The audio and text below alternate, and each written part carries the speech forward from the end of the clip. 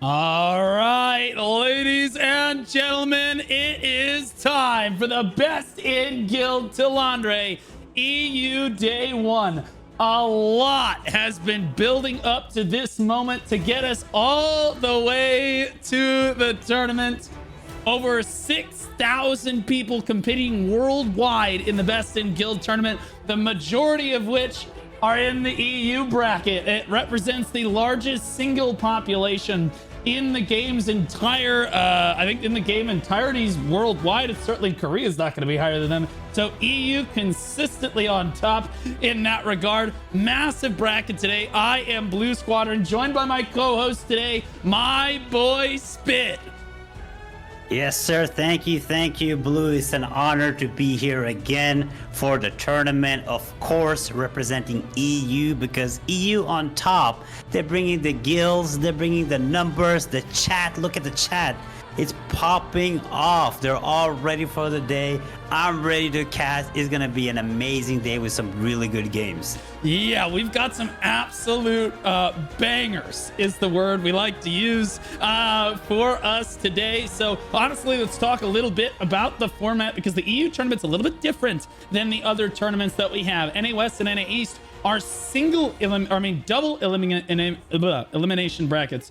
EU is a single elimination bracket, but we're getting a best of 3 series from the quarterfinals onward. So although it is single elimination, this first round really matters, Spit, in a single elimination format. But we will see the best of 3 format come out a lot sooner for the EU community, which should be really hype, because I think a lot of the top end EU guilds are very close together. But that means the round 1 and round 2 matches are going to be really sweaty, Spit. Yeah, I mean, they gotta bring their A game, because one game can decide everything. I mean, the maps, I'm telling you, it's all about the maps. Some guilds, they destroy on certain maps, while some guilds aren't that confident. So I see that the map is going to be a huge thing, I think, when it comes to one game. But also the skill. I know a lot of guilds. Blue, you have to listen to this. EU players have been grinding scrims. You don't understand how much EU players just love the PvP, grinding scrims. I think the players and the guilds that be putting a lot of effort into scrimming is going to come out on top here. Yeah, I have to say, in my experience in large-scale PvP, of which I have a lot, I have a tremendous amount of experience with NA, but the amount of experience I have with EU, which is actually now surmounting to a lot as well, I gotta say, the EU community is much more passionate about having their really solid PvP, about having a really good time in PvP, about being really competitive in PvP. NA, a little bit different mentality. Not to say they're not competitive. They definitely, NA loves to win. EU loves to make sure that everybody, if they win, well, obviously they want to win too, but they want to make sure that it's even along the way. That being said, we have 8 matches lined up today, so we need to start getting ready for the first one here, which is Ethereal versus Chaos X. Here, I'll introduce Chaos X, as they're one of my favorites. Now, keep in mind, chat, some of the alliances have moved around since they applied for the tournament. I did try to update the cards as much as possible, but as is the case in Throne and Liberty, a lot of times you have alliances shifting. The cards alliances might not always be necessarily accurate. We try to make it as accurate as possible, though. Fortunately, Chaos is its own alliance. They're on the Talon server right now. Chaos X, Chaos Q, Chaos R, Chaos F. They believe that they are the strongest alliance on the server. Last time they were in the tournament, they actually had they did a great run in the tournament, but they got knocked out to Orca. Orca making it through the round of 8 as well. I think Orca made it to the semifinals, actually. Chaos X is predicting top 10 this time, Spit. Yeah, we have Ethereal on the other side on the server, Fortune, and I think you kind of set me up with this one, because Ethereal is second in their alliance, and they're allied with Villains, Who Asked, and Failure. And they're saying they're the second strongest in their alliance. I'm guessing who asked is first. Ethereal is second, Villains is third, and then you have Failure on fourth. Now, their prediction, we got to talk about the prediction because they're saying meta is ass. But Blue, did you know that today they announced some meta changes? We're getting Blood Devo nerf from tomorrow. So what I think is going to be happening with 21 days of tournament, I think we're going to be seeing a lot of meta shifts, and whoever can adapt the best is going to have a huge advantage going into this. But Ethereal is looking really good into this, going against Chaos X, which is going to be the main Chaos guild. So I think we're going to get a really good match here. Yeah. Yeah, I'm very, very excited. I gotta give it to Chaos X. I saw them in the previous tournament. I think Ethereal was also in the previous tournament as well. And again, they made it to top 8. Both of them losing to Orca in the last tournament. So I think they're both just fortunate they don't have to play against those boys in the first round of this one here. We'll see if they can make it any farther. Ethereal clearly thinks that the meta is snoozer, but I'll be honest with you, Spid. Yesterday on NA West, we saw some interesting stuff. A lot of guilds have a different perception of what the metagame currently is. We saw some guilds running Tornado, interestingly enough, which you don't see as much anymore. We saw a lot of guilds running really high DPS compositions versus other with really high tank compositions, and then some were running 2 to 3 healers and a party. So pretty crazy overall watching the meta kind of unfold for these various guilds on this one. Let's take a look very quickly at our second match of the day, because interestingly enough, speak of the devil, there's Orca right there, man. Whoever wins the Chaos X match versus Ethereal is going to eventually have to go on to fight Orca probably here. Orca from the Rebellion server, Orca White, Orca Black, and Reborn in the same alliance with each other. They believe that they're rank 1 on the server. They were in the quarterfinals of the tournament. And then, funnily enough, the only people that Orca poop talk on a regular basis is themselves. So they called Orca Black morons, and they said, we are superior, and hashtag one guild, which I thought was pretty funny. I'll let you introduce Insanity. Wait, I didn't see Orca White, Orca Black in the tournament. So is there a beef going on? I think we're about to find out. There is no Orca Black in the tournament, no. Insanity, we have on the other side on the server Cascade, and they're allied with Insanity themselves and Hexagram. And they're saying they're the strongest in the alliance, and they're predicting a top 5 finish, which is pretty bold because there's a lot of guilds in this tournament. Going for top 5 is crazy. And chat PvP, we are the I don't know what they're saying. Blue, do you know what they're saying? They say we are the Wanson. I looked up Wanson. It means crazy. So we are the crazy, Spid. We are the crazy. At the end of the day. Also, I have to catch you real quick on the last thing because you said they're playing Tornadoes yesterday in NA. Okay, you know what? I don't want to fire shots at NA, but I think they're kind of lacking on the meta because I can't believe you said Tornadoes, right? I'm hearing you correctly. Chill out, Chat, you heard that, right? Look, we can't have our credit cards explain to us what skills to use and not use, all right? Okay? That's just the way that it goes. All right, so as we look ahead to this match, let's talk about the format for the tournament a little bit. So every single match has a pick ban phase, guys. The guilds are brought into voice with one another. There is a coin toss done. Whoever wins the coin toss gets to choose pick or ban. If they choose ban, they get to ban 4 maps of the Riftstones available. And if they choose to pick, they can pick the map, obviously, after the bans have happened. In this case, Chaos X1, they chose to pick an Ethereal band. Ethereal band Kabazon, Adentis, Talon, and Grand Alon.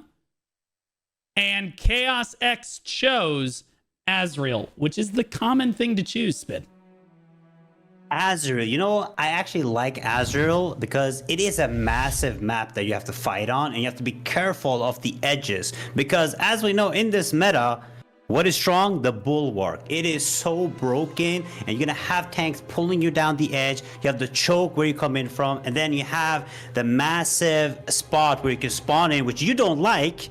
But lately, you know, I've been playing on Azrael a bunch, and I'm gonna be honest, when you're struggling in the choke, coming from above actually helps a lot, Blue. I know you call it the far away loser spawn, but I do think it's going to come into play today. Well, sometimes you do need to spawn there. It's not that you never want to spawn there. It's just that when you're trickle spawning in, which is the majority of the match, and you're just trying to run back and get back to the match as quickly as possible, which is the case the most of the time, you want to be spawning at those lower spawns. But if you're losing and you're on the losing end, or you want to try for a regroup, yeah, absolutely you should use that upper spawn and go for that up top. We should see that today at some point as we are go for the match here on Azrael, Chaos X, our boys Chaos X and Ethereal in this one, leading us off for the very first match of the day in the Azrael Riftstone here. Let's take a look over at our live scene, the bird's eye view of the match. We're the very first match of the Best in Guild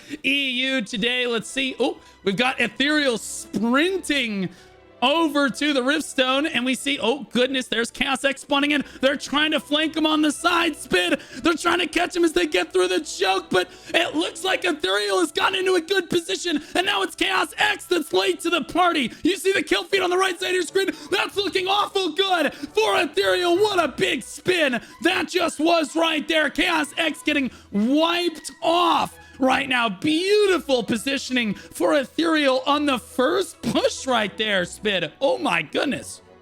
Yeah, Ethereal did a really good job. That's what you want to do on this map. You want to get in early so you can get control of the choke, because this choke is deadly. You can see that Chaos, they need to make a different play. They need to push from the other choke too. Right now, they're just getting insta smashed when they push in. And Ethereal is doing a really good job not pushing too far deep, because the second you start pushing too far deep, you might get countered. So really good control right here from Ethereal, and Chaos is just struggling to get through right now. All right, yeah, and now again, Chaos really struggling to get through. I'd love to see them send a few statics around. If you could check the other choke for us and give us the view on the other statics that might be flanking. Ethereal goes for another push here. Their front line does get through. Wolfsky really struggling out there. Philion hard play gets through as well. There goes Farius. Finally, they managed to get through this choke and overwhelm Ethereal just a little bit right now, trying to bring the fight over to the Riftstone. They do not want to fight on this choke point, Spin.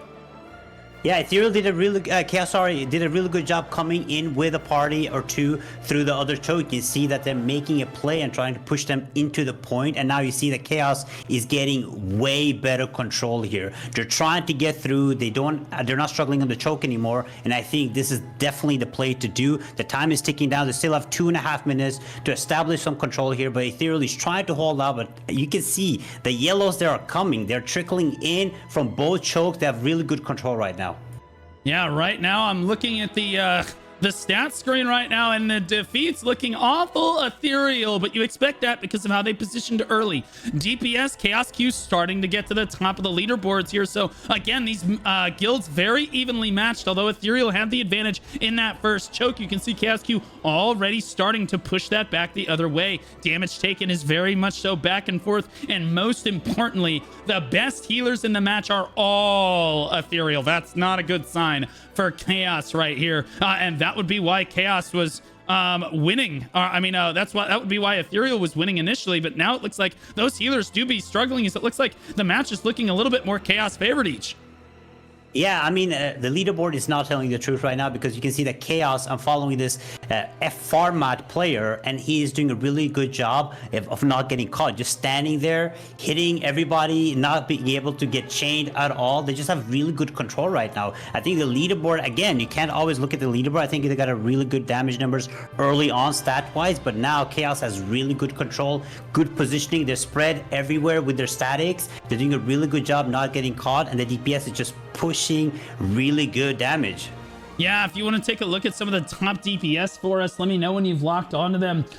It does look like the 1 minute mark right now is ticking down. Again, guys, that big shield on the Riftstone is going to go down in about 1 minute's time, and then players will be able to interact with that Riftstone. If you're one of the guild leaders for one of the various guilds, you need to interact with the Riftstone and then keep more people on the point than your opponent if you want to win today. So it's all about positioning. With 45 seconds left on the clock, they're trying to get their key members into position in order to try to get the first cap down on Azrael. Azrael is an extremely dynamic Riftstone, and I gotta say, so far, Spid, it's tough to say who's actually winning this. Like, it's so back and forth. I do not think that Chaos X, again, they're predicting top 10 in the tournament, and they are struggling in round 1 right now. A huge kill feed for Ethereal right there. Oh, man, Spit, this is a little rough.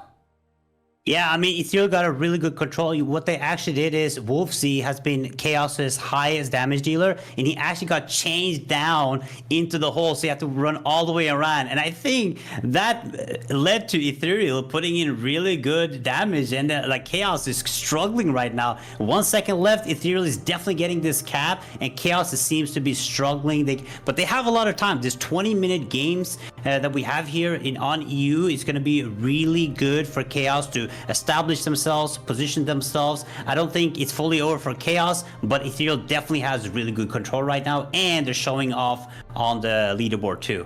Yeah, absolutely. 35 people on the point. Chaos was fighting all on the point a moment ago, but I think they intentionally pulled off. It looked like their whole guild intentionally pulled off the point to maybe hand it to them early, so that they know that this match is going to be close. We know Chaos X chose this map in the previous tournament as well, if memory serves correctly.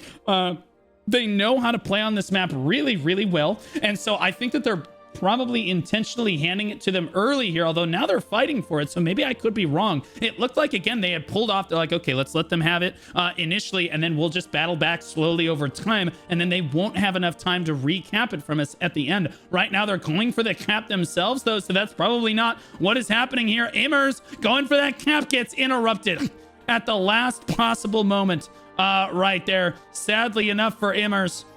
Yeah, hate to see that.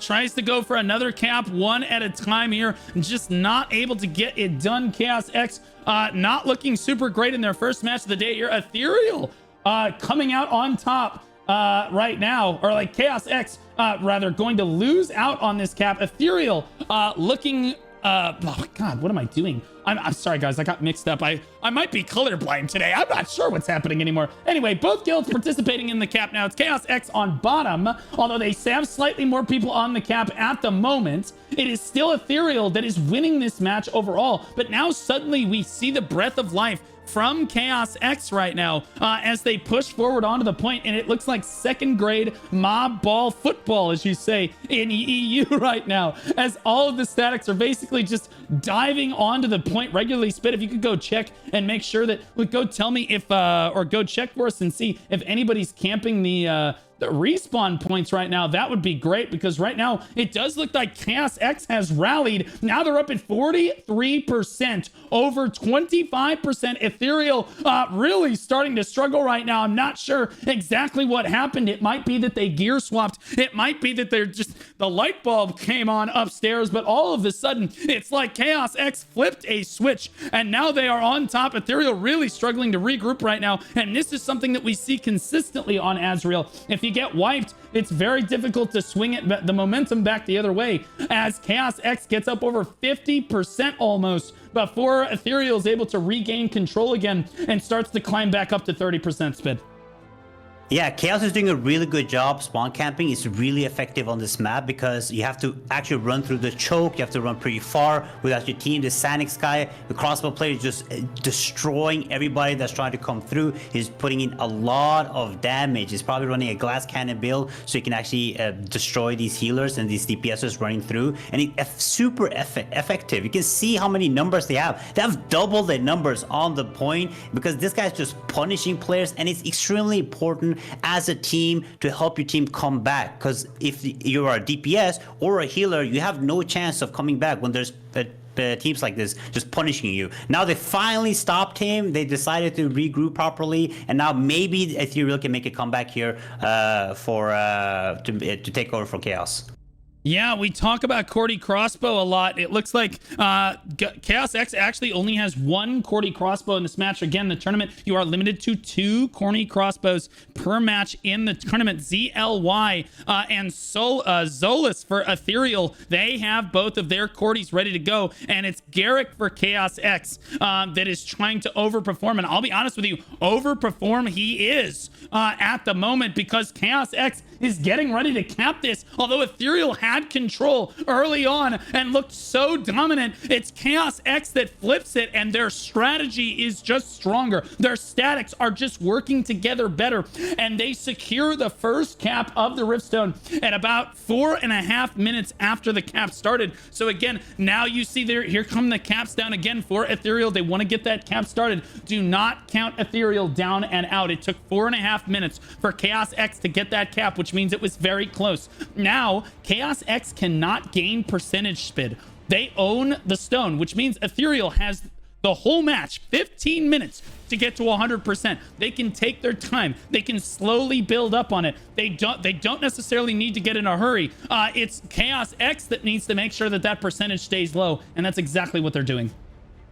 Yeah, I mean, when they're so close in skill and fighting like we're seeing in this game, it is, in my opinion, it is actually better to cap second, because once you cap second, the time ticks down. You don't always have time to get the third cap back. So right now, I think Ethereal is actually in a much better position. Even though Chaos is in the lead and they have a cap, they have so much time to get the stone back. And like you said, all Chaos can do is just push the Ethereal contribution down. They can't cap it themselves. They just have to wait, and Ethereal has time now. They have to play smarter. They're trying to regroup several times, but they need to do something different, make different pushes, but they're going for the cap again. Like you see, they just need to get enough numbers into the point. Now, the nice thing about Azrael is that the space is a lot, so they have to use the space. You can see Chaos is good position. They have position absolutely everywhere on the point, and Ethereal definitely needs to get better positioning. They're all coming in from the same choke point, and you see that they're just getting punished in the choke. They need to use the space. That's why Azrael is a good Riftstone, because you have the space, you have all of these comps going in from different areas, and they have to use it to their advantage, or they're not going to be able to get into the point. Interestingly enough, Spid, Truff from Chaos X is number 2 on the damage leaderboards with a wand dagger. That is not something that you see very often right there. So he goes invisible, so I can't lock onto him anymore. But absolute Giga Chad alpha male.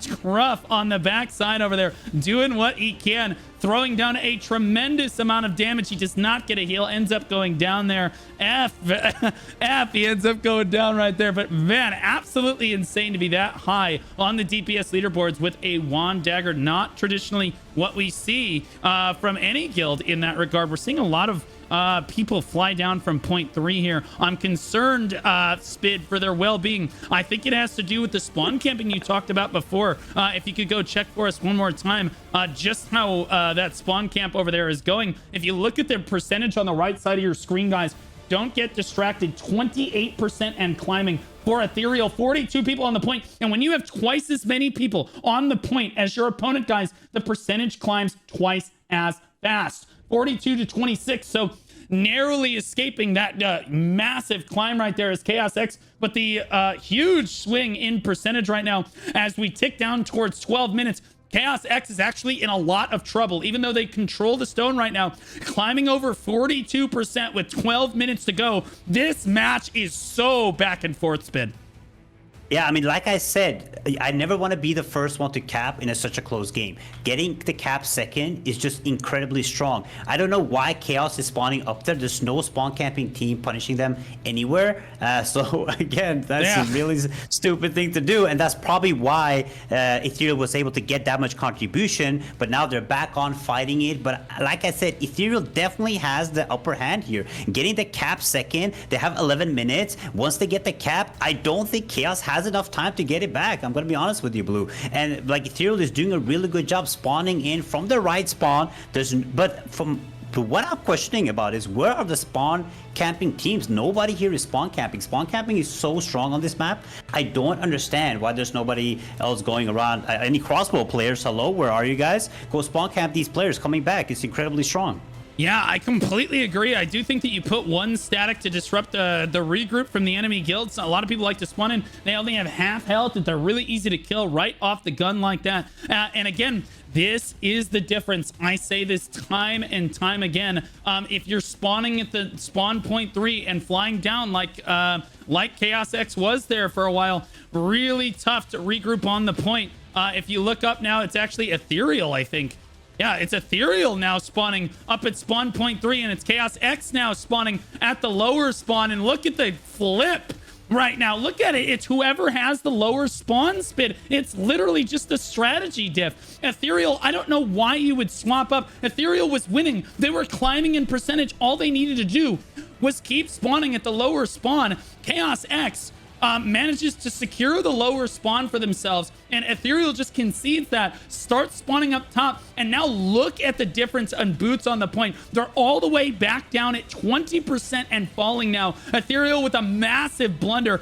People still spawning in from the upper spawn. You see them flying in. Chaos X now spawning up there as well. I'm not sure why everybody wants to spawn. You see most people are spawning at spawn points 1 and 2. I'm not sure that everybody has the right call here. I don't know if the shot callers are just not calling it out and everyone's just a free-for-all. Maybe the players are just spawning on their own. You can see on the left side of our screen over here, a lot of people running through spawns 1 and 2. Yeah, you see them. Most people are running back over here, but again, having them come back from spawn point 3 is basically hard griefing their entire guild in this case. Ethereal finally regains control. You'll notice again, now they're spawning at that lower spawn. Once again, they're able to go toe-to-toe with Chaos X, and it's going to come down to who can have a static that can disrupt regroups well enough, who can have statics that play together well enough on the point. Spid, they're up at 50% now. Yeah, I mean, Sanix is doing a really good job from Chaos. Again, just spawn capping. I think that's the reason why Ethereal started to spawn from the top. He's just been, I mean, nobody's stopping them. There are no regroups. Finally, he got punished, but his team is doing a really good job stopping these spawns. Because when you get punished, you lose 1 or 2 players. They can never come back properly into the team. Like, you spawn in with half your HP, right? And Ethereal is just struggling. But now they're actually getting a huge, like I said, if they get this cap blue, they're winning this game. But again, Sanix's team is doing a really good job from Chaos to punish all these spawners, and he's so strong. I don't understand why Ethereal is not sending a team to counter them. You don't always have to send a team to beat them, but at least somebody to occupy them while they're trying to spawn cap, right? If you can't beat them, at least stall them so you can get players in. Yeah, absolutely. As it's an all-out brawl, 75% for Ethereal now on the point. I'll be honest with you, Spid, we're running out of time. 8 minutes on the clock. If Chaos X slips here, I'm not sure that they're going to have enough time to flip this back the other way. It only took them 4 minutes to cap the first time. So it is possible they could flip it back at this point, but you either need to make a gut decision in Chaos X's book right now. You either need to let them have it right now and immediately try to recap, or you need to get on top of this percentage. And I think that their play right now is to try to just let them have it, because they're shooting up 44 people on the point. They're at 94%. I think that Chaos X is intentionally pulled off right now. Ethereal back on top of this one, and what a first match we have for today. Both guilds get control of the Riftstone in the first match, and now it's on Chaos X. They have got to get somebody on top of this cap as quickly as possible, and Ethereal knows it. Ethereal, every second matters. They need to keep Chaos X from interacting with this Riftstone right now, and they know it. They're forming a shield wall around the point objective itself so that none of the leadership from Chaos X can actually get near it. And it looks like Chaos X is actually trying to regroup now, as they've pulled completely off the stone itself. Yeah, I mean, Chaos, like I said, getting the cap first, it was good, but the second cap in a so close game is so crucial. Ethereal was able to get it. Now Chaos, they are stressing. Spid, hold that spot, Spid. A huge engagement right at the start here, slamming into the side right there as Chaos X tries to get through the choke point. They have their flankers hit from the other side, and I'm not sure. It does look like it worked. They are going to get through. Strong push onto the point. Good rally for Chaos X right there. We'll see if that can translate into an objective-based push right now. They need to get someone close to the point with only 6 minutes left on the clock. They are running out of time, Spid. Sorry for the interrupt. Oh my goodness. I mean, that was a really good push from Chaos, and Chaos needs to get a cap here. I'm watching right now, Philonil, he's going for the cap. They need to get this cap. If not, they are going to lose. And even if you have a really good push, if you don't get the cap up, we've seen it so many times. If you don't get the cap, you keep getting interrupted. You cannot win. You have to be able to get your team to help you so you can get the cap. You can see he's surrounded by like 6-7 players who's just CCing him. He's alone going for the cap, and it is not enough. You need more than just one player trying to go for the cap and stopping these Ethereal players. Again, time is ticking. 5.5 minutes left. They need to get the cap. Philonel is doing all he can, trying to get this. Right now, he is pretty safe. Maybe he can get this. There's nobody CCing him right now. He's getting close. Come on. He can do this. 5 minutes left. No, I didn't get it. It's Britfa on the other side trying now as well. Both of them, they're working together. They're trying. Now Chaos X members are starting to panic. You can see it as they start to stand on top of their tanks. They're trying to make it harder for the enemy team to actually target their tanks as they push onto the point. Britfa actually goes down. That's not good. It's just Philonel left alive. He's going for the cap. He's going to get knocked off as well. He goes down. Ethereal with the stronger strategy over Chaos X in this first one.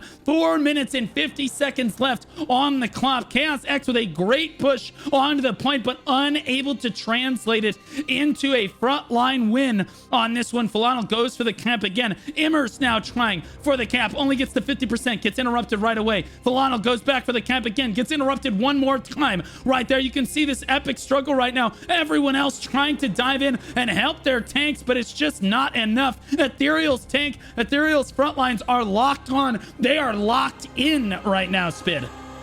Immers is going for the cap.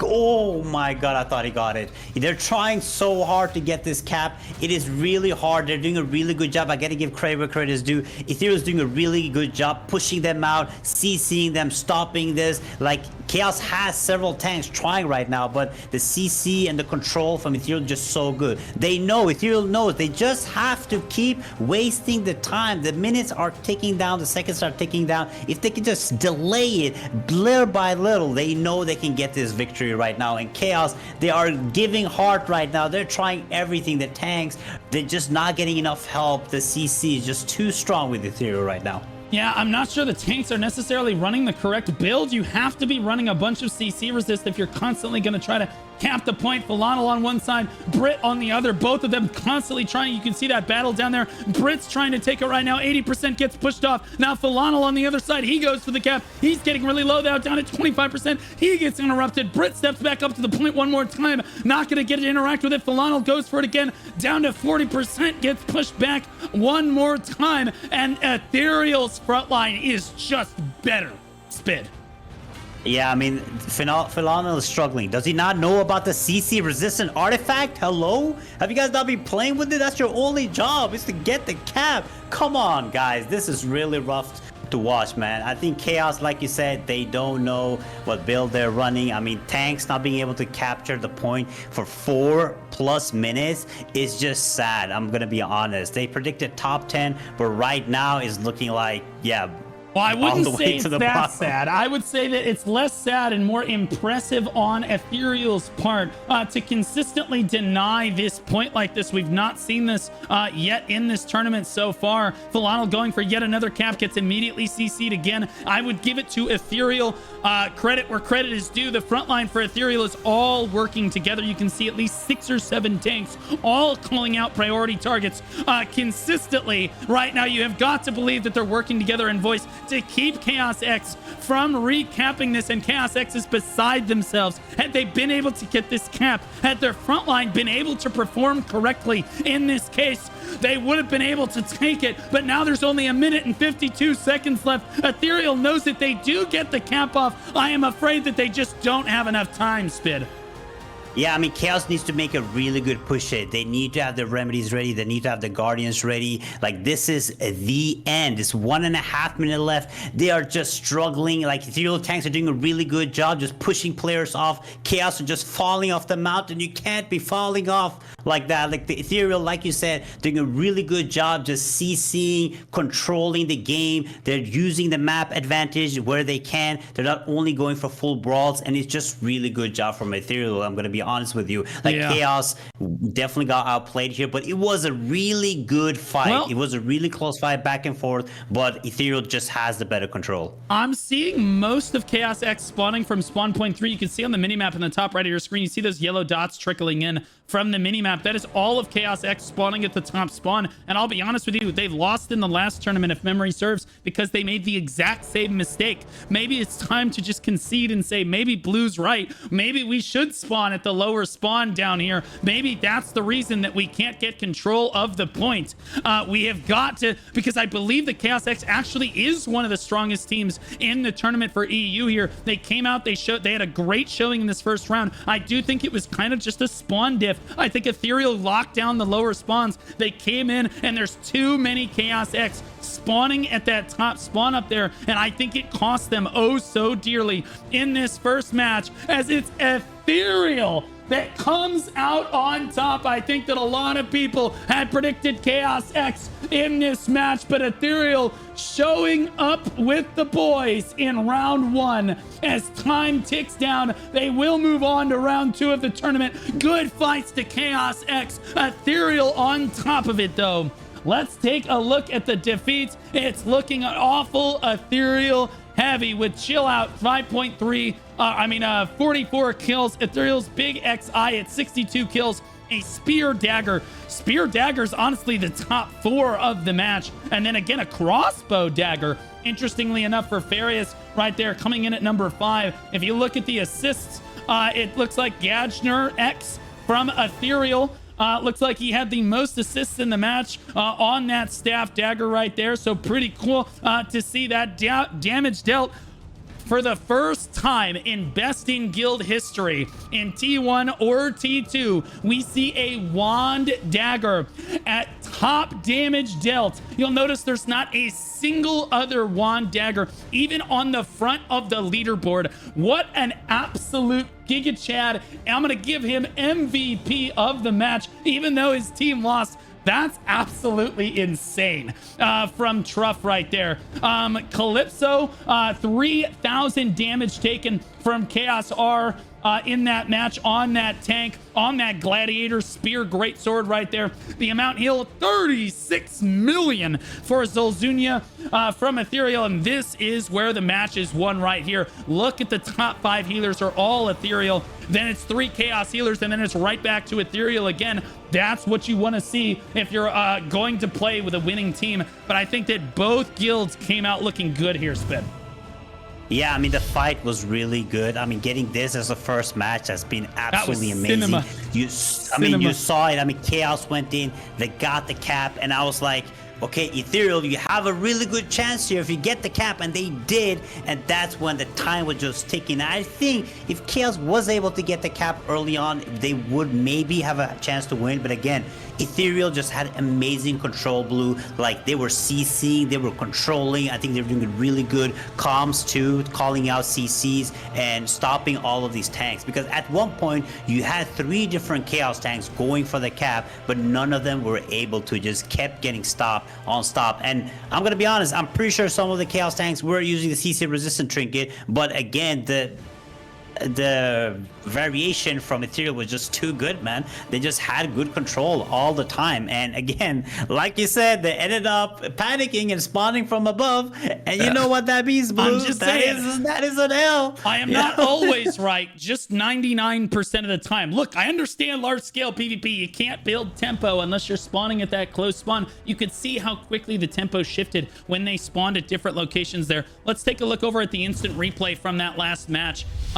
As we see a beautiful push from Chaos X right here. You see all their flankers on this side of the screen here, and the rest of their balls actually off screen over there. You see they're pushing through the choke and hitting from this side at the same time. This was a beautiful push onto the point right now to get through that choke point, a very tough choke point to get through. Look at the kill feed on the right side of your screen. It's Chaos X with a massive kill feed right there. But sadly, again, even with amazing pushes like that, they just weren't able to come up with it. But I gotta say, these guys are some of my favorites to come out and play in the Best in Guild tournaments. They were one of my favorites in the T1 tournament as well. I love to see their strategy come in. I think they have a great shot caller. I think they have a great guild, but Ethereal just came out on top in that first match. Now we have to look ahead to the next one, because even though Ethereal won this first round, their arch nemesis is actually going to meet them in the bracket later if they win this match here.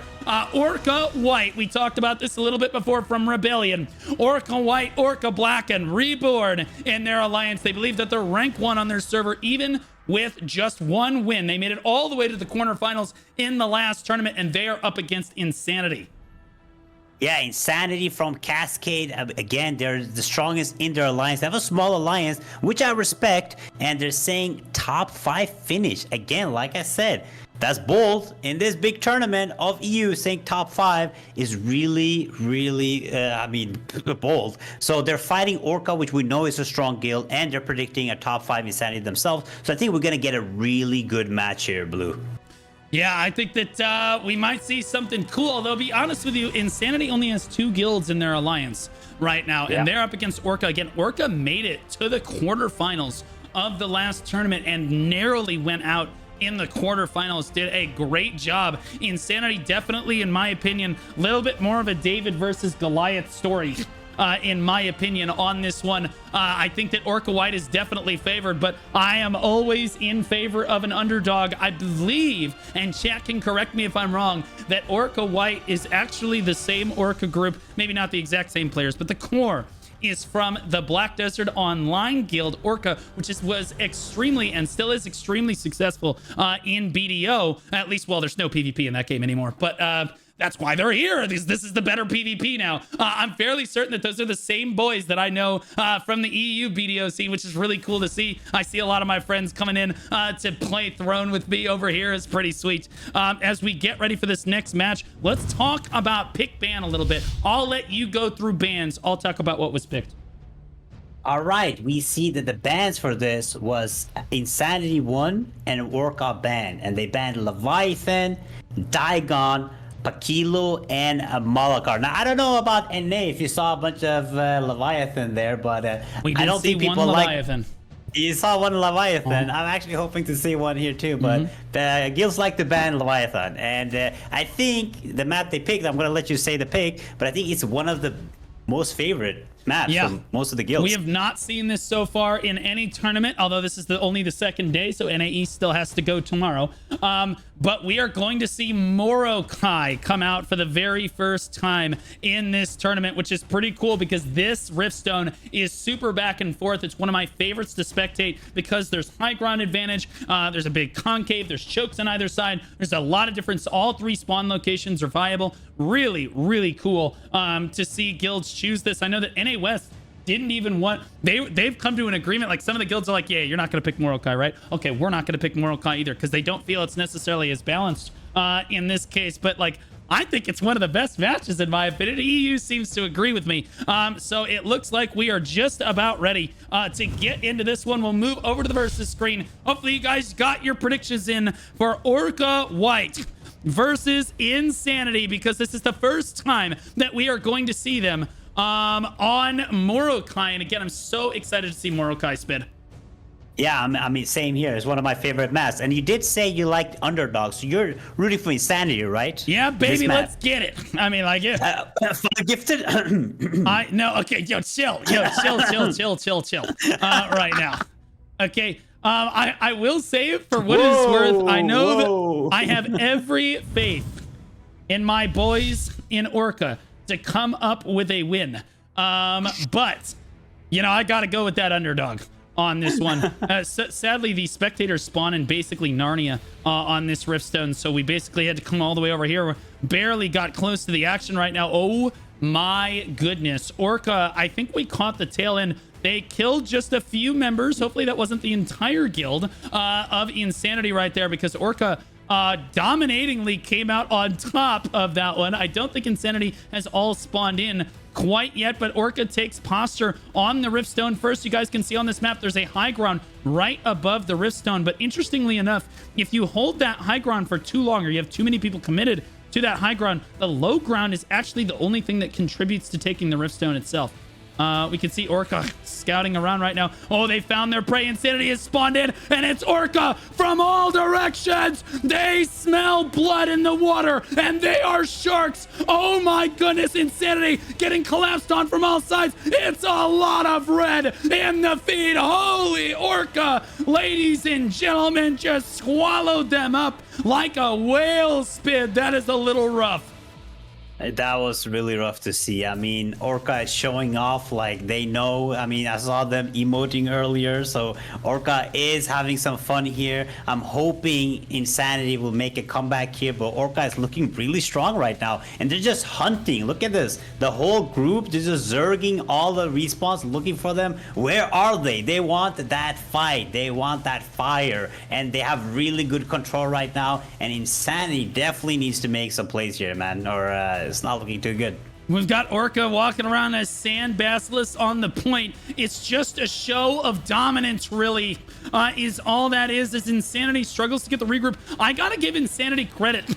This is a rough position to be in, because clearly Orca is a stronger guild in this position, and Insanity has come out to fight this, and they're choosing. They're all spawning together as a guild. They're all coming in together. They're trying different spawn locations. They're keeping Orca on their heels, or on their toes, rather, trying to make sure that they constantly have to spawn around and look for openings and engagements. But I'll be honest with you, from Insanity's perspective, it's very difficult to, even if you're a great player in Insanity, when the enemy guild is running through you like this, let's be honest. Big gear diff definitely here. No question. When the enemy guild is running through you this convincingly, it's very difficult to position correctly. Even if you do have a lot of gear, Darwin right now doing his best for the guild. Only the tanks are left alive. Everyone else was swallowed by the whale on that one. Insanity all spawning in now. Actually, really good play to spawn on top of your tanks. Tanks already in position. Good play. They finally spread out. Good engagement for Insanity right there. Good front to back. No one on their back line, but sadly, Insanity's front line is just slowly going down, and it is Orca that manages to find yet another really solid engage for their team right now. Insanity doing a great job. I mean, they said that we are chaos. This is in fact chaos, Spid. Yeah, I mean, this is chaos. I'm gonna be honest, Blue, I fought a bunch of Morokai, and I've never fought on this side of the map before. Like, this is pretty rough from Insanity. It seems like they're struggling to get into the point. Orca just full stopping them. You see Eli, he just running around, just spearing everybody. It's just, it's really rough, man. Insanity can make some plays here, though. I think they need to start thinking some strategy because they need to put some pressure on the point. Like, it's 45 seconds left. The point is ready to be taken. Insanity, they need to think smart. Insanity, listen, you guys need to take a breather here. Think a little bit. How can you play? Maybe split up the group, spawn from different sides, but they definitely need to do something different. It seems like it's a gear diff or a comp diff because Orca is just straight up running through them right now. Well, let's talk about it a little bit. Orca is just enjoying the farm. Yeah, let's talk about it a little bit, is I think that both guilds actually have 2 Cordy crossbows. Insanity has Vane the Pain and Steen 31, and Orca White has Popek and Blacku are both of their Cordy crossbows as well. So it looks like Insanity honestly getting wiped off there, but now they know that Orca is at the other spawn location. They might try very quickly to spawn in. That's exactly what they're doing. Insanity trying to get ready set, making a blitz for the point with their invulnerability bubble right at the start there, taking the grapple up, trying to get up to the high ground before Orca collapses down. Orca, though, from all sides again. Oh, no, they found him, and it's a full rout. Good attempt from, I gotta give Insanity credit. Working together like a guild in a position like this is pretty cool. You know, it's like you're swimming around in a shark tank and you're like a little you're like a little minnow fish, you know what I mean? Like you're just trying, yeah, you're just a little goldfish trying to avoid the shark's jaws at this point. And so it's pretty cool though to see the entire guild all listening. They're clearly having a good time, despite the fact that yes, it does look pretty one-sided. Orca's going to take control of the point right now, as we can see there. Definitely one-sided in this case, but they're clearly having a great time as they're all spawning in together. They're trying different things. They're letting Orca collapse down on them from one side, then they're blitzing the point from the other side, and they're basically doing what they can. And I'll be honest with you, that's all you can do in this case. We got sand basilisks waddling around right now, trying to get to the next spawn. It is a feeding frenzy over here. Actually, Insanity catches a good engage right now as they catch Orca in this choke point, but it is just not enough on this one. Orca just kind of gobble them right back up in this case. And I'll be honest with you, Cordy or not, here we come. From Orca's perspective, they keep spawning in, but they just keep getting wiped off, Spit. Yeah, I mean, like you said, Insanity, big respect to them. They're actually listening. There's so many top guilds even that don't listen to comms, but Insanity is actually listening, trying to make some plays, trying to do good. And Insanity, I gotta be honest with you, it's really good. I think Orca White, at least on the round ones, is probably the strongest contender. So you guys are fighting one of the top guilds here. Insanity actually goes for a cap on the point again, and this is why it's really cool, guys, as they blitz the point from the other side. Caught Orca unaware right there. Still going for a cap on the point is Lazy Turtle on the bottom side here. Is he gonna get a cap off in a match this dominant? I can't. It's the lock-on feature is just not working super well for Lazy Turtle right there. So Orca trying to shut that down while his guild gets wiped off on the high ground. They're down. Finally, he goes down right there. But what an absolute Giga Chad diving in on that point right there to try to get it to even interact with the point when the match looks this dominant. Look at it. Now they're spawning part of their guild on this spawn over here to pull Orca out of position. And then I expect them, yep, here's the rest of the guild spawning on the other side, but Orca is on to their game. Marv is not having any of it. There's the Lazy Turtle diving through right here. If he resists too much CC, he can actually get it. Nope, Marv is just not having it. Just pushing him into the wall repeatedly here. Not going to let him interact with that point consistently while his guild just gets wiped off just off screen right now. A little rough right there, and a Sand Basilisk just to add insult to injury. If anyone were to interact with the point, although 3 people now from Insanity getting closer to the point now on this side. Magic Beans over here, the boy who lived, as he watches everyone else get absolutely turboed. Lazy Turtle on the point, and he is quite tanky as he's taking a lot of members of Orca right there, managing to keep himself alive consistently. That is a Templar, as it were. The name of the game is to tank for him. Oh, he almost got it right there. Got up to 90% speed. Impressive. Now they choose spawn point 2 this time. And they come at it from spawn point 2 while Lazy Turtle consistently keeps trying to interact with the point here. Insanity doing what they can in this matchup, Spid. Yeah, I mean, Insanity is doing a really good job. I mean, they're trying, they haven't given up. You see, like I said, they're really good at listening to comms. And what I also said is good guilds don't always listen to comms. Like, there is no reason why Lazy Turtle should be able to come here and try to go for the point. But Orca is probably just too greedy right now, going for those stats and those numbers. But Lazy Turtle, again, big respect to this guy. He is trying his hardest to get this cap right now. And I think he might be able to do it. Yeah, somehow, some way, Insanity has actually managed to move the fight over to the Riftstone. Guys, I don't even know how this is possible when you're dying this quickly. These guys have an industrial-grade helmet on right now, and they just said, put your head down and push to the point. And it's actually working. Absolute insanity, if you will, as they push through onto the point. They actually managed to get a lot of members through as they all just get turboed. It looks like that scene from Ender's Game where they're all like, we just need to get Lazy Turtle through, and so all of the other ships are getting wiped out around him. They just need to get down to the planet's surface. Absolutely crazy play from Insanity to try to dive onto the point right there. There's Lazy Turtle getting through once again. Really cool to see that. Excellent movement as a guild. coming out for Insanity. Sadly, they are made of paper mache when they go up against basically the concrete brute force wall of Orca White. But very impressive strategy coming out for them to be able to adapt and overcome like this. I don't think that very many guilds would be able to do this. Most guilds would concede defeat. Look at this. They're fighting on the point again. How is this possible? I don't understand. Look at the kill feed. How are there yellow names on the point right now? What is going on? Spit. Yeah, I mean, Lazy Turtle is definitely the MVP of this game. Like, even though he's not getting the capture, he's trying so hard. He's staying alive. And this is staying alive against a good guild. Like, these guys are farming. You look at the leaderboards and you're like, yo, these guys are dominating. Brother, and then you have again. Lazy Turtle just going for the point over and over again. Like, this guy's crazy. Bro, they just... like, Orca, they're trying to... This is like a Rocky... I feel like I'm watching a Rocky film, you know what I mean? Rocky's strategy in the first 4 rounds is always to just get the crud beaten out of him, you know? Everything's just getting absolutely blasted. And he got it. Let's go. And they got the cap off. What is going on? And he's just like, bro, it ain't about how hard you can hit. It's about how hard you can get hit and keep moving forward. How much you can take and keep moving forward. That's how Insanity does business, bro. Unbelievable. They got the cap off when the entire kill feed is completely red. They dive to the point consistently. How impressive is that, Svid?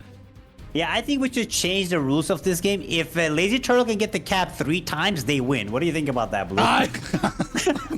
I'm not gonna. I would be no, because they will hold me to it. It's EU. They will say he said what now?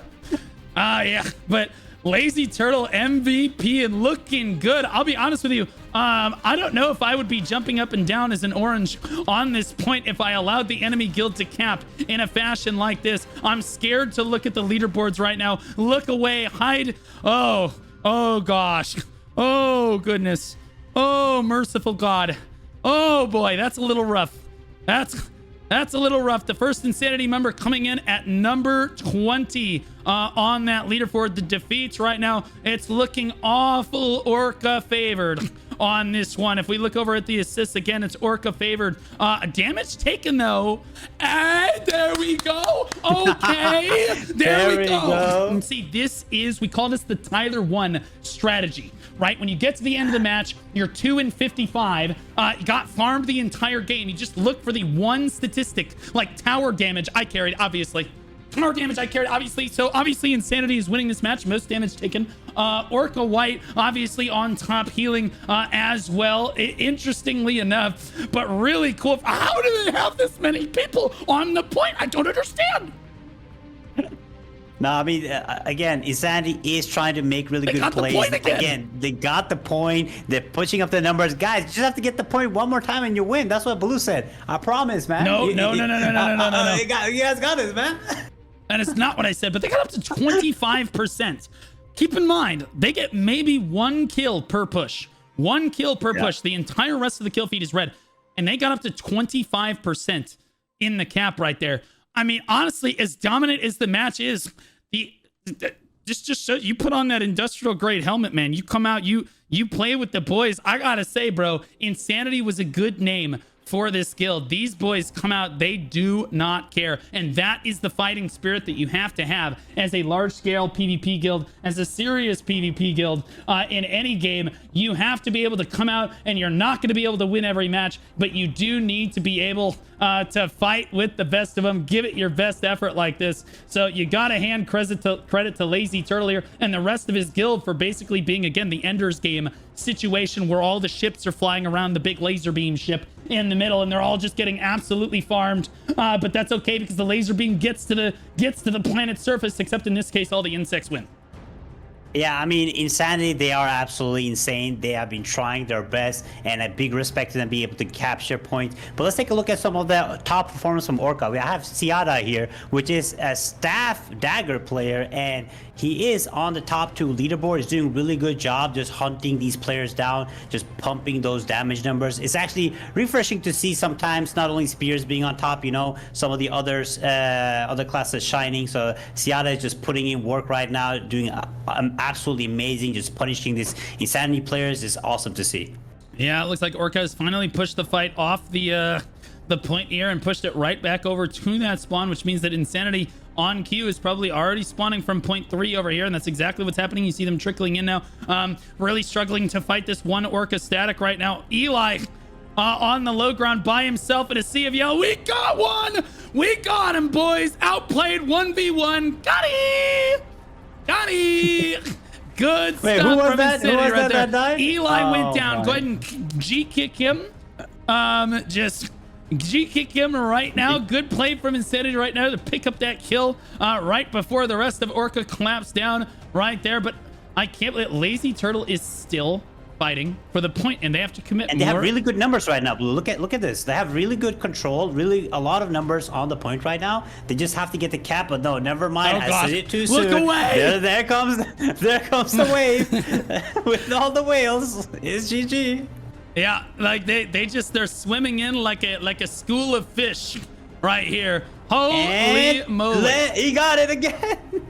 Oh That's my! a third. That's a victory. Let's go, Blue. And they have 7 people on the point to the 8 from Orca. Unbelievably enough, it's 8. Now they have 9. They were on top for a moment there. And Orca comes back. It's like, what the hell is going on over here? They all come back and they just wipe out. The remaining Insanity members get wiped off the point in short order. But don't worry, here come the other Insanity members spawning in. They said, when one of us dies, 3 more shall take their place, as they just run in like zombies from the point. Orca's just, they can't swat the flies fast enough. We have Insanity constantly running back from all sides.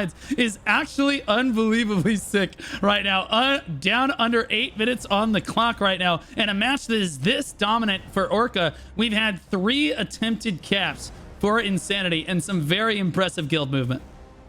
Yeah, I mean, really good comms. They're listening. They're trying their best. I mean, obviously, like I said, Orca is probably the favorite on the first round, but Insanity is doing their best. You're showing up, trying to get the point, not giving up. It is so nice to see the vigor that they have, and they're trying. And Lazy Turtle just over and over again getting smashed. But that's why war games are so good, because it's not about how many kills you get. It's not how much damage you do. It's about capturing the point.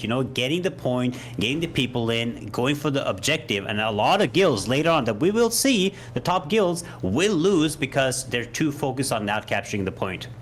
Yeah, I think that Orca in this case is definitely having a little bit of fun with this, no question. But again, where there's a little bit of fun, there's a little bit of fun for the enemy team too. And this is why it's really cool, like you said, to see war games. Even when you're getting dominated, you can see there is definitely still hope, and there's a lot of fun that can still be had, because I think that Insanity is going to look back on this match and say, who really won here, you or us?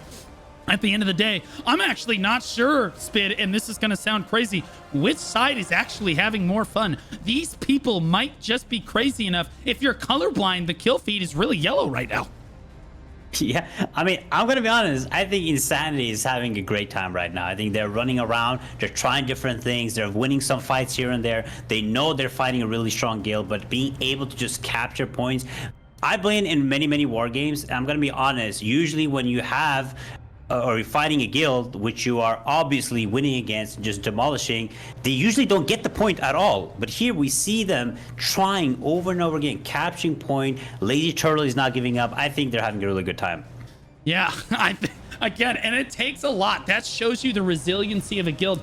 The true testament of a shot caller is not necessarily, oh, I'm in a really good guild and I'm not I'm in a really good guild and we're winning that way, therefore I am a good shot caller. No, the true testament of a shot caller is, are your boys having more fun than your opponent? Really, it is your job as a shot caller to make sure that your guild is having more fun than everyone else. And I gotta say, Insanity shot caller, I think he actually is winning right now, because these guys are clearly having a lot of fun. They've got to be laughing in voice right now as they all run onto the point. Lazy Turtle consistently trying to cap for him. Everyone else just trying to run screen as body bags, basically just sandbags out in front of him, trying to keep Orca from getting through long enough so that he can try and get a cap onto the point right now. Super, super cool to see the guilds work together in this fashion, Spin.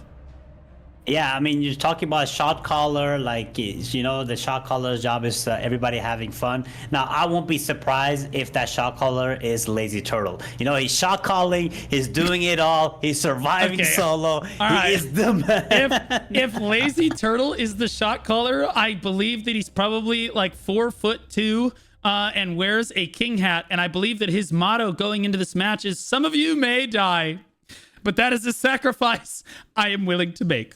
All of you need to spawn over there, and I am going to get the point. You guys distract them. I'm going to go get the objective," is the play here. Lord Farquaad making it work right now. How are they leaking through? Look at that. Got like 8 people on the point right now, trying to heal each other. Wordek on the high ground right now. Look at this healer on the high ground, doing his best to try to heal to the low ground. Flash wave not working super well from the high ground. Gets pulled down. Uh-oh. That's not good. A Sand Basilisk walking by in the middle of the fight. Nothing to see here. As he moves through, Lazy Turtle nowhere to be found. I think he got wiped off there, and finally they will go down, but don't worry, here's the rest of Insanity again. Spid. Yeah, I mean, they're coming back. They're not giving up. They're trying their best to the last minute. I mean, we believe in miracles, right? Right now, I'm believing in Lazy Turtle. Like, Lazy Turtle is definitely not 4-foot Farquaad. He's 7-foot Giga Chad, brawled out guy going for the point, Blue, okay? Don't project, Blue. What is going on? Yeah, interestingly enough, well, honestly, I think that we actually have input into the comms on Insanity over here. Let's just take a look at this real quick. Hold on, let me get in there. Voice comms. Okay. Headphone warnings? Lazy Turtle coming up to the point.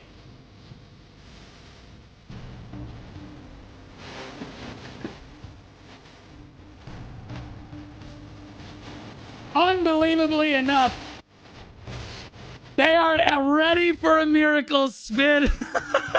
Did somebody say miracle on this one? Because Lazy Turtle is that kind of guy. I'll be honest with you. If I was on EU, I don't look at this match and like, man, I want to join Orca. I want to join Insanity because it doesn't matter how hard you're getting farmed. You're having a good time up here. Here's Storm Turtle. He may have renamed in order to distract people from getting to the real goat, which is Lazy. Oh my goodness, look away. Lazy Turtle just got blown away on that one. That's okay though. The rest of his guild is on the high ground right now. And doing their best as Orca collapsed down, trying to put out fires left, right, and center. We got 2 kills. Oh, the kill feed was majority yellow there for a second. Hold the phone. Are we flipping it around? 2 minutes to go? Yeah, I mean, this might be the comeback. Lazy Turtle, he was waiting. This was the strategy. Pretend that they don't know what they're doing. They're not strong enough. Then come back at the last minute, take the point, win the game, and show what they're really made of. They are called Insanity, so they are absolutely insane, right? Yeah, obviously I kid. But in this case, it does look like Insanity is going to come out on bottom of this one, going to get knocked out in round 1. Orca is going to go through, but I'll be honest with you, this is what PvP is all about, man. Showing up and having fun with your guild, regardless win, lose, or draw. They're having a great time. They had more fun than you did today, man, and that's all that matters at the end of the day. Big shout out to them for coming out to participate in the tournament right there. Lazy Turtle still going for the point with 1 minute left on the clock. He is still trying to cap the point right now. Oh my goodness, he's gonna go down. The hero went down. You either die a hero or live long enough to see yourself become a whale. And Orca has done just that in this case, Spid. Yeah, that was a good one. That was a good one. I mean, Insanity, they came out really good showing of them. They tried their best. Big respect to them. But Orca is showing that they're not here to play. I mean, Orca is, in my opinion, round 1 favorites for sure. And I think they're going to go pretty far. And it's going to be some really good fights. I mean, you look at the leaderboards. You see Orca has... They're performing really well. Your Ben is doing good. Oogie Main is doing really good. Seattle is doing good. They're staff players. So I'm really excited to see how Orca will perform going forward. But Mordecai, again, giving us the action. And Insanity, thank you so much for not giving up and trying your best to get the point.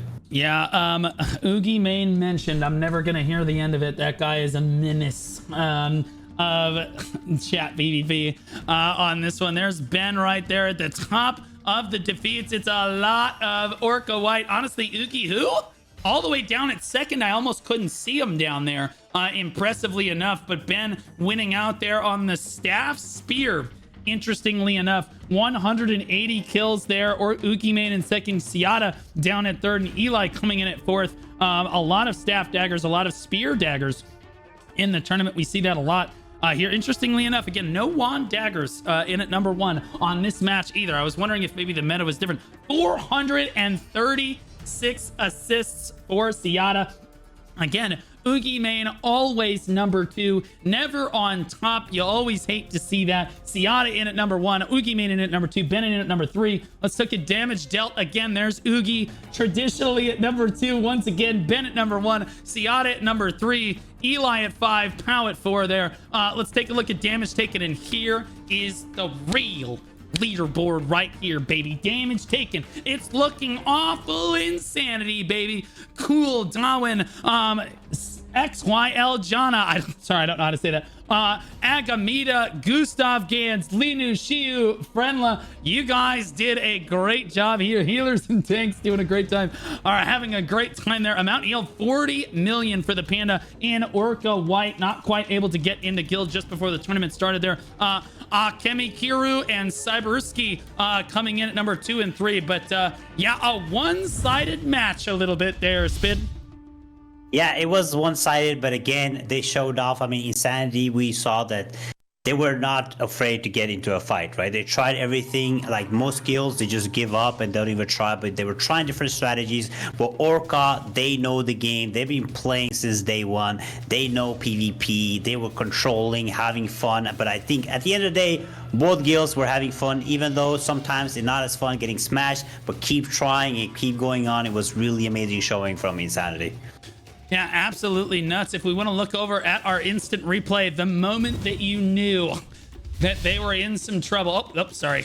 Sorry about that. I don't have the instant replay. It didn't actually come up on the VOD, but that's okay because we already know what was about to happen. It was Orca from all sides. Basically every single time they just collapsed down from all sides. A little bit rough from Insanity, but again, it's about who's having the most fun, Spid. And I'll be honest with you, as crazy as those guys were, I think that they may have had more fun. Yeah, I 100% agree. I mean, Turtle was going crazy, you know? That man was on a mission. He wanted to get those caps. I mean, I did say, I mean, I'm not the host. I did say if you get 3 caps, you win. But you won in my heart, okay? That's what counts, right, Blue? Uh-huh. Yeah, no, that's maybe not for the tournament, but in your heart, that's fine. No big deal. As we look ahead to our next match of the day, I'm going to let you go ahead and break down INFISM versus OBL United. I'll let you have OBL. INFISM from Cascade with .hack. Hype, I believe, just went down. If I remember correctly, somebody told me that Hype actually just went down, so F's in chat for Hype, if that is the case. Hoffin as well. They believe that they're ranked 3 on their server. No sieges won. And they said, please, God, join us if you're playing Crusader or Seeker. Their prediction for the tournament is just top 32, so they really just want to make sure they make it out of this first round here, Spid. Yeah, I mean, sad to hear about Hype. I mean, we had really a lot of fun watching them in T1. You know, hype in the chat. Very sad to see them go. But OBL United, we have on the other side from the server Arcane. And they're allied with All Boys Guild, which is, they're saying, is the strongest in their alliance. Back on Lovers, Legio Lunaris, and Goda. I know Goda. I think it's the guild leader is Timeno, a really good guy. Their alliance strength on the server is 4th, and Sieges 1 also 0. The prediction, bottom 10. We only have beef with ourselves, and beer is our superpower. You know what? OBL United are my favorite for this game. Bro, for sure. Homies are showing up for their match completely wasted. Yes, sir. You know that those Can we get comms? comms? Can we get No, we comms? will not get comms on the official stream. When everybody in the comms is wasted in a gamer comms. No, we will not. I think not. Let's talk about pick ban a little bit though. I'll let so you know what? I'll cover bans this time. I'll let you cover the pick. This time it looks like INFISM won the coin toss. They chose to ban Paculo, Chernobog, Manticus, and Leviathan on that side. Yeah, and it's sad to see no T2 map has been getting picked so far. I would love to see some fun on one of the T2 maps, but the pick is we're going back to Morokai. And I think right, this baby. fight is gonna be really good. They both say they're gonna, hit the worst of the worst, and I think that usually means good content. Good. Yeah, that actually means good. In a lot of cases, a lot of the best PvP guilds always say, "Oh, we're bottom 10, terrible guild, terrible guild." We don't. Please place us against other terrible guilds because we are terrible. Because the idea is to try to get seeded as low as possible so you can have a better time killing your opponent. So when I see your bottom 10, I don't necessarily believe it. At the end of the day, but we are going back to Morokai, and I'm hoping that this one is a little closer, although I'll be honest with you again, I give credit where credit is due. I thought that last match was going to be a blowout victory for Orca, and although it was still wildly entertaining to watch. So you got to give Insanity credit right there, because they made that such a fun spectacle to go look at. I think they even had chat one over by the end. Again, it felt like a Rocky film. Absolutely sick on there. It looks like we are ready to go, so we are go for Morokai on this one. Make sure you got your predictions in. INFISM versus OBL United. We'll see who really is favored in this matchup here. Again, Morokai was not played yesterday on NA West at all, and now we've already seen it picked twice on EU. Yeah, it's a very fan favorite in EU. I don't know why I'm not on NA, but it's going to be interesting to see who wins the first fight, because usually there's a huge uproar for the point, but it seems like they're spawning from different sides, actually. We have a good alliance already on top with the old boys. So, and it's going to be a brawl for the point, it seems like, from bottom and top. Oh, this is going to be really good. Yeah, you can The choke see, is really dangerous, though. Don't let them get caught in that choke, guys. You can see INFISM posturing on one side, and you see they have one or two statics. This is their flankers, guys, over on the other side. They're going to try and approach this push from both sides on this one, with OBL United standing on the high ground. It's two chokes to get up to the high ground, although I'll be honest with you, I don't even think you push the high ground, but Chulad is gonna go in. There's the engage. OBL United is not ready for the western push on that side. INFISM collapses down from both sides. What a beautiful engage right there for the yellow team. Look at the kill feed start to come through on this side. Spid, if you want to go ahead and find some of the Corda users in this match, we have 4 Corda users, 2 on each team. INFISM is running Zay, XAAEE, and We Crush. And then OBL United on the running We Crush Bong on 21. it if you want to watch him.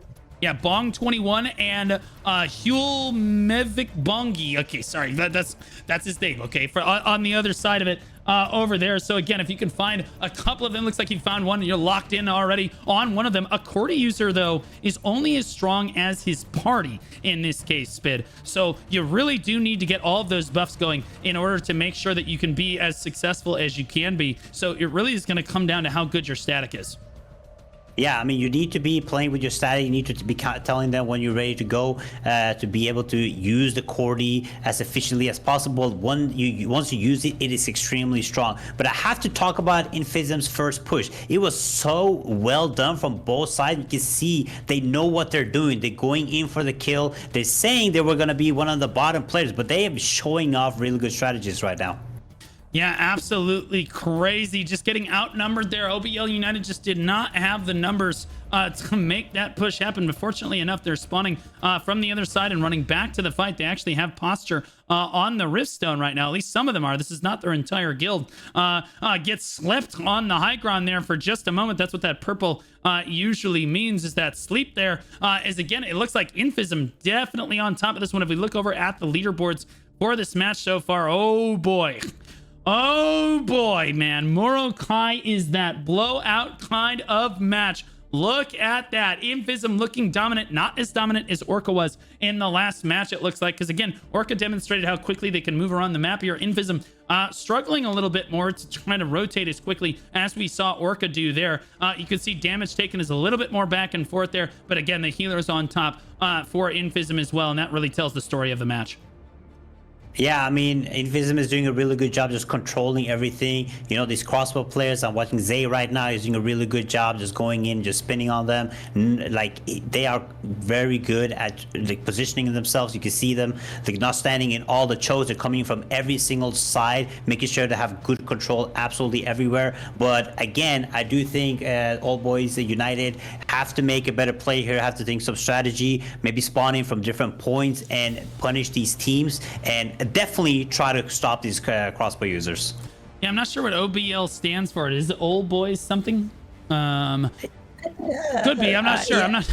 Maybe chat knows. I'm not sure what OBL stands for on that one. But INFISM definitely on top here with 46 seconds left on the clock before the Riftstone actually opens up. INFISM holding the high ground and the low ground, expressing dominance in this matchup.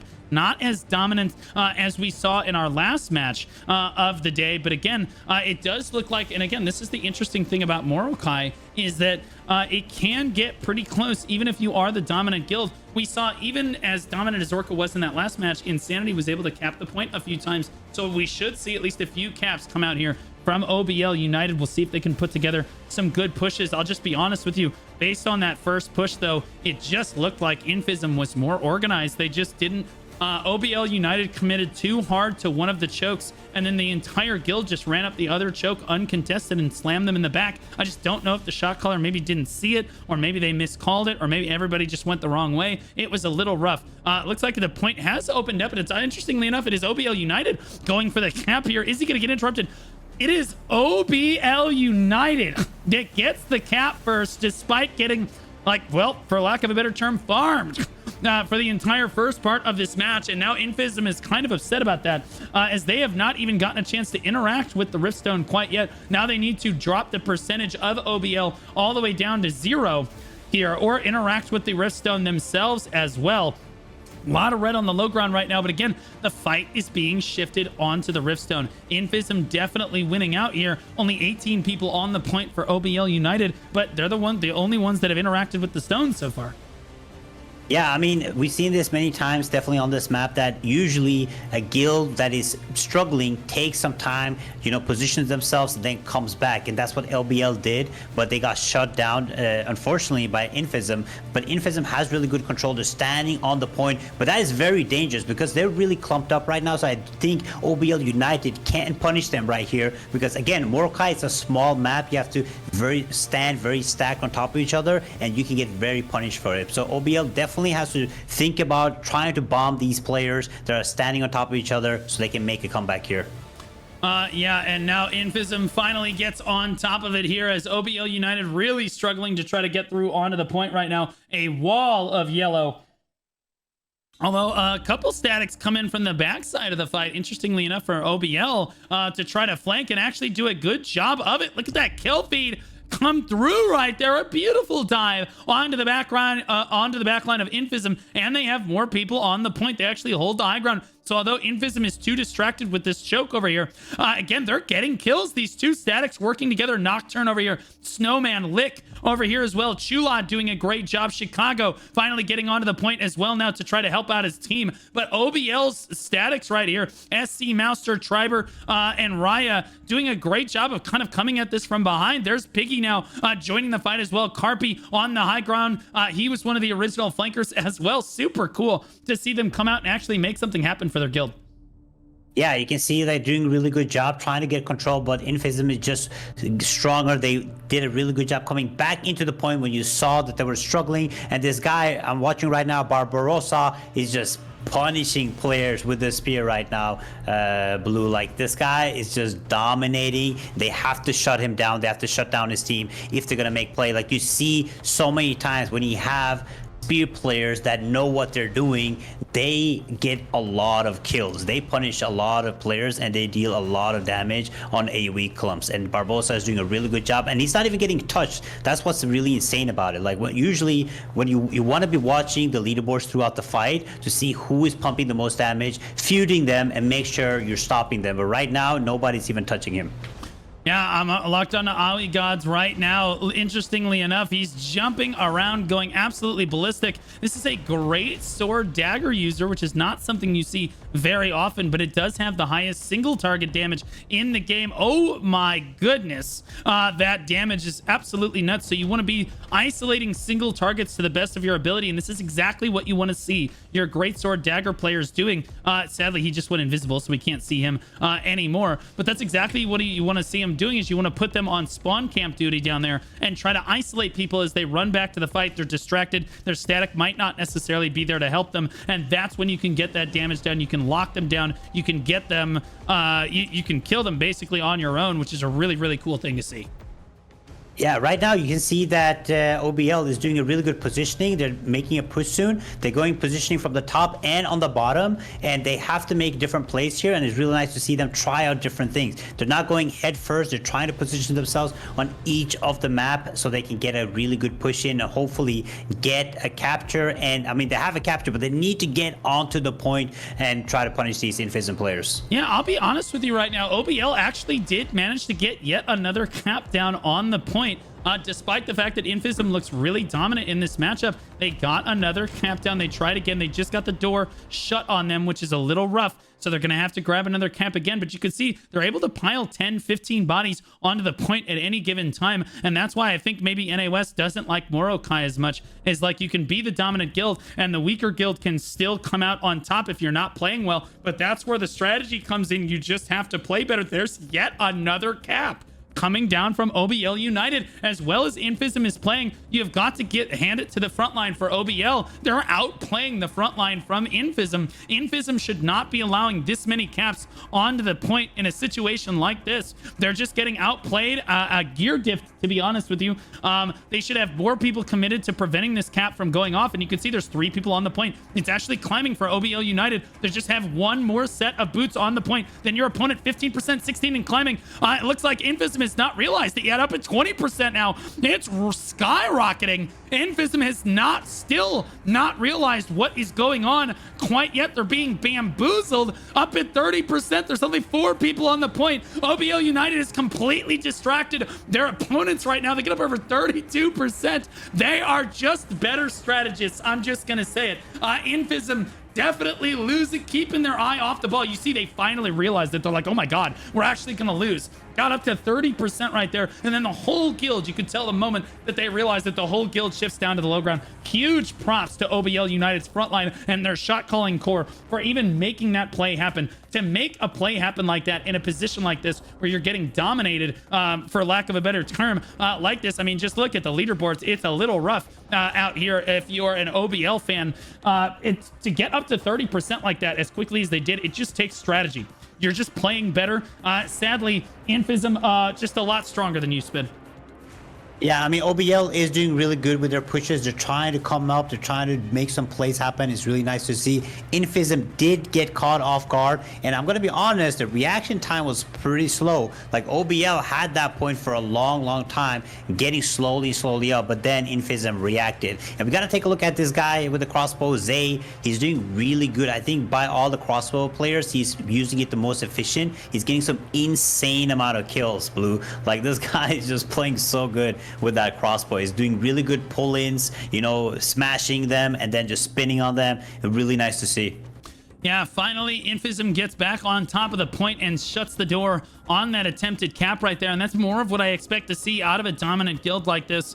Just not quite as clean as even the last match. Again, we saw Orca let a few people get through there, but not up to 30% like we just saw right there. A big kill feed for INFISM coming through. It's just Barbosa just going absolutely ballistic on this one. I'll go ahead and lock onto him as we move around here. Oh my goodness, he finds another one. Oh my goodness, he finds another one. This man is on a tirade, Spid. Yeah, I mean, I was telling you earlier, like this guy was just punishing players, but at one point, actually, OBL actually was punishing him for a few minutes, and you saw they started to get more and more control. So I do think shutting down the top players like Barbosa is a huge thing, and they have to make sure that they keep their eye on him. Usually, what we do when we play war games is usually put a marker, so each player or each team has a marker on top of him, so it's a prior target, so everybody knows the second you see that marker or that skull marker they usually put on the prior targets, you just insta stop him or shut him down, and that is going to be huge for them if OBL can punish these top damage dealers. Yeah, it does look like another big engage came in there for OBL United, but they tried to take the grapple to the high ground and get absolutely obliterated right there. As their DPS just cannot get in position to make anything happen. The tanks just cannot stand up to the damage from INFISM right here. Unable to get a cap now as INFISM starts to hit their stride. This is more of what you expect from a top-end guild like this. You're starting to see glimpses of it here as they lock down the point. They make sure that no one is really getting through on this one, Spid. Yeah, I mean, this is really, you know, it's a tough map, it's a tough fight, and definitely INFISM is the stronger guild, but again, they can't give up. I know Gouda especially has a lot of experience in Throne of Liberty. They have been playing for a while, and they're all merged into like one big alliance for one big strong guild, so I do think they can think of some strategy, but they definitely have to play a little bit better. They have to shut down these strong damage dealers. But Blue, I'm looking really forward to the next days because we are getting some changes on the meta, so I'm really interested to see how that would develop because they are putting a global cooldown on Blood Devotion. What do you think about that? I think that's probably a good thing because I think Blood Devo is just way... There's a difference between being strong and I think overtuned, and I do think that Blood Devo is overtuned. I don't think there's a single player that's played in the current metagame that thinks that Blood Devo is not kind of a problem on this one. Oh, it does look like that, interestingly enough, OBL United on the low ground here are managing to find a couple kills in here as they isolate just a few members of INFISM. But finally, INFISM dives down to the low ground. They say, no mas! And they push through just like this. And oh my goodness, OBL running for their lives, Spid. Yeah, I mean, OBL is trying, again, they're coming down, they're trying different strategies, trying to spawn in from different areas, but INFISM is doing a really good job, but INFISM is pushing far out, and usually what we see is when they choose a different spawn, INFISM might get caught off guard and then get a reverse capture against them. So we'll see if OBL actually punishes them, and INFISM trying to bait them in. That's what they need to do. Bait them in, and then when they're all the way in, you swap the spawn up, and you just caught them completely off guard. So hopefully they make some play here so they can actually get a capture. You know, they might have to take some words out of that other guy's book, Turtle's book, you know, and try to get a cap here. Yeah, Turtle the GOAT, man, I'm telling you. If we look over back towards the cap, INFISM is holding it down. Not much going on towards the cap. Again, Barbarossa keeping this side of things squared away with his static here, standing tall with him. Nero right behind him right there. That is the healer, it looks like, in his static, and a DPS is only as good as his healer. So you can see him keeping every single health bar around him is constantly healed up. Look at him keeping all the opponents as far away from him as he can while still staying in a good position to make sure he uses his heals on time. Gets the Clay Salvation down there as well. Not a single member going to go down on Nero's watch right there. It's really cool to see healers performing at a high level like that. Yeah, I mean, this party is just nasty. Like, you have Barbosa, you have this Yuki guy that is just punishing players left and right. I mean, this team alone can probably take on 2 to 3 teams, and when you have goated statics like this, it makes a lot of it's really good for your guild basically to have strong statics. Like, you see that they play together for a while, they call out good, they go for good targets, and they're just with the spear just completely annihilating these players alone. Just camping these respawns is super strong, and now they can just completely pad those stats. You know, they look good, you know, on the leaderboard. You know, the damage numbers with that spear, sometimes if you pop it off, it looks really nice. But Barbosa and his static is doing a really good job just following him around right now and seeing, just punishing players, getting those buffs. The Devo is completely running him in all the time, and I'm a tank, you know. I play SNSGS. I know how strong Devo is, and I think with the change, it's gonna changed the meta completely. Like having double tanks, it's not as useful anymore because one tank can do the rotation itself with the cooldown reduction on collision chance. So I think running one tank again might be the meta going forward. Not so sure about that. I think that some people would disagree, but some people would agree. It kind of depends. I think that everybody has a different focus as to what the metagame actually is at this moment. But interestingly enough, we saw Nocturne come in with a beautiful flank right there with that spear. As an assassin, you are most effective where they don't see you coming up. Blitz onto the point from OBL United, actually looking really good. They get the cap down onto the point. INFISM forced to dive down to the low ground to meet them. There's Nocturne diving in up front again, forced to go stealth and try to get out of there though. At the last moment, beautiful flank coming in from elimination in that static on that right side there. But again, there's Nocturne in the middle of everything, trying to hit people where they don't see him coming. You can see him on the backside of the fight where the healers are unlikely to be looking as he collapses down and gets a lot of DPS down for his party, for his guild there. But OBL with a great blitz onto the point right there. They actually did manage to get onto the objective there and shoot up a few percentage and force INFISM's hand to come back to the point there, Spid. That was really good. Yeah, you see that OBL has not given up. They're trying different things, and this was really good. I think they caught a weak side of INFISM, and they definitely were able to get the point and try to put some pressure on it. But INFISM, again, reacted way faster this time. Were able to come back, punish them, get them off the point, and they just play really well together. I think INFISM has put in a lot of work, played a lot of war games, because you can see them doing really well, like listening to the comps, coming back, punishing these OBL players has been really good showing off them. But OBL is not giving up. I mean, they're coming back, they're trying different things, and right now they have really good control of the high ground, and if they can punish these players standing, the INFISM players standing on the point, it's going to be really huge for them. And then of course they have to get the cap. Yeah, interestingly enough, we have not seen the Cordy players really perform super well in either of our, in very many of our matches today. A lot of people complain about how strong the Cordy crossbow is, but it looks like on EU, maybe not as much. Maybe if the match was a little bit closer, but I think it comes down to how strong your static actually is. We're not even seeing some of the Cordys be on the front page of DPS in this match. There's 4 Cordys. Only one of them that I can see is actually on the front page currently. Interestingly enough, Lathax over here, again, another healer, just trying to make sure everybody remains healthy. Nero getting really, really low in the center of the fight, trying to keep himself alive. You can't heal anyone if you're dead, and he is trying to frontline as a healer right there. It's a little tough to do that, but you can see he's off to the side. He's trying not to attract much attention, but if I lock on to one of the healers of the enemy squad, this is not a healer, but if I lock on to one of the healers for the enemy squad, it does... OBL's healers just get absolutely targeted down and knocked out. The target acquisition on the side of INFISM has been really good. I can't even lock on to them for extended periods of time without them getting absolutely blasted.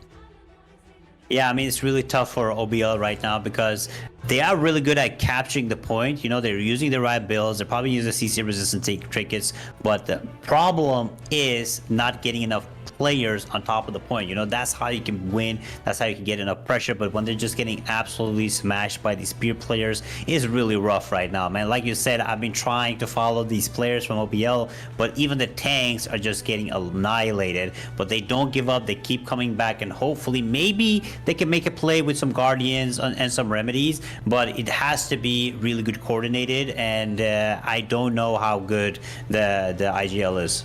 Yeah, so 3 minutes and 20 seconds left on the clock now. As time ticks down, INFISM is looking awful strong in this round 1. Definitely deserve to move on to round 2 of this tournament. OBL United doing their best here, had some great pushes in there, interestingly enough, but I do think that, again, INFISM look like they're more coordinated. They look like their statics are working together super well down here. I gotta give Barbarossa's party credit. I think that static has had the greatest impact on the fight overall, potentially.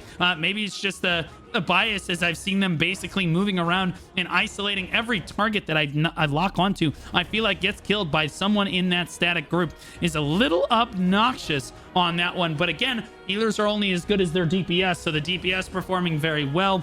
And again, INFISM's frontline, honestly, underperforming a little bit, allowing OBL United to get yet another cap down on the point with 2.5 minutes left on the clock. Fortunately, their guild is strong enough to keep them from capping this, but I'll be honest with you, this is going to be a problem for INFISM. If you are this dominant in a matchup versus OBL United, your next match where you fight a guild that is, well, like really close to you in strength, if your frontline can't manage to stop them from taking that cap, like we saw Ethereal do with Chaos X earlier today, it's the difference between winning and losing, Spit. Yeah, I mean, you'd have to be good at everything, right? Like, again, like you said, like Barbosa's team is really good. They're locking people down. They're doing a lot of damage. But again, if you cannot stop caps, you will not beat the best top teams. The top teams will have designed tanks that are really good and have high CC resistance to be able to catch the points. And they're also going to have a lot of players being able to CC the tanks going for it, right? So if you cannot lack on that. It's one of the most important things next to, of course, being a good static and being a good guild, listening to the comms. I think one of the most important things is being able to stop caps. We saw that at T1. I think there was a whole round where nobody was able from the other enemy team to get a single cap because they were so coordinated in stopping them and rotating CCs. And I think that's going to be really huge. So INFISM, what they definitely have to take forward from this match is practicing a little bit on being able to stop the CC. Like just me talking about it, just look at that. That should not be happening. That should not be happening. You have too many people on the point. Your front line should be stopping that from happening. OBL United, honestly, to their credit, look really, really good right there. The front line from OBL United doing a tremendously good job. Sadly, the healers and the DPS just getting kind of swarmed a little bit as the camera bugs out a little bit on that one. A little rough here, but Hoko definitely one of the top healers of the lobby here as time ticks down. I love watching the healer POV because they have to stay in a good position. They're constantly keeping everyone around them healthy. Good healers, well, if their static is healthy, they will reach out. They'll click on the low health bars near them. They'll keep them healthy as well. And you can see everyone on the side of INFISM looking really, really healthy right now. 7 seconds left on the clock. They're going to move on to round 2 in a very dominating performance, but still always things you can be working on. If you look over at the leaderboards, it's Yukishva at number 1 on the Spear Dagger, and you guessed it, Spear Dagger again for Barbarossa. Kisarix on the Staff Dagger, and there's another Spear Dagger again for CHS. Great Sword Dagger from Awi God, and again, that's not something that you see every day, is seeing a Great Sword Dagger user be that far up the kill leaderboards right there. Assists wise, Kisarix rank 1 on assist damage dealt. Kisarix again 8.3 million damage dealt. I think that might be the highest in the tournament that I have seen so far with 99 kills. Damage taken from Gouda right there is Firebomb from Gouda. Old Boys Guild is Falcon coming in at number 2, and Red Fusion coming in at number 3. 34.7 million damage healed from Loxos. And again, like I said, Hoko 31.9 million damage behind him. Synexis coming in at 30 million there. Nero at the bottom, 22 million down there as well. Not much to heal when your static is killing everything that quickly, Spid. Yeah, I mean, it was a really strong showing from INFISM, but again, OBL United did a really good job. They tried their best, tried different strategies, were able to get a bunch of caps, just not enough bodies on the point. And INFISM, again, great showing from them. They're showing that they're here to play. If they can tweak some of the weaknesses that we saw, not able to be not CCing properly and stuff, if they can work on those things, I think they can actually go very far into the tournament. But again, really strong showing. And again, I think they lied on the resume thing because they said they were going to be bottom 10, by the way. This is definitely not a bottom 10 team for what I've seen. Not at all. Let's take a look at the instant replay because this certainly did not look like a bottom 10 team to me. Look at this engage from both sides, and I don't think OBL United was ready as they were like, okay, we'll handle this side, but look at the left side of your screen as well. Look at them. They just ran straight up, hit them all in the back, and it was just a sandwich of disgusting kill feed right there on the side of INFISM, and that was the most beautiful engage that we saw from INFISM. So some very promising things, but also some things to work on. Good fights to both guilds. We will not see OBL United again, but thank you for coming out for the tournament. You guys looked really good in your own right. Great strategy going in there. Really cool to see them get up to 35% on the cap at one point just by outmaneuvering their opponents. So really, really cool to see that. So now if we move on to our next match of the day, because we have to keep things moving, NightMova versus Kastleton Crabs, baby. NightMova hailing from the Arcane server. They think that they're rank 4 in their alliance, but they're rank 1 on their server overall. They're I asked them where they finished in the Best in Guild T1 tournament, and they said last place, so that's okay. Prediction second to last. So, you know, you gotta give them credit. You know what I mean? Like, it's about improving. It's about improving at the end of the day. And I think they're going to improve because I've been seeing some NightMovas in the chat. I've been looking and they have some fans in the chat. So I think NightMova is going to definitely perform much better than the T1. They've been practicing. They've been wargaming. They have a good alliance to teach them, you know, the comms and the different strats. So I think that NightMova might do good. But on the other side, we have Kastleton Crabs. What a name, by the way. You remember Crab Rave? Yeah, you know, Kastleton Crab Rave. Can we get that if they win? They are in the server Cascade. They are the strongest in the alliance. They have allied with Zenith, Invictum, and Radical Minds. Their alliance strength on the server, they're claiming they're third. And Siege's 1 is 0. But the chat PvP is we are trash. No need to talk. We have a music video though. Oh, is that the Crab Rave music video? Can we get that music video? What they're talking about. If there's a different one, I need to know about it. But like they said, we are the trash. No need to talk. So like, yeah, again, their trash does not talk. So interestingly enough, I love to see that good-hearted banter from both sides. I'll let you kind of cover that pick ban is interesting. We have a different map this time. Yeah, we have a different pick. We got Kastleton Crabs actually winning the pick and NightMova banned. So they have banned Molokar, Kovazan, Manticus, and Pakilo. And the pick is very interesting. I don't know if you had that in NA yesterday, but we are actually going to Chernobog.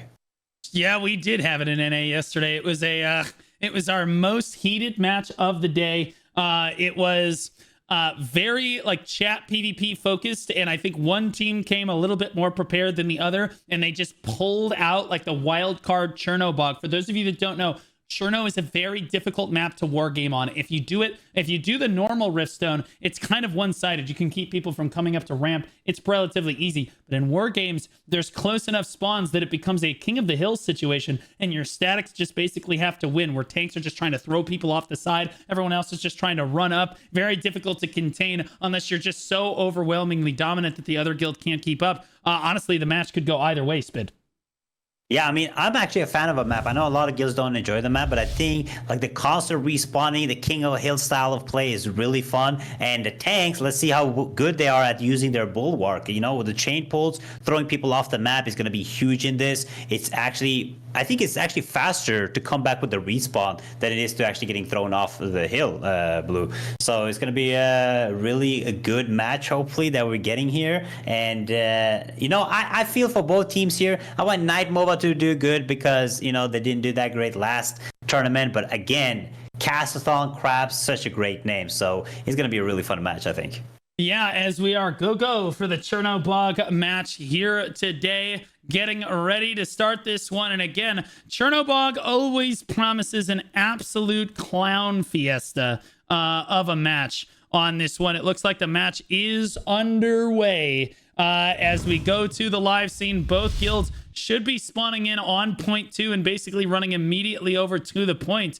There it is. We see NightMova spawning in immediately and trying to blitz up to this point here. Right behind them is Kastleton Crabs on that backside right there, trying to eat up their tail.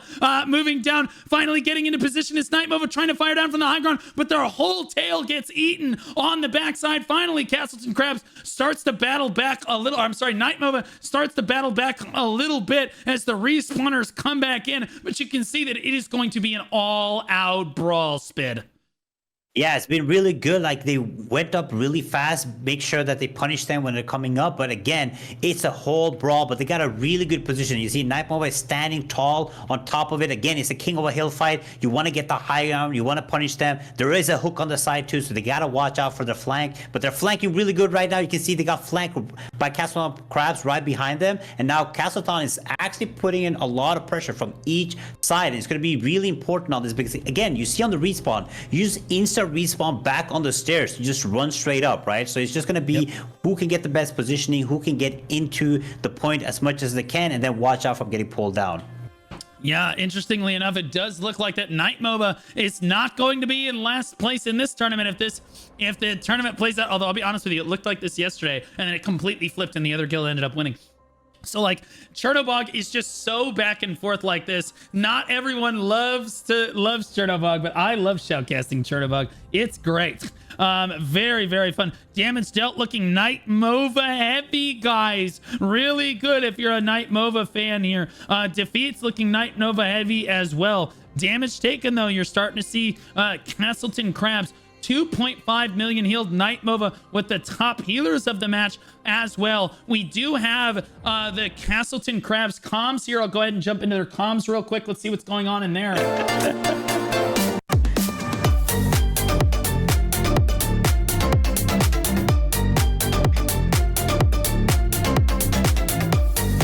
Yeah, so Spit, honestly, we'll see if they can use some of those comms. I'll go ahead and bounce out of there. We'll see if they can use some of those comms to maybe come up with a strategy that is that will work in this match, because certainly those first couple of pushes just were not what they were looking for.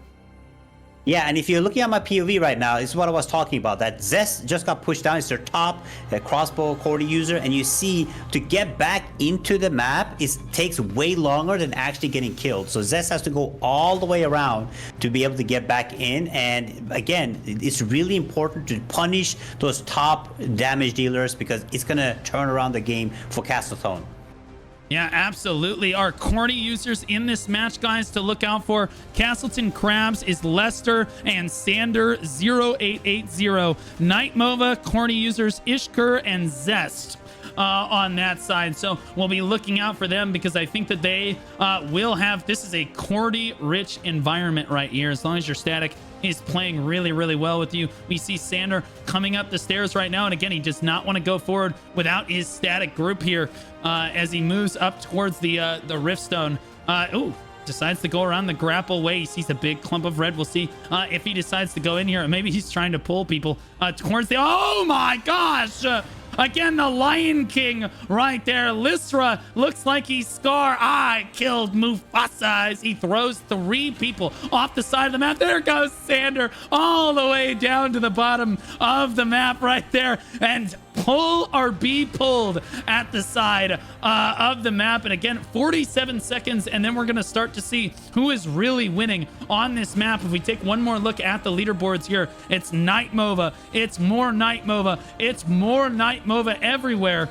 Damage taken, though, again, very back and forth here. So again, Kastleton Crabs have a long uphill battle, but like, look how many people they're able to place on the point right now, Spin. Yeah, I mean, NightMova definitely have better control, but Kastleton Crabs are trying their best, and we usually see sometimes a big shift in fight when the stone actually opens up. So I do think we're going to get a much closer fight once the stone opens up and they get a better positioning, because they're doing a really good job at positioning. But Zest from NightMova is just punishing players, man. He's spinning on them. I've been following him for a while, and this guy is just destroying clumps, and just like, it's very different from last game, because here you can actually see the crossbow player dominating the leaderboards and putting in a lot of effort, and it's really strong on this map too, right? So a lot of chokes, a lot of small places to stand, so it's going to be really interesting to see how the game develops. But they do have the capture now, and Kastleton Crabs definitely have to make a play now, or it's going to be too late for them. Yeah, Kastleton Crabs, NightMova, the first ones onto the board here. Crabs really struggling to get onto the point, as it looks like NightMova seems to have their number and is keeping them pushed off consistently enough. They're already at 50%. on the cap at this point, which is a crazy good thing. We take a look over at the healers. Nightme, Sprank, and Craig Lisa all staying in a good position on the side of NightMova. Kastleton Crabs really struggling to even get up the hill on a map like Chernobog. That is not a good sign there, Spid. Yeah, I mean, Kastleton Crabs are doing a really good job coming like slowly up, but the second they get on top of the point, you just get absolutely annihilated. And I think it's because they're splitting up, right? You see how they have a lot of players on the hook side and some players coming up from the normal ramp, and they just don't have the numbers and they're not making the push together. They need to make a good call. The IGL has to make a call to make the push together, to put the pressure on the point, or they won't be able to get through NightMova. Yeah, we actually see Linus the Afro on top of this tent right now, which is giving him a lot more damage because he's actually above his opponents, and you actually acquire more damage. You do more damage when you are higher than your opponent in Throne and Liberty. Oh my goodness, we just saw a guy fall off the map to the left right there. He finally does drop down from the tent right there, and is still consistently putting down damage for his team as the Kastleton Crabs continue to zerg onto the point and try to get something to happen here. We are seeing them get a little bit close. They're actually attempting Chordroth might actually get the cap off right now. Kastleton Crabs on the board for the first time in this one with 27 people on the point are actually starting to climb now. Unbelievable enough. You get that crab rave music going, bro, because Chernobog is an absolute banger. Keeping people on the point. 26 people on the point right now, barely behind NightMova. NightMova actually losing control of the map a little bit right now, but Crabs unable to keep just enough people on the point. We'd love to see Mr. over here get onto the point. There he goes right there. Every single crab standing inside that green circle right there, because that's where you are contributing. That's where you are actually helping your guild. Now the crabs are starting to get wiped off a little bit here. Oh my goodness. Heal my, oh my god, I heal me. Okay, that's all right. We'll just let him go. I'll just lock on to the next person. No big deal. He got pushed off the edge. He is done right there as NightMova cleans house. Slams the door on that cap, but it looked really good for a moment, and that's how quickly things can change on Cherno. If you lose control and in a position like that, Spid, things can turn around real quick.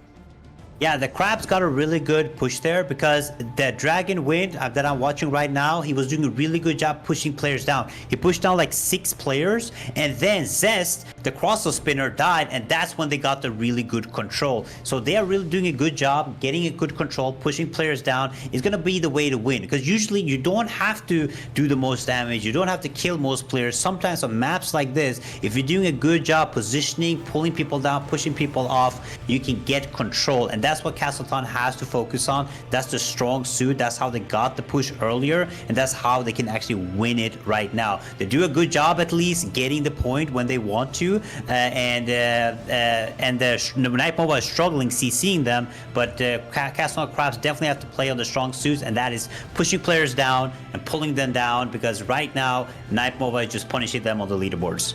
Now, honestly, I think that NightMova is doing not the best job of keeping them from getting these caps down. It's a good sign for Kastleton Crabs that every single time one of their tanks walks up to the point, they do manage to get a cap. That tells me they're keeping NightMova at least occupied enough that their tanks can actually get onto the point and make something happen.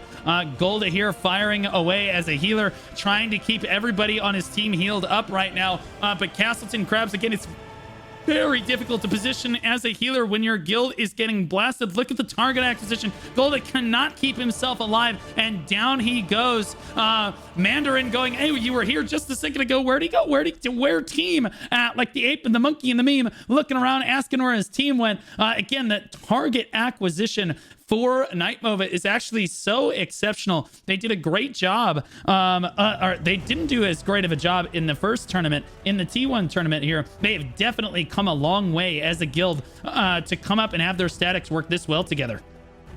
Yeah, I mean, NightMova, I'm really surprised. They're doing a really good job. Again, they are positioning themselves very well. They're dominating inside the point. They're dominating outside the point. The one thing the Crabs are good at is capturing the point. Actually, 2 things: capturing the point and pushing players off. You see a lot of tanks from the crabs are standing on the edges, but again, they're way too static. Like, you're just standing there for a minute just waiting for a pull. You cannot be doing that. You have to contribute as a tank, and then when your pull is ready, that's when you position yourself, right? But NightMova, again, seeing them fight in T1 and coming here ready for round 2 just shows that they have heart, they have practice. That's what EU is all about, you know, putting in those scrims, putting in the effort and the experience, and NightMova is just showing off right now.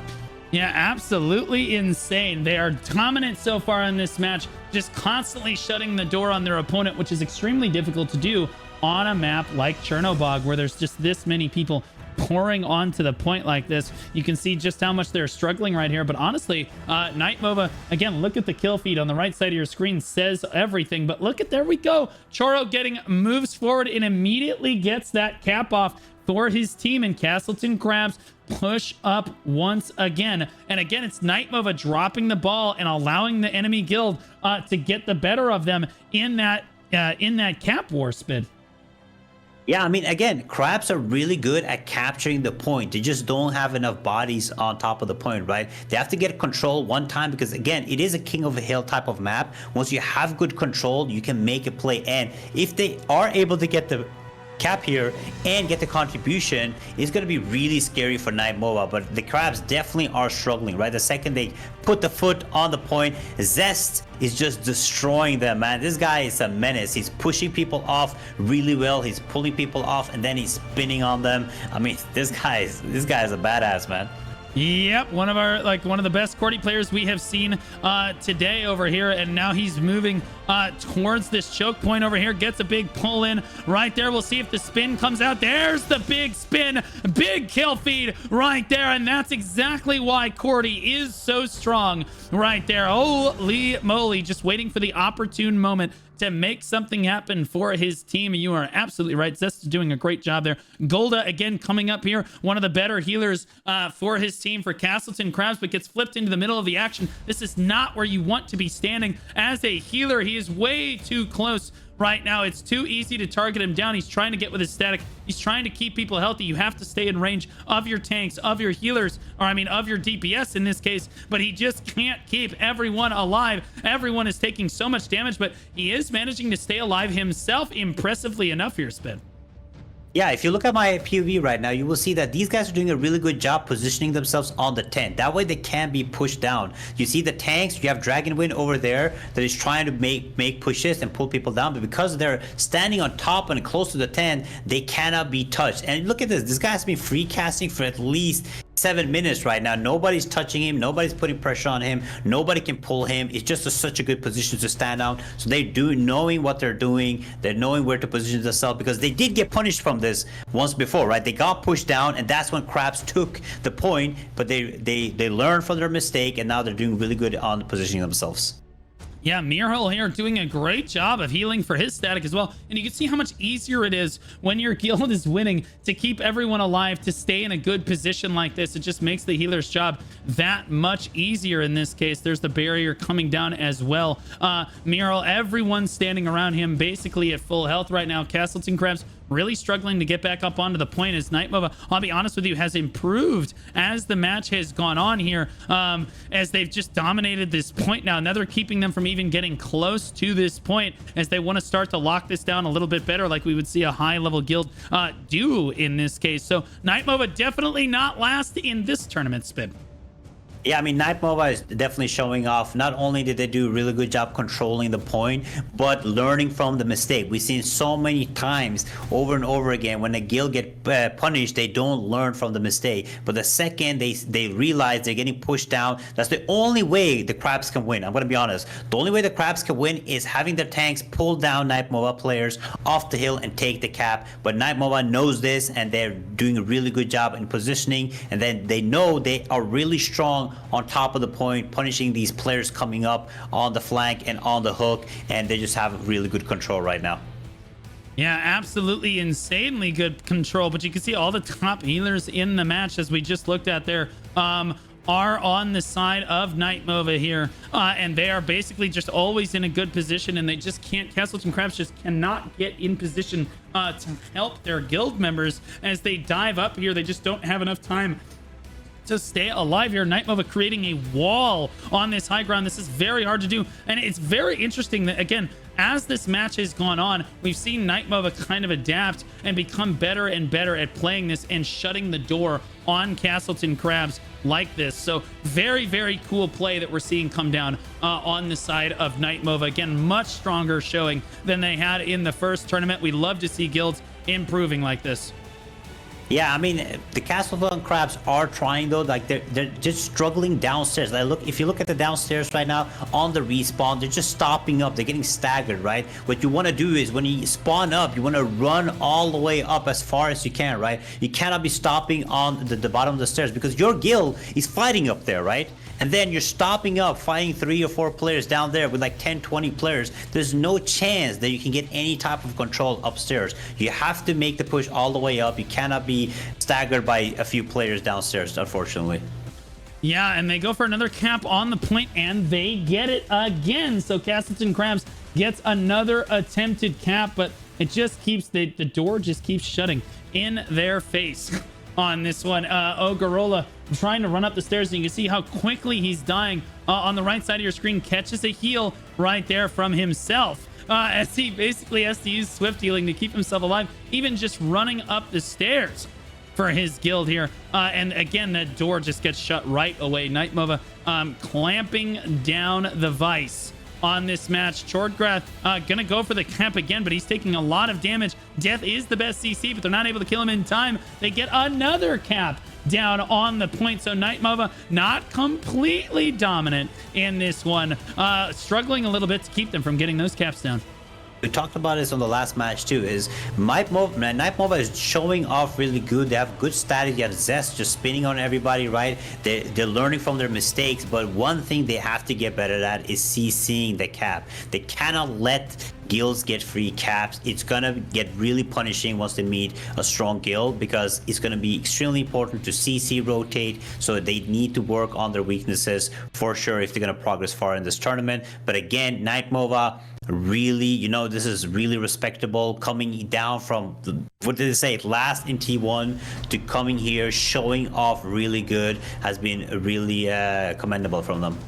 Yeah, absolutely. Very impressive. Kastleton Crabs, I think part of the reason they chose this map, was they knew that they were disadvantaged in this matchup, so they're trying what they can. Lock on to Lester. This is the top DPS. Oh my goodness, that's the top DPS for Kastleton Crabs, and you can see how hard it is to do your job as a DPS if your healer is already dead before you get to the fight. It's just so difficult with NightMova's target acquisition to make anything happen there.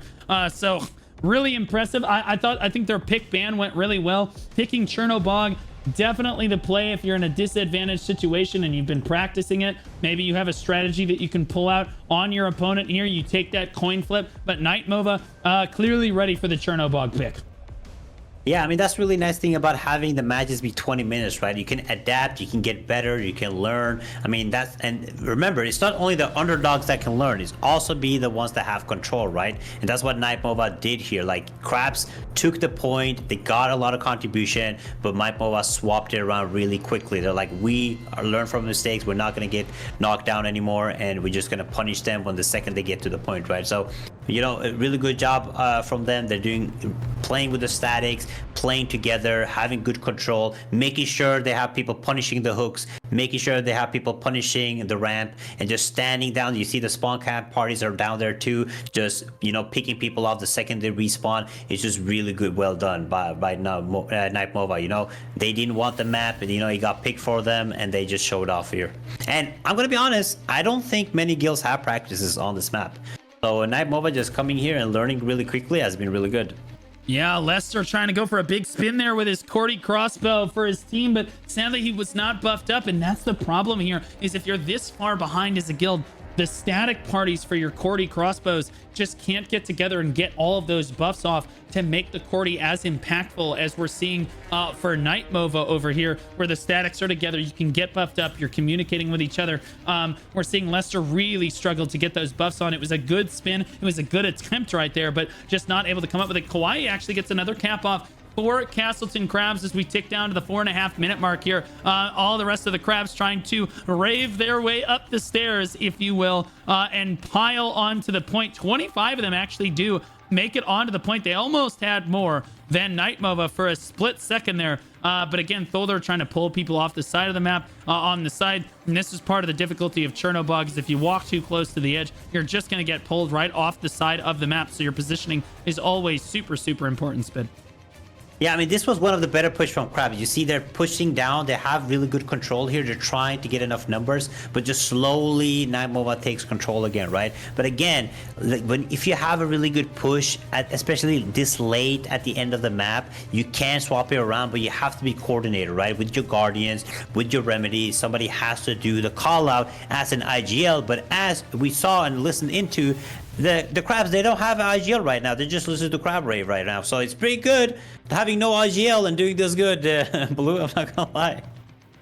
Yeah, I mean, they're doing a fine enough job. I'll be honest with you. This is definitely closer than some of the last matches that we saw. And Chernobog does have that effect on people sometimes. Oh my goodness. Every time I try to lock onto someone for Kastleton crabs, they just get absolutely Baja blasted.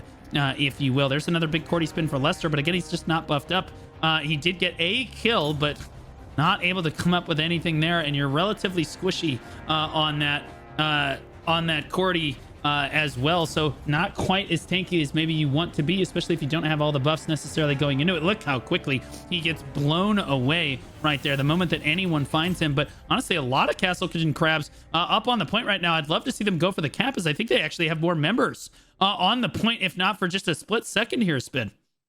Yeah, these last couple of pushes from Kastleton crabs have been really good. I think the match lasted 5 to 10 minutes more. I think they could have done really good because they are adapting. It was a little too slow. I think finally they turned off the music and started IGLing properly, and you can see that it's been a huge change in how they're playing, right? But now NightMova is actually doing a good job CCing them, because usually they could the crabs got the cap for free. Wait, oh yeah, he got CC'd again. Like, NightMova is doing a really good job, man. They're learning. They're actually CCing players. They're trying to cap the point.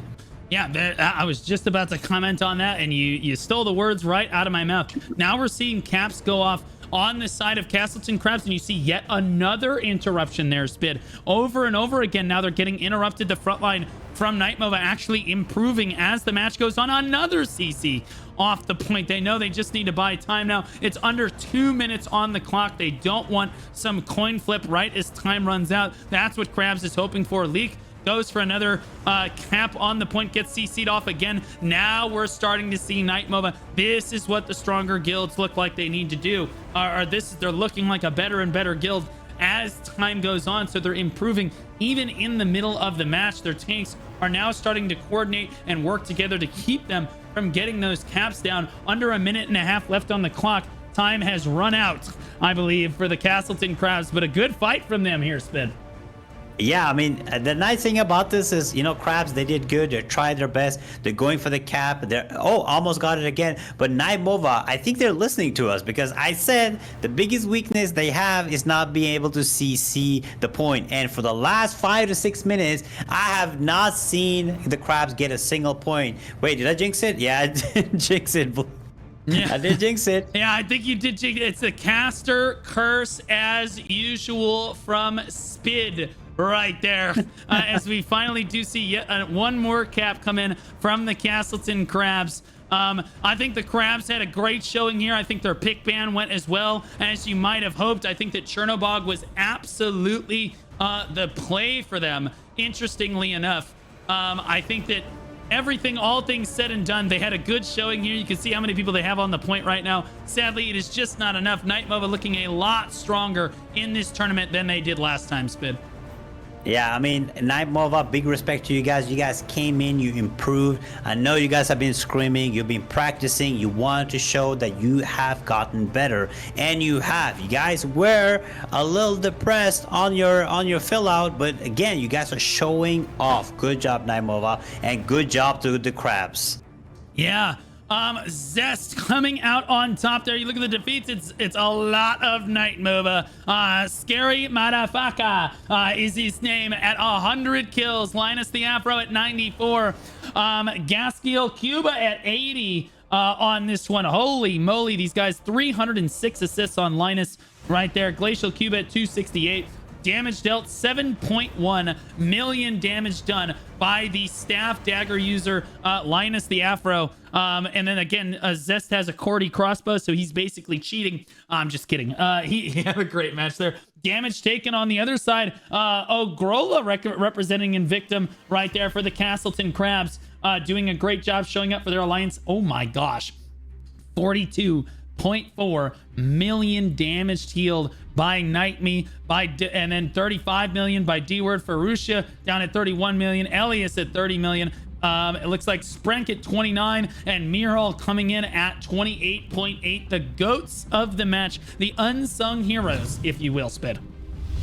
Yeah, I mean, this was a really good fight at the start. I mean, the Crabs and NightMova, they tried their best, but NightMova's really good at adapting. We saw it over and over again throughout the match, that NightMova, when they got pushed down, knocked down, they positioned themselves in a good position so they cannot get knocked down. And then we were talking about the caps. You know, Crabs were getting the caps over and over again, and NightMova was like, yeah, we're not letting you cap anymore. We're just going to keep CCing you. And that is really good, because that's, if you're finding a really strong guild, adapting in the match is extremely important. That's how you can get the win. And big shout out to the Crabs. You guys came in here without an IGL. You guys were listening to Crab Rave the whole time, you know, just bumping the song, and you were still be able to get those caps. Really good showing from the Crabs too. Yeah, absolutely. Oh, Spit, I think I may have misspelled your name there for a second, so we'll go ahead and take a look. Really? Yeah, we'll take a look. Really? At that. We'll just go look. I'll fix it. Okay, I'll fix it. Look, I don't know. I just misspelled it. It could have happened to anybody. It is what it is. Either way, our next match of the day, I will do the honors of introducing SDC from the Judgment server here. SDC believes they're rank 2 and their alliance showing up for this one. They're rank 3 on the server overall, and the big T1 finish. So that's the best in guild T1 finish. They said they were on the shoreline with the rest of the fishermen for the T1 guilds, but showing up in spades for this tournament. Massive respect to them for coming out to play this time, and their prediction is just to be above Requiem and Damage, who I believe didn't even sign up. So mission accomplished on that one. I'll let you introduce Misslead. Yeah, we have Misslead on the other side. They are from the server Arcane. They are the strongest in their alliance, which is, you know, it's a plus thing. And they're allied with Omega, Freya, and AFC UA? Is that, am I reading that correctly? But their alliance strength on the server is 3rd, Sieges 1-0, and prediction is far away. But far away which way? Far away that way or far away this way? What are we thinking, Blue? Which way are we going? I think it's going to be SDC. I'll be honest with you. I think these boys showed up. I think they're confident, and I got to give them credit. Take some guts to show up to a tournament like this. So love to see that. And again, Misslead doesn't seem quite as confident as SDC is. SDC has won a lot of sieges that I'm aware of. They've been around a long time, so I gotta hand it to them. Yeah, I mean, I think it's gonna be, again, we've seen this many times, Blue. They lie. These strong guilds, they sometimes lie on their sheet. You know what I'm saying? I think Misslead can do a really good job here, coming back in here and just showing off. I mean, SDC used to be a really big alliance, right? But now I think they put all of those guys into one strong guild, and they might be, I mean, we have to see the match, but if they do really good, I think they might be one of the favorites to win the tournament. Yeah, it is. I don't know if I would go that far necessarily. We'll have to see how the match goes. Let's talk about pick ban on this one. Misslead won the coin toss. Not the best start for SC there, or SDC there. Misslead actually chose to ban maps, not pick maps, and that's why, again, you have the coin toss. SDC is going to pick in this case. Misslead chose to ban Malakar, Leviathan, Kawazan, and Grand Alon. The map that we're going back to, I'll let you go. Spin, I'll let you start talking about it. The map we are going back to, I'm telling you, Blue, it's an EU favorite. We keep going back to that map over and over again. It's one of the favorites. It is a Morokai. I mean, it's gonna be a really, I think it's gonna be a good fight here, Blue, on Morokai. I mean, anything can happen. It's a small map, and you know, guilds can, if they're good at punishing blobs and stuff, they can do good here. Yeah, absolutely they can be on this one. All right, as the lobby gets filled out here, make sure you get your predictions in for Misslead versus SDC. This is the first time we're actually getting to see SDC play at all in any tournament. So, okay, what's your opinion of SDC overall? Can I ask? Yeah. What did you say? Yeah. Okay. All right. Okay, buddy. What's your opinion though, as an unbiased third party, Spid? What do you think about SDC? I mean, I'm gonna be honest. I think once upon a time, I did fight SDC on one of the servers, and SDC has played this game for a while. I think they might have even played in Korea, and they've been around for a while. So even though we haven't seen them in a tournament before, I think they might show off right here. But I don't know much about Misslead or Misslead, so there is a chance that Misslead will do good here. Yeah, absolutely. I'm interested to see, because I don't think anybody really knows where these guilds actually stand as we get into this match right now. We look over at the Cordy users. Misslead actually has no Cordy users. Desperate and Johnny Bazzoni are the two Cordy users on the side of SDC. So I gotta say, that's gotta give them at least somewhat of an advantage there, Spid. Yeah, I mean, having the Cordy is really strong. We saw last game, I mean, the Cordy player was just showing off right now. You know, he was going off, showing that Cordy is strong. We talked about it, like it might not have been so strong so far in EU, but he showed that it's definitely really still strong. Yeah, and once again, we're seeing this Mexican standoff, baby. You love to see it. One guild posturing high ground, the other posturing low ground. We'll see if SDC can come up with a multi-pronged push here, but I'll be honest with you, I don't think you really need to push up to that high ground. I think it's their job to come to you. If you wanted to, you could look for pulls, you could look for picks and things, but you do not need to push that high ground if you don't want to. The cap actually favors the low ground opponent here. It'll be much easier for them to cap on their side as a few SDC members step forward, get immediately blown away, getting picked off there. Misled, maybe a little misunderstood on this one. They're posturing over here. Look, SDC probing for weakness, pulling in a few more members there, but they are tanks. They're not going to find anything right there, but collapsing down on one choke. There's the final engage. Oh my gosh, it's actually Misled pushing to the low ground. Both sides trying to hold up right now for both guilds. It's an all-out brawl on both sides of the map. I'm seeing a lot more SDC in the kill feed than I am Misslead though, Spid. Yeah, I mean, SDC, like I said, they've been around for a while. They've been around the block, and this push was masterful. From the left side, from the right side, you know, and even from the hook side, they just completely took control here and just punished Misslead really bad. But again, it's still 3 minutes until the stone opens, and we've seen several times once the stone opens, the match changes. Yeah, absolutely. SDC dominating the high ground right now, but this is certainly the closest of the Morokai matches that we've seen. I'll be honest with you, Misslead definitely handled that engagement a lot better than we saw in the previous time. In one of our previous matches of the day, that initial engage did not go super well for them. INFISM basically just swarmed onto the high ground. They just looked like they had superior coordination. I cannot say the same this time. I do think that Misslead looked like they had at least the understanding of what they needed to do to hold that high ground position up there. But sadly, we're just unable to come up with it, whether it be for gear or what have you. It's not always the first engagement. The first engagement does set the pacing for the entire map, but I will say that it doesn't necessarily mean they're going to lose. They can swap their gear swaps and things. You need to, once you connect with the guild for the first time, you're like, okay, this is the gear that they're wearing, or okay, they're doing this. You start to adjust your gear a little bit. You start to adjust how your static plays, and you see your guild change form over time here. But SDC wiping out Misslead right there, slowly but surely. Misslead coming out of the closer spawn right now. Eugen trying to dive in on behalf of SDC on that front line right there, trying to bunch them all up in this choke point here. There's Johnny spinning in the middle of everybody right next to him. Oh my goodness, good kill feed for SDC right there. Not super good for Misslead. Oh boy, kind of a rough engage, Spin.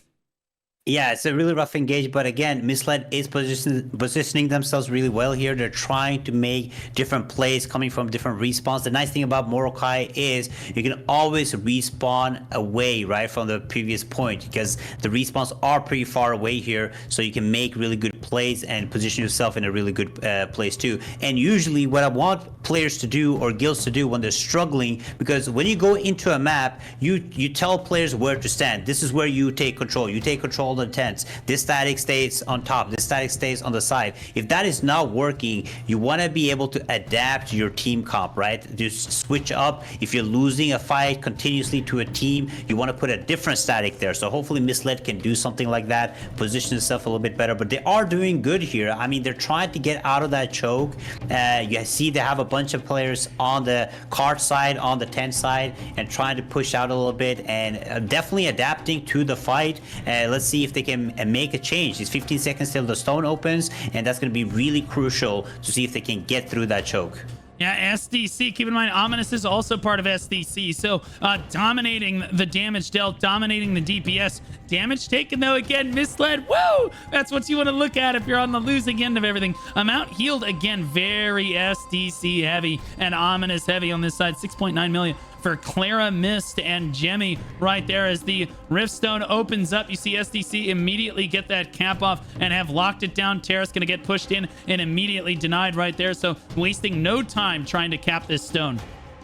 Yeah, I mean, they went straight to the stone. They know they want to get the cap off early. I mean, they know they're dominant. Usually, I would be really scared to get the first cap off if it's a strong or equals strong guild, but they know they have the advantage here. It's going to be really crucial for them to get the point and then hold it for the rest of the fight. And you see Johnny going on the left side. He wants to spin. You know, look at him. He's standing there. He has the triple curse on his head. You know, he's being a little careful, but he wants to go in and spin on all those players. Yeah, absolutely he does, but just not able to come up with it there on that push. That's okay, though, because the rest of his guild is absolutely eating. It is a Thanksgiving feast, if you will, on that one, and just knocking them off right there. Misslead do manage to file a few people onto the point, but it's not enough to stop SDC from capping this first point. They're going to have to figure something out. This is the fastest cap of the tournament so far at the 18-minute and 44-second marker. They will take their first cap of this one. Misslead with a lot of time on the clock, certainly at a disadvantage here, but that doesn't mean they can't make something happen. Look at this little roach over here. Toka doing his best to try to sneak in. He said, Lights Jade says, get out of here. What do you think you're doing right now? Toka says, okay, chill. Misslead trying to go for a sneaky little cap on the point, but not going to find it right there. And now they're kind of trying to swarm in from all sides. Looks like they've kind of grouped up over to this low ground here, and they're fighting just a few members of SDC, and this is actually really good for the side of Misslead to be able to isolate and destroy one or two statics at a time when you're getting beaten in the head-to-head engage. Kill them a few at a time, divide and conquer, if you will, Spin.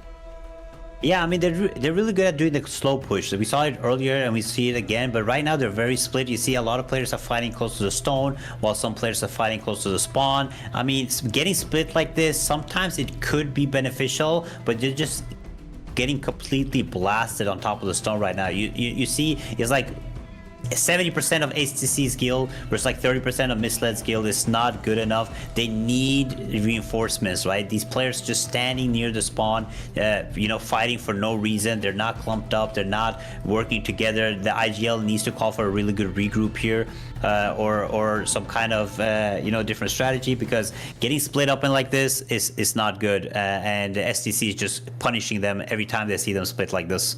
Yeah, absolutely. Just a little bit rough for them on this one, with Harmonia here doing his best to try to keep a healing, try to keep out in front of his entire guild on this side. Shinobeat actually taking the high ground here. This is really good for Misslead. They have the high ground, but now, oh, it looks like, again, a static is collapsed down on top of them. Kira's static group collapses down on these high ground abusers up here, these pigeons, if you will, that like to sit on the high grounds and just poop on people all day.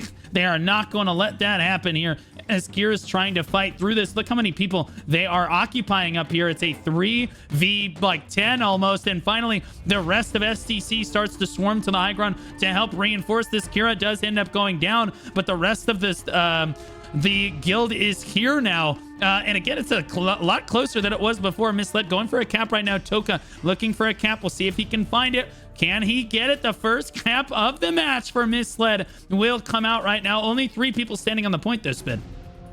Yeah, I mean, the cap is really good right now. You see they have players on top and you have players on the bottom. They just have to get into the point. SDC is getting punished because they're stacking a lot on the point and they're getting basically AoE'd from everywhere. But again, Misslead needs to put those boots on the point or they're not going to be able to get any kind of contribution here. I mean, it was a really good cap again, and you see how many they have outside of the point. Misslead has a lot of players outside of the point on the tents on each side, but absolutely nobody on the point where you're supposed to be if you want to try to get any type of contribution. Yeah, Mollyfella is doing a great job on that Crusader to keep constantly disrupting Misslead over here, standing out in front of that static group. Black Stars looks like he's struggling to group up with his static. Again, it's a little bit more disgruntled. When you are the losing guild, it's very difficult to get grouped up with your static party groups and get your healer near you, get your tanks ready set, get your DPS near you, and start locking onto targets and prioritize them down. STC certainly has this, certainly has their number in this regard for this spin.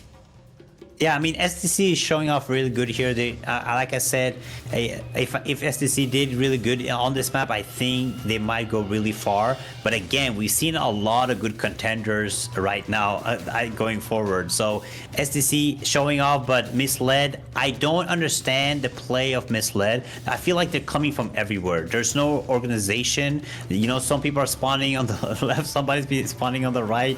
They're just trickling down from everywhere, and I don't think it's the play, Blue. Like, they have to play together. They have to play more strategic. Right now, it's just every man for themselves, I feel like. Well, I mean, this is a viable strategy, I'll be honest with you, because it keeps you from having the situation that we saw earlier with Orca, you know, in Insanity, where Insanity was like, you know what, screw it, we're just all going to spawn in the same locations together. This is certainly a closer match than that, but they don't want to get spawn camped. This prevents you from being spawn camped. So if they're struggling with static groups from STC, spawn camping them, it's absolutely a viable strategy to have people spawning in multiple locations at once to keep their statics constantly guessing. And that's what you see just off screen over there. I can pan over. You're seeing some STC members trying to camp the spawns, trying to camp this, and that's why you're seeing this now. And honestly, a lot of Misslead members coming in from this side. That's why this static is down here doing a great job. Enchanted Ribbon and the rest of his static group doing a great job down here for STC, trying to hold up all of these Misslead members from trying to get to the point. Look how good of a job they're doing. Almost no one is allowed to get through. Mr. trying to run around to get to that grapple. One does manage to slip through here, but look how difficult it is to get to this grapple if Enchanted Ribbon static is sitting down here. This is what I'm talking about, Spin. Yeah, and this CLV Sick from SDC, the spear player, is putting in work right now. Watching him, following it right now. He is just dominating. He's going one after another after another. His static is following him. He's just completely dominating everybody with this spear right now. Insane amount of damage, and he finally got shut down. Like, it took a while, but he killed so many players. But again, like I said, it's so important to look at the leaderboards, know who is doing the most damage, who is getting the most kills, and putting a marker on them and locking them down. Like, it can change a whole fight, in my opinion, Blue. Yeah, I completely agree. It does look like your video ninja link is bad now, because I think you got kicked out or something. So I need a new video ninja link when you get a second for your screen, as it were, so that we can see your perspective on that one, as we're all anxiously awaiting that. But again, this static on the low ground doing so much work constantly. Look how many people they're constantly holding up on the side of Misslead SDC as the battle rages onward just off screen. And again, this shows you just how cool large-scale PvP in Throne and Liberty actually is you have statics all over the place doing their jobs, and then they're functioning as part of a greater whole to make sure that things go well for their guild. And SDC clearly has that coordination down to be a high-level guild and coordinate at this top level. Misslead, though, doing their best to try to get towards the point there. Chewit trying to get the cap down right now for his guild, but ooh, death is the best CC. A lot of people dying. I think Chewit is still managing to stay alive right now. He keeps going for the cap over and over again. Yeah, I cannot lock on to him. He's standing almost inside of the point. There we go. I was gonna say he's standing almost inside of the point, so it's very difficult to click on his name for the enemy guild, and it does manage to get him the cap right there. So they do manage to get a cap down, but I'm not sure they can plant enough boots on the point here, Spin.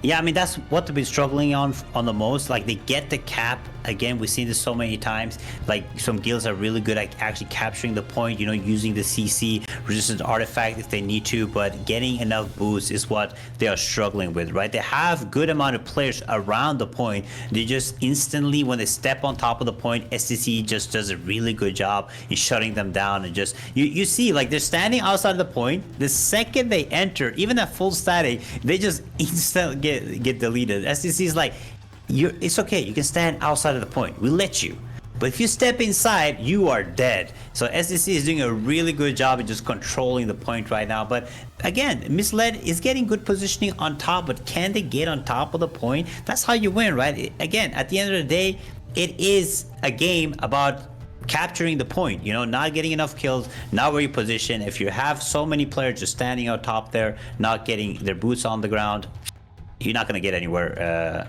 here, Blue. Yeah, I appreciate. So yeah, your video ninja link is working now. Thank you very much. And we see that what's going on the rift over there is there's action all over the map in this one. But again, Misslead definitely struggling to deal with SDC's pressure here. Clarimist diving through back down to his guild. Again, the battle raging in multiple areas over here. If we take a look over at Yasu, gonna do a big wrap around here to see if he can make anything happen with his static. He's just trying to regroup, and I've been here as a healer myself. He's like, okay, all right, I finally got with the regroup. Okay, here we go. And he's trying to stay in a good position. He's like, please no one look at me. Please no one look at me. Right now, just doing his best, trying to get forward to heal Holy Storm right now. Can he keep him alive? I don't think he does manage to keep him alive, but now, he's got someone on top of him. Heck is now on top of him, so Yasu in a lot of trouble, does manage to keep himself alive as he backs up a little bit, managing to keep his static alive, even when it put himself in danger. You love to see that from your healer, and this is good positioning for him over here. If we take a look over at Cancerous, this is a spear dagger, and a staff dagger rather, and you do not want to get pulled in like that as a staff user. You're a ranged class. He wants to be standing back like where he was, but SDC saying get over here, not letting him regroup and put that damage down from afar. Spin.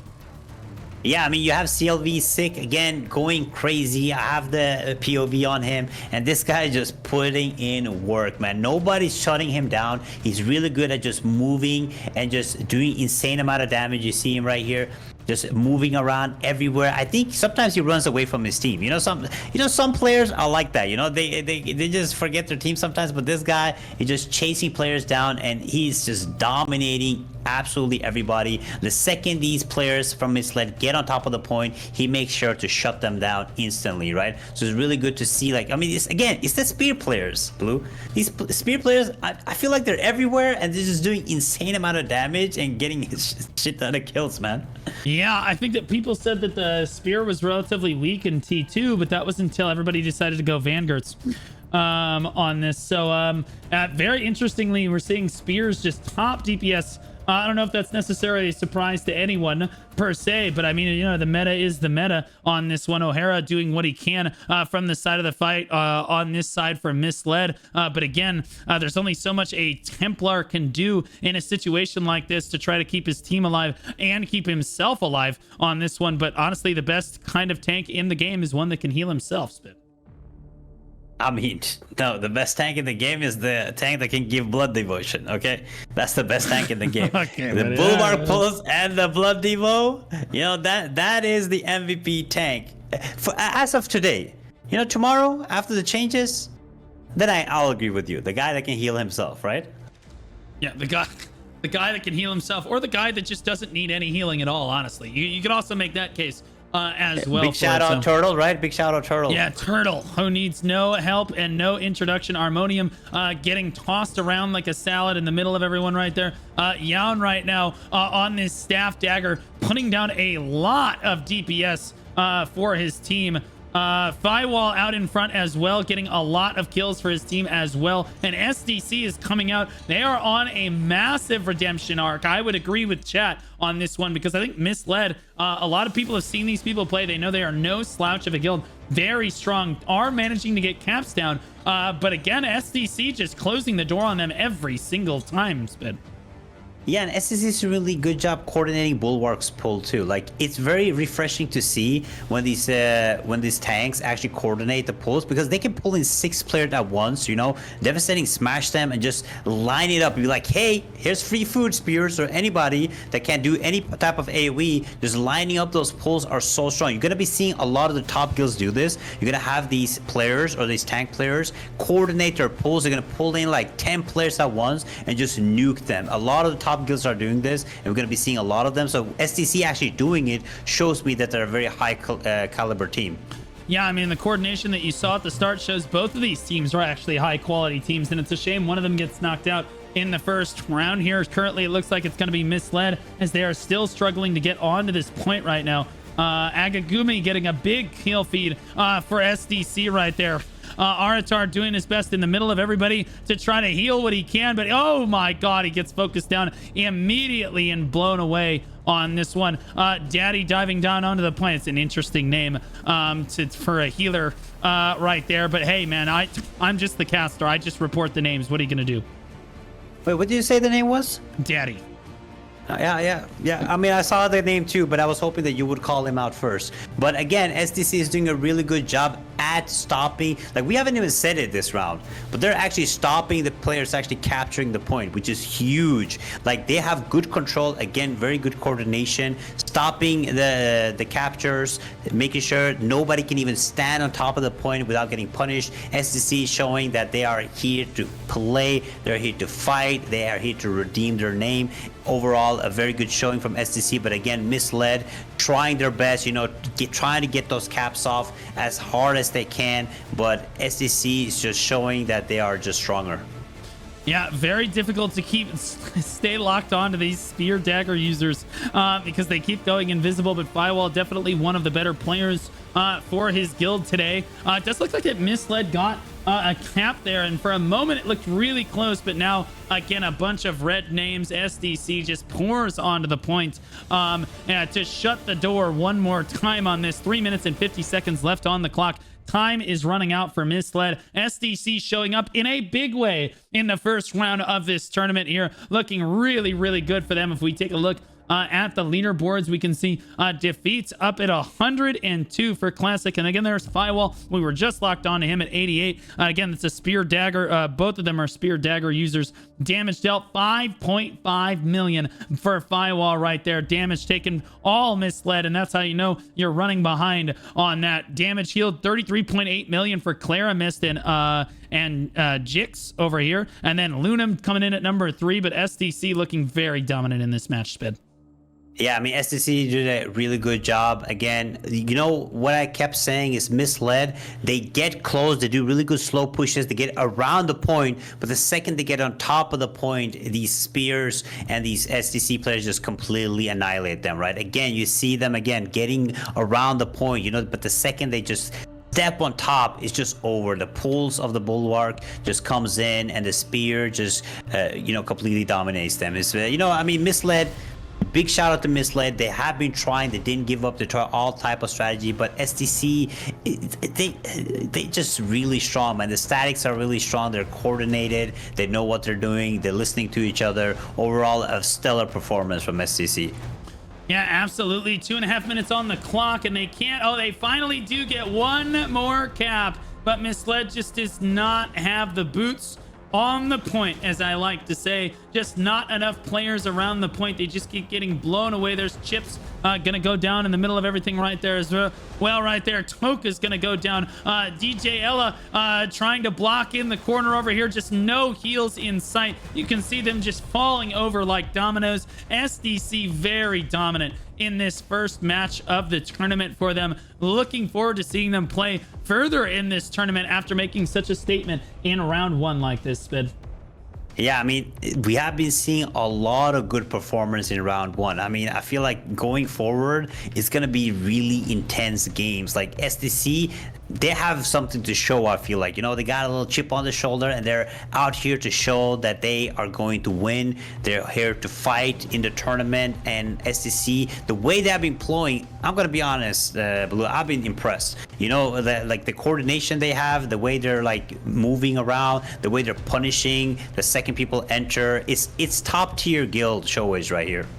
Yeah, Claramis currently locked onto the top healer in the lobby, which is usually the MVP of the lobby. Is Clara doing a great job of keeping everybody, but in a lot of trouble right now, getting knocked up for a moment right there unexpectedly. Gets really low, but no problem. Takes a slight. Those heals are absolutely crazy. Maybe the top healer in the lobby because they just keep healing themselves. Bro, healers are OP, man, on this one. 43 seconds left on the clock, and it does look like that SDC is going to come up with this one as another failed capture Riftstone for Misslead. They do have a lot of people on the high ground, though, which is working to their advantage, and they're just trying to get as many kills as they can before it ends. But look at them all get pulled down there, Spid. Yeah, I mean, it's just really good, amazing by SDC, but Misslead, they fought till the end, but SDC, the crossbow player, just filled them with lead. Yep, it is what it is at the end of the day. As I'm more like the spear users in this case, because they were overperforming in this lobby. Misslead finally getting a few more people on the point, but it is too late. It will be SDC moving on in this tournament. Let's take a look at the leaderboard standings at the final right here. 128 kills for Classic on the Spear Dagger. Firewall Spear Dagger as well, 101.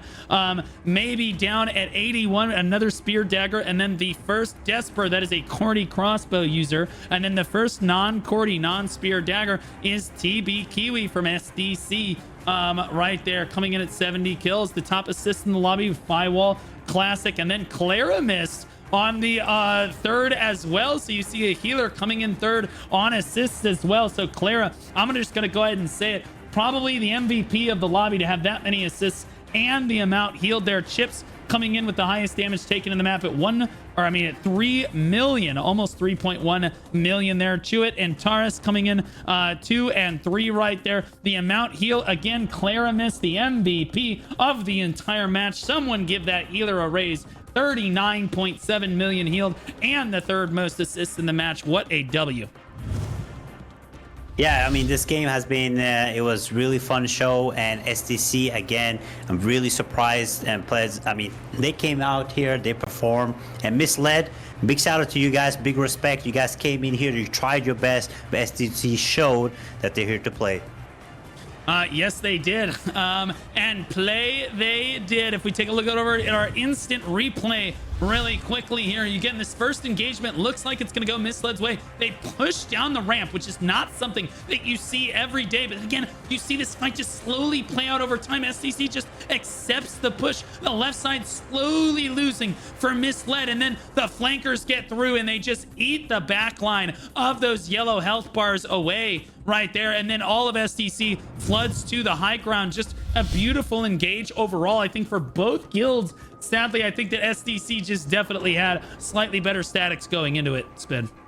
Yeah, I mean, that was a really good engage. Again, the first engage, I didn't know which way it was going to go, but SDC, they just had really strong statics, really good coordination, really good strategy, and I mean, it was a really good, amazing show. But Blue, I got to talk about something. We haven't seen any tornadoes in EU. Yes, I guess that's just an NA thing, right? No. I've seen 2 already. Chat saw it. Chat vouch for me.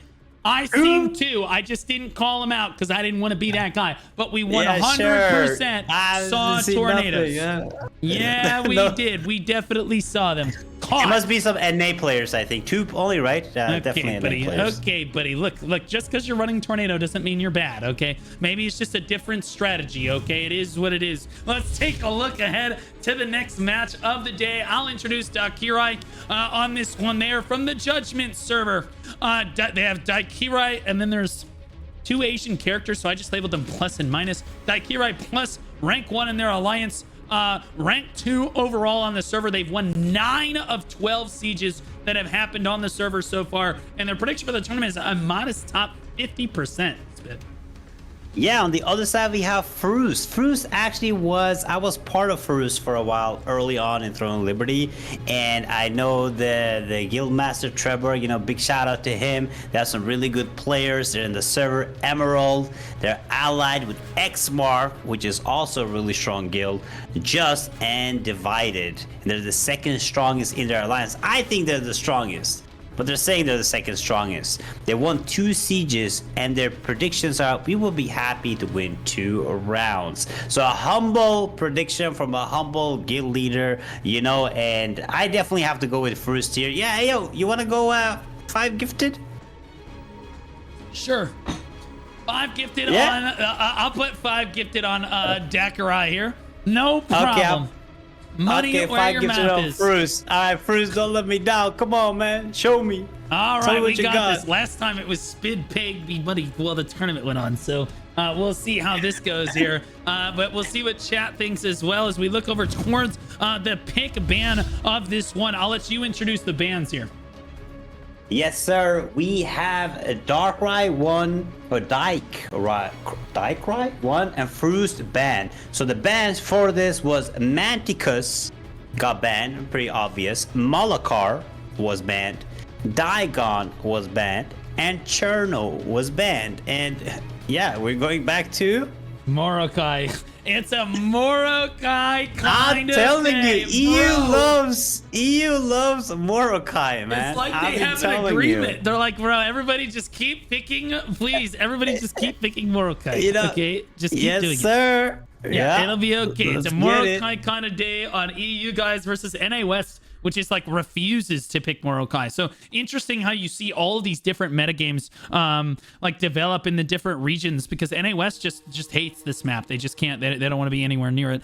And again, EU picking it basically every time. Fruiced has 2 Cordy users, Munkai and Goomer, and Durukai has 2 Cordy users, Sonya and Biat. That's what I'm gonna name him. Biat. PG-13. Yeah. Not only does Fruiced have Monkey and Goomer, they also have the Go Devon. By the way, you're gonna see. Which guild was allied with Xmark, by the way? It was Fruiced. Okay, so yeah, Xmark, a phenomenally strong guild, but they are also in the tournament, so they want to save their best players for their team, but they could technically fill if they needed to here, as we are finally into the match on Morokai here. As I pan over towards the Riftstone, you see Fruiced in the yellow and Daikirai in the red. We'll see how the first engage goes here for this one Spit. Honestly, could go either way, but again, this standoff at the start of the match to set the tempo, to set the mood for the entire match. We've seen the high ground team win. We've seen we've always seen the low ground team wins basically every time. So I like my positioning on this one. But I will say we have 5 gifted on the line. Yeah, that's right. So we have a Mexican standoff right now, just looking each other into the eye. That, you know, it's the aura, man. The aura is coming out right now. You know, it's who has the bigger aura right now. You know, it's an aura off. Yeah, it is. It is kind of an aura off on this one, as both all of the corny users are waiting. Neither team wants to posture up. They know they know that they don't need to engage up to that high ground, but Fruiced decides to dive down to the low ground. They think that they caught Daikirai rather off guard, and Goomer gets a big feed off the go. Fruiced looking really good in this one. Holy moly, they were not ready for that push in this one. Oh my goodness. It's all Fruiced. You have baited me. You have baited me. Listen. I told you. I mean, Fruiced was here to show, and you know what I really like about this is catching players off guard. It's one of my favorite things. When they think they're just chilling, regrouping, or relaxing, you just make an instant push into it and just catch them off guard. It is so satisfying to see. You just see like the numbers. You see Devon, his kill feed is going crazy. I'm watching it right now. Look at him. He's going crazy on the kill feed. What is happening? Yeah, it's a little obnoxious as Daikirai really struggles to get their feet set in this match. It does look like that Fruiced just kind of They saw their opportunity, ran down, and now they're basically just spawn camping their opponent. We need to see Daikirai come at this from another perspective. We have got to see them spawn somewhere else, and that's exactly what they're doing. Daikirai spawning over now towards point 3 on this one, trying to get regrouped, trying to get healed up before their opponents Fruiced get here. There's Dragon Enjoyer. There's the scout. Kill the scout. Getting ready. They're postured out in front. Couple flash waves come down early. I'm not sure if that's necessarily the play right there, but it does look like that Daikirai moving around the side. Don't want to take the grapple up. Couple people taking the grapple. You see a couple statics coming up behind them. Taking that grapple, really good. Yeah, I was going to say a really good sandwich made by Daikirai right here. A clear understanding of the map, and you did see one kill go down for Daikirai. Saw one kill in the feed, so definitely a better push than we've seen so far from that guild. Holy moly. Arcum's going absolutely ballistic on this one, Spid. Yeah, I mean, again, Daikirai did a really good push, but Fruiced is just holding really strong. They're moving so fast too. Like, we've seen many guilds have very slow reaction to what's happening, but it seems like they're really fast in reacting back and forth, like moving between spawns, knowing where they're spawning, a good lookout, good calls overall, and I think they're doing a really good overall play. But again, Daikirai is making a really good push into the point. We still have a minute to go until the stone is ready, but again, Fruiced is just really quick and reacting. They're just instantly coming, finishing them off, running next, because a lot of guilds struggle with this, Blue. They stay and they finish off the last 2 players, but you don't usually have to finish off the last 2 players, right? Once you kill most of the blob, you move on to the next blob. You have to stay there and kill the last few players, and that's a lot of guilds struggle with this, but Fruiced is not making that mistake. They're punishing them, and Daikirai is struggling right now in positioning themselves and knowing what they're supposed to do. Yeah, really struggling right now is Daikirai. Again, I'm never betting you again. He already knows who's favored, and he just refuses now. All right, 10 million. No, because I've been in that guild. That's why I wouldn't have done it otherwise. Okay, I have to. You know, it's my Blue, boys. You know, I had to take your money. It's okay. Am I gifting you or am I gifting myself? No. You gift yourself. You have to give it to the people watching, of course. I still have to give it to people watching. I think that Daikirai, they just need to swap gear, right, chat? They just need to swap gear and they'll be fine. They swap gear. Maybe it's a shot caller diff, to be honest, on this one. I think that they swap their gear up, maybe come at it with a different strategy, and the feed won't look completely yellow.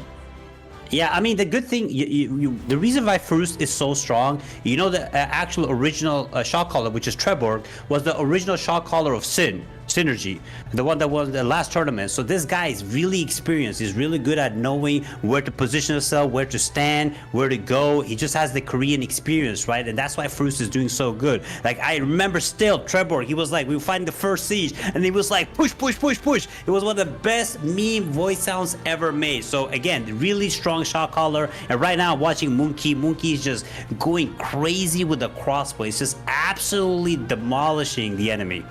Yeah, going ballistic, if you will, on this one. The kill feed is a little rough. Not overcommitting. Look at this, only 1 person, 2 people on the point right now to shoot that percentage up. They don't want to overcommit people to the point and lose an opportunity to get more kills on this, but it shows good coordination from Fruiced to only commit exactly what they need to onto the point. Interestingly enough, the guy that did take the point is in sheep form over here, so just awkwardly doesn't really know what to do. Now that he's done his job, he can now rejoin his guild members up here. So Daikirai, sorry, I'm having such a hard time with that name.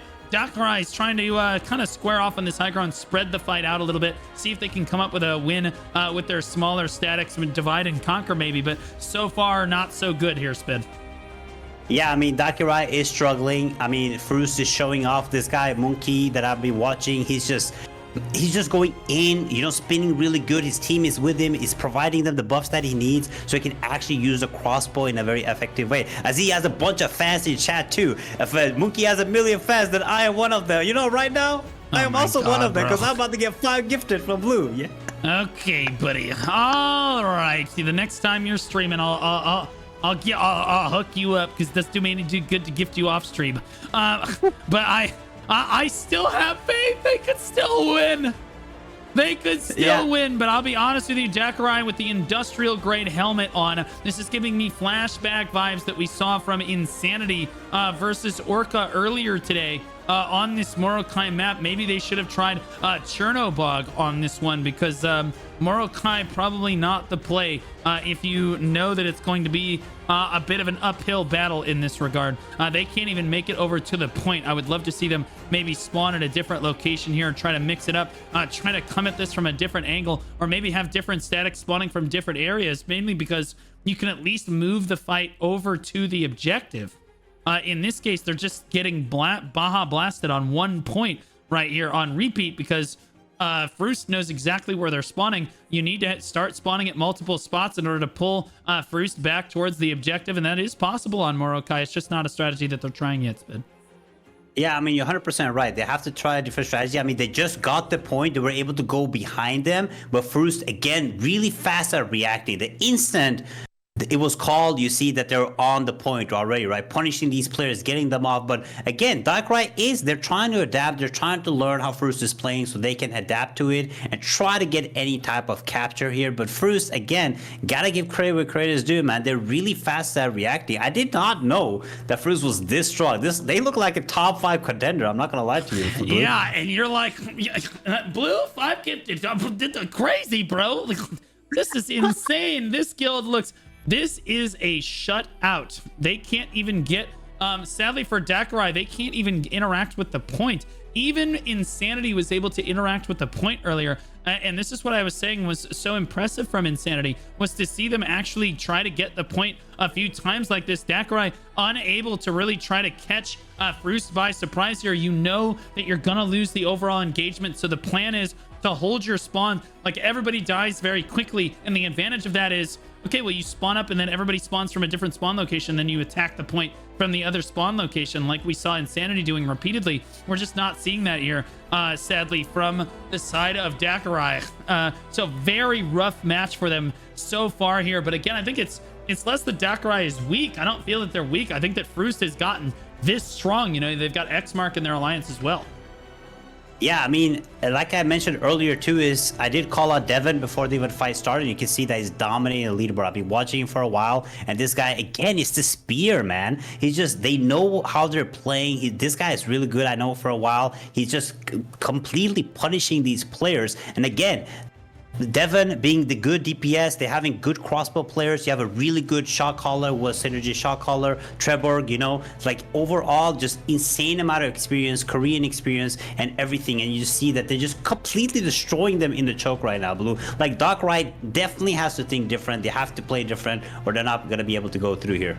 Yeah, locked on to one of the healers there. I can, oh my gosh, bro. It's just hard to even lock on to some of them. Arcas, one of the last men standing. It's like they're fighting the Night King in Game of Thrones here as the undead army just keeps marching here. And they're in need of an Arya Stark in this case, but really struggling to make anything happen to Arcas. Actually is managing to put down a good amount of damage from this back line here. His healer, his static is starting to show a little bit of life here. He's able to put down some DPS, isn't getting interrupted too much. There's a kill coming through on this side, couple more kills coming through. There we go. A little bit of life coming through for Daikirai here as they move around. And again, this one static in this corner doing a lot of work from there. Oh no. And then Akaras finally gets found and is going to be routed out by Fruiced right there. We'll see if they try to blitz the point from another perspective here as they've all been wiped out.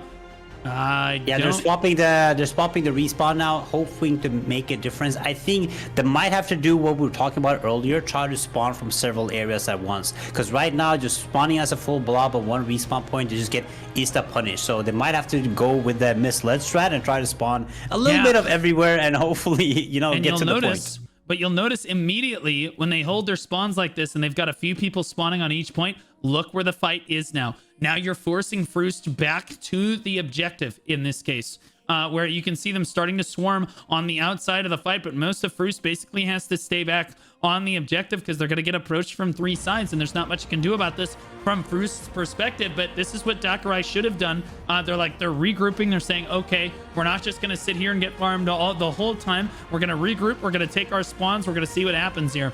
But again, Fruiced looking dominant in this match so far. And there's the spawn coming in from a lot of Daikirai from that one spawn. And Fruiced struggling to respond quickly, but see, much better push.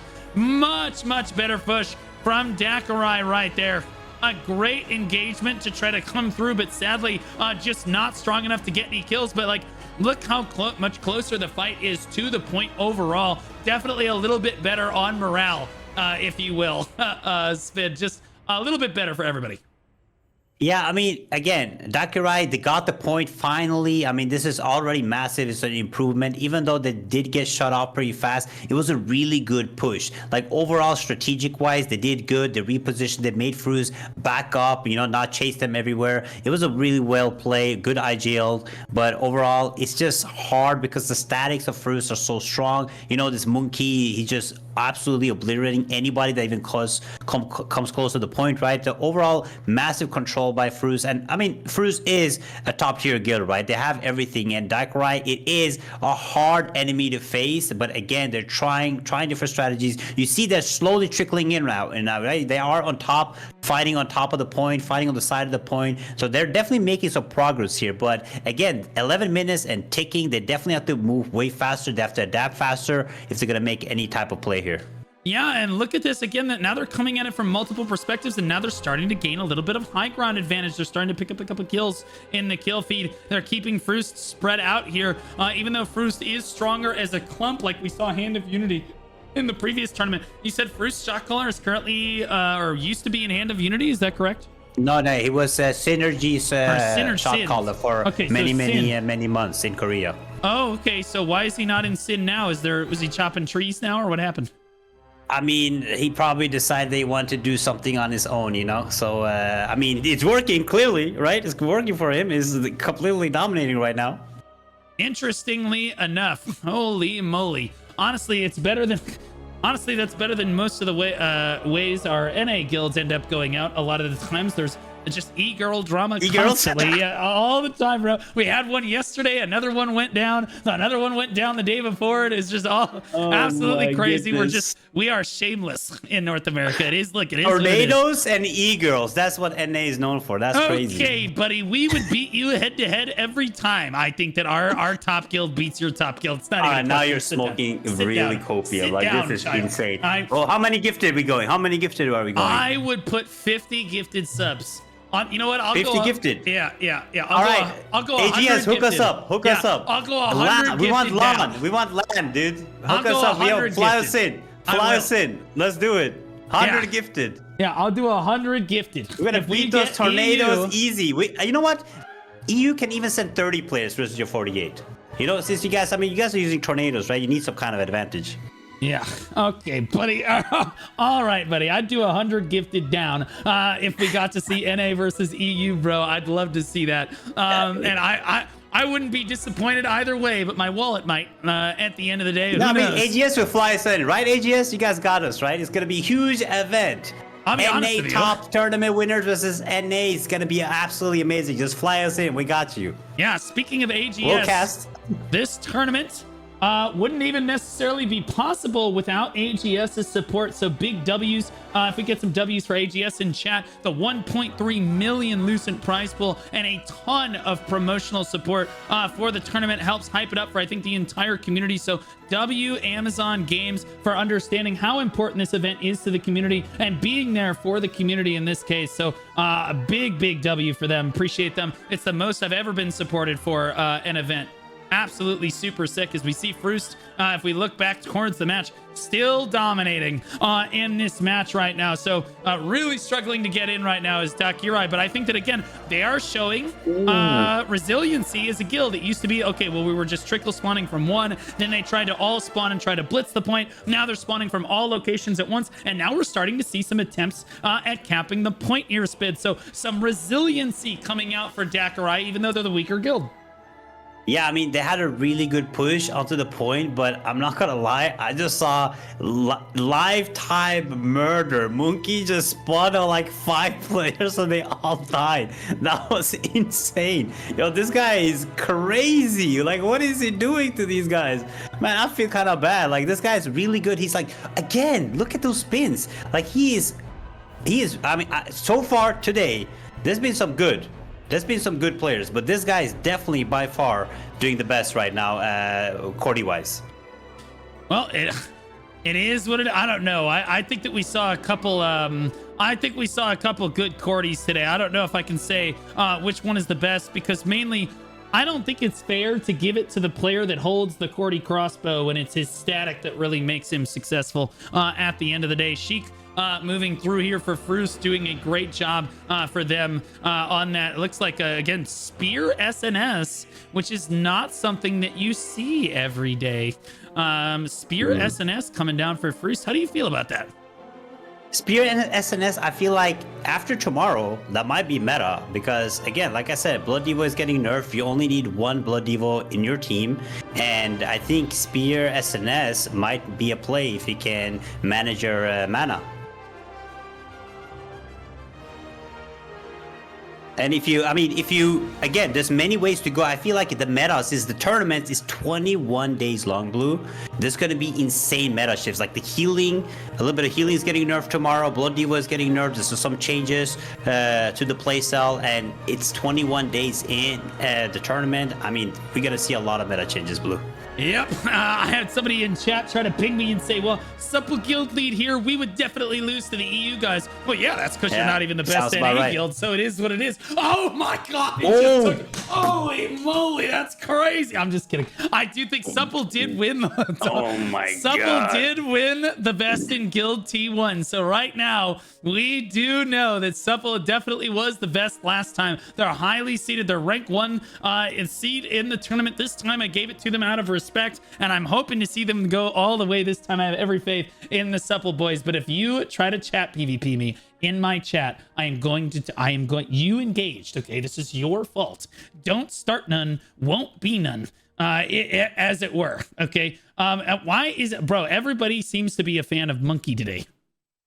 Yeah, I mean, I'm telling you, this guy is the best crossbow player we have seen today. Like, I'm not glazing. Okay, I'm glazing a little bit. You're basically a Krispy Kreme donut right now. Yeah, okay, I am glazing, okay? But this guy has been, like, getting triple kills, quadruple kills, penta kills. Like, it's insane. I know it's not, like, Daikirai is doing a really good job, but this guy is just punishing them. And it obviously his team, too, right? The team is buffing him, is good coordination, but he knows exactly what he's doing. If he even gets close to the point, he's just, like, insta-deleting you. It's actually crazy. Yeah, I think... I wonder if this is the same Raiden that I remember from the Black Desert community as one of the best Valkyries to ever play the game for North America. I will say all of the best Valkyries were from EU and BDO, but, you know, hey, what are you going to do? Yeah, because we don't use tornadoes. Okay, well, this is for BDO. Okay, there is no tornado. Well, technically, okay, well, there is no... But either way, the Valkyrie, it is? Oh, so that is the same Raiden down there that I remember, one of the best mechanically skilled players from North America, but again, playing in EU, probably because he lives... It's probably that he lives in EU. I'm not entirely certain. Yeah, definitely one of the best players to play the game for BDO. So really cool to see him coming out and representing for EU here. I bet his ping is probably a lot better than it normally is on NA. In this case, Bloodmane trying to dive through for Fruiced right here. Honestly, Fruiced has looked dominant all match long. Daikirai did get a cap off on the point there, so not a complete shutout for them. Good look for them, finally managing to get a few caps off on the point, making something happen, constantly trying to regroup as a guild, try other perspectives of the fight, spawn at different locations, try to blitz the point from other angles, but sadly, it's just not in the cards for them. With 3.5 minutes on the clock, the kill feed looks awful one-sided, Spin.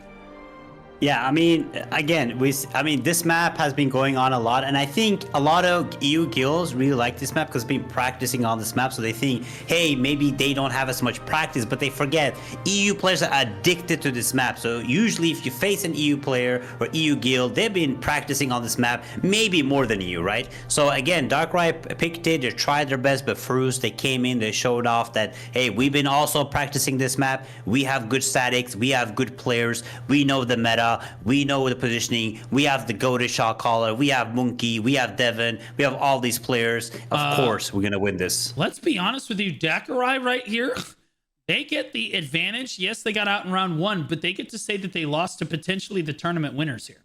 I'll be honest with you, this is the strongest, most dominant guild that I've seen so far today. Orca had some good coordination and stuff, but just overall the domination that we've seen out of Fruiced and the coordination that we've seen from them has been extremely impressive. So I mean, hey man, yeah, they went out to the tournament winners. I have to tell you something. Nothing they could do. Okay, it is. I have to tell you something. I actually have some YouTube videos when I was in Fruiced where I was smashing guilds like Failure and stuff in GVG. So I mean, Fruiced has been goated for a long time. I'm not gonna lie to you. You know, it's interesting. You said that Failure was going to lose every single match of the previous tournament, and then they went all the way to, I think, the 3rd place match of the tournament. Tell me, Spid, how did that make you feel? That's because they didn't face me. That's why, right? If you look at like the history, I have like 99% win rate against Failure. So I just thought that they were easy to beat. But again, Failure has been doing good. I'm not gonna give them as much crap as I did last time because they have been performing. They've been doing good. I haven't had any beef with them for a while, but we gotta bring out the beef when you can. Yeah, I mean, I'd be scared too. I'd back down too if I was you and I knew I was gonna lose. That's insane, bro.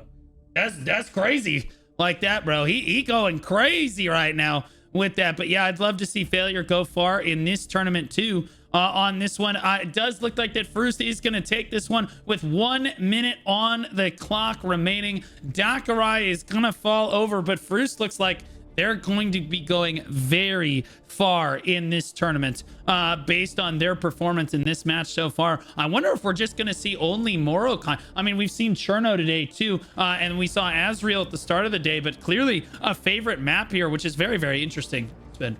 Yeah, I mean, EU loves Orca, but I know people don't like the T2 maps, but I think it would be refreshing just to see a fight on one of the T2 maps. I think it would be a really good thing. So hopefully somebody in the chat, if you're watching, please give us one T2 map just for the memes. Rage. Yep. Just one. We saw one yesterday. We got to see Leviathan, and I'll be honest with you, I think that map is really cool. There's a lot of dynamic regroups that you can do. There's a lot of high ground and low ground advantages. There's choke points. You've also got the shark aspect of that map too, where if you have the shark morph in the water, you actually swim a lot, or in the mud, you swim a lot faster than if you have any other morph, which is pretty cool. So we saw players taking advantage of that too. Say that again? Yeah, I said pay to win question mark. Okay, buddy. And I just saw a GG come out from a tombstone there. That is the name of the game for Daikirai right there. That's tells you basically all you need to know about this particular match. Arcoms at 137 kills. With the spear dagger, 3 spear daggers all right in a row, and then a staff dagger. Babakuda, the top non-spear dagger user in the lobby with 302 assists. He might actually have the most. Yeah, he has the most assists in the lobby at 302 on this one. Let's take a look at damage dealt. Babakuda again on that staff dagger, and again, that is usually because they're the tank busters. They're the ones that are able to kill those tanks, man. What's the second place, by the way, on the leaderboard? What's his name? Devon. Yes, sir, Devon. Okay, all right, buddy. Where is everybody's favorite? Hold on, everybody was talking about Monkey. I almost couldn't see Monkey down there all the way at 15. That's fine though. Kind of crazy. 57. 57.5 million damage healed for Rao right there. Unbelievable. And you hate to do this. You just hate to do this. But you know, a deal's a deal. Spit, you got No, give it. No, not to me. Give it to the chat. Give it to the chat. Well, no, I just gave it to you. It's already gone. Now the money's spent. What are we talking about? Of course, we give it to the chat. You know, they are the ones here. You know, having a good time. You know. But thank you. All right, man of your word. That'll be next fine time. anyway. Next time into the chat. Next time to the Okay, chat. all right. It'll be fine. When you lose next time, I mean, when you lose next time to the chat. There won't be a next time. I am taking I get to bet first next time. I get to bet first next time. But good fights to both guilds there. I think that they both did a really solid job. Up next here, moving on to our next match of the day, because we have to keep things moving. The production has to keep rolling. It's Meinastrin versus SilentWar. Meinastrin, rank 4 in their alliance. We don't know what server they were on because we just couldn't locate it. Just Crits, Umbriel, and Waka Clan all in their alliance with them. They believe that they're rank 1 on the server, but they haven't won any sieges, interestingly enough. And so it's possible that they just swapped in. I'm not exactly sure how that works. Prediction, they think that they're going to make it all the way to round 3. I'll let you introduce Silent. Yeah, first I gotta do your job for you, and I say cool Mao, thanks for the 5 gifted, thank you so much in the chat. And then I wanna introduce SilentWar. They're from the server Arcane. They have 3 guilds total in their alliance. They're the second strongest, Legion and Nameless. Alliance strength on the server, I mean, I don't know if that means they don't know or there's too many to know, who knows. Sieges won 3. And they say we want to be top 50. How many guilds are there in the tournament? 50. The 50. Okay. Mission accomplished, I got you, SilentWar. baby. You got this. Easy Good peasy. job. Great stuff. So who are you going with this on this one? No bets though. But who are you going with? I'll be honest. I think it's Meinastrin. You know what? I'll go with SilentWar because it's easier to pronounce that name. But you're gonna have to say both during the. You realize you're gonna have to say both of them during the match, regardless. You're right. Fudge. I didn't think that far, man. It is what it is. You know, what are you gonna do? Oh but my God. let's look over towards the pick a ban for this one. It does look like SilentWar won the coin toss, guys, and they chose to ban. Again, interestingly enough, they banned Pakalo, Grand Alon, Chernobog, and Manticus. And the choice, Yes. once again, is Azrael. Sorry, I took both of them. Yeah.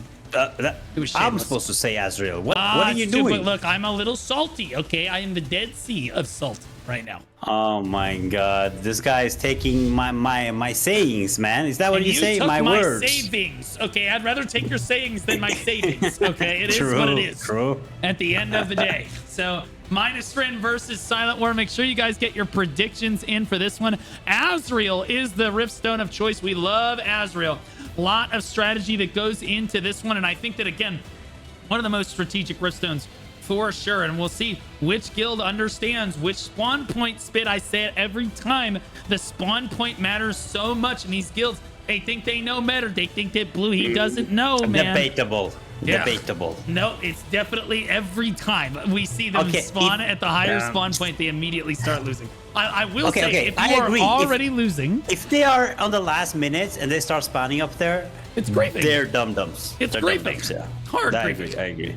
It's like a stress, you know. They're stressing. They're like, oh, where should I click? Oh my God, I just spawned there. You know what I'm saying? Yeah, That type. I completely understand. That type of beat On they're this one, let's talk about the Cordy crossbow situation here. Because SilentWar Cordy users are Drace and Apexis. And Meinastrin's Cordy users are Scream For Me. What an interesting name that is. Scream For Me and Summer's Boy. Interestingly enough. So No, I'm good. I don't want to do that. I'm good. Pretty crazy, I'll be honest with you. Pretty insane on this one, but we're waiting for the final players to join the lobby on this one. Couple people waiting. Oh, there we are. We are ready. We're getting the go checks right now for Meinastrin versus SilentWar. It is this match and then our final match of the day, which will be Mythros versus Chaos Q, and that's going to be a super hype match because Chaos X already lost, which means you see both Chaos Guilds out in the first round would not be super great, but we'll see. We will see. Wait, that's what happened last time, right?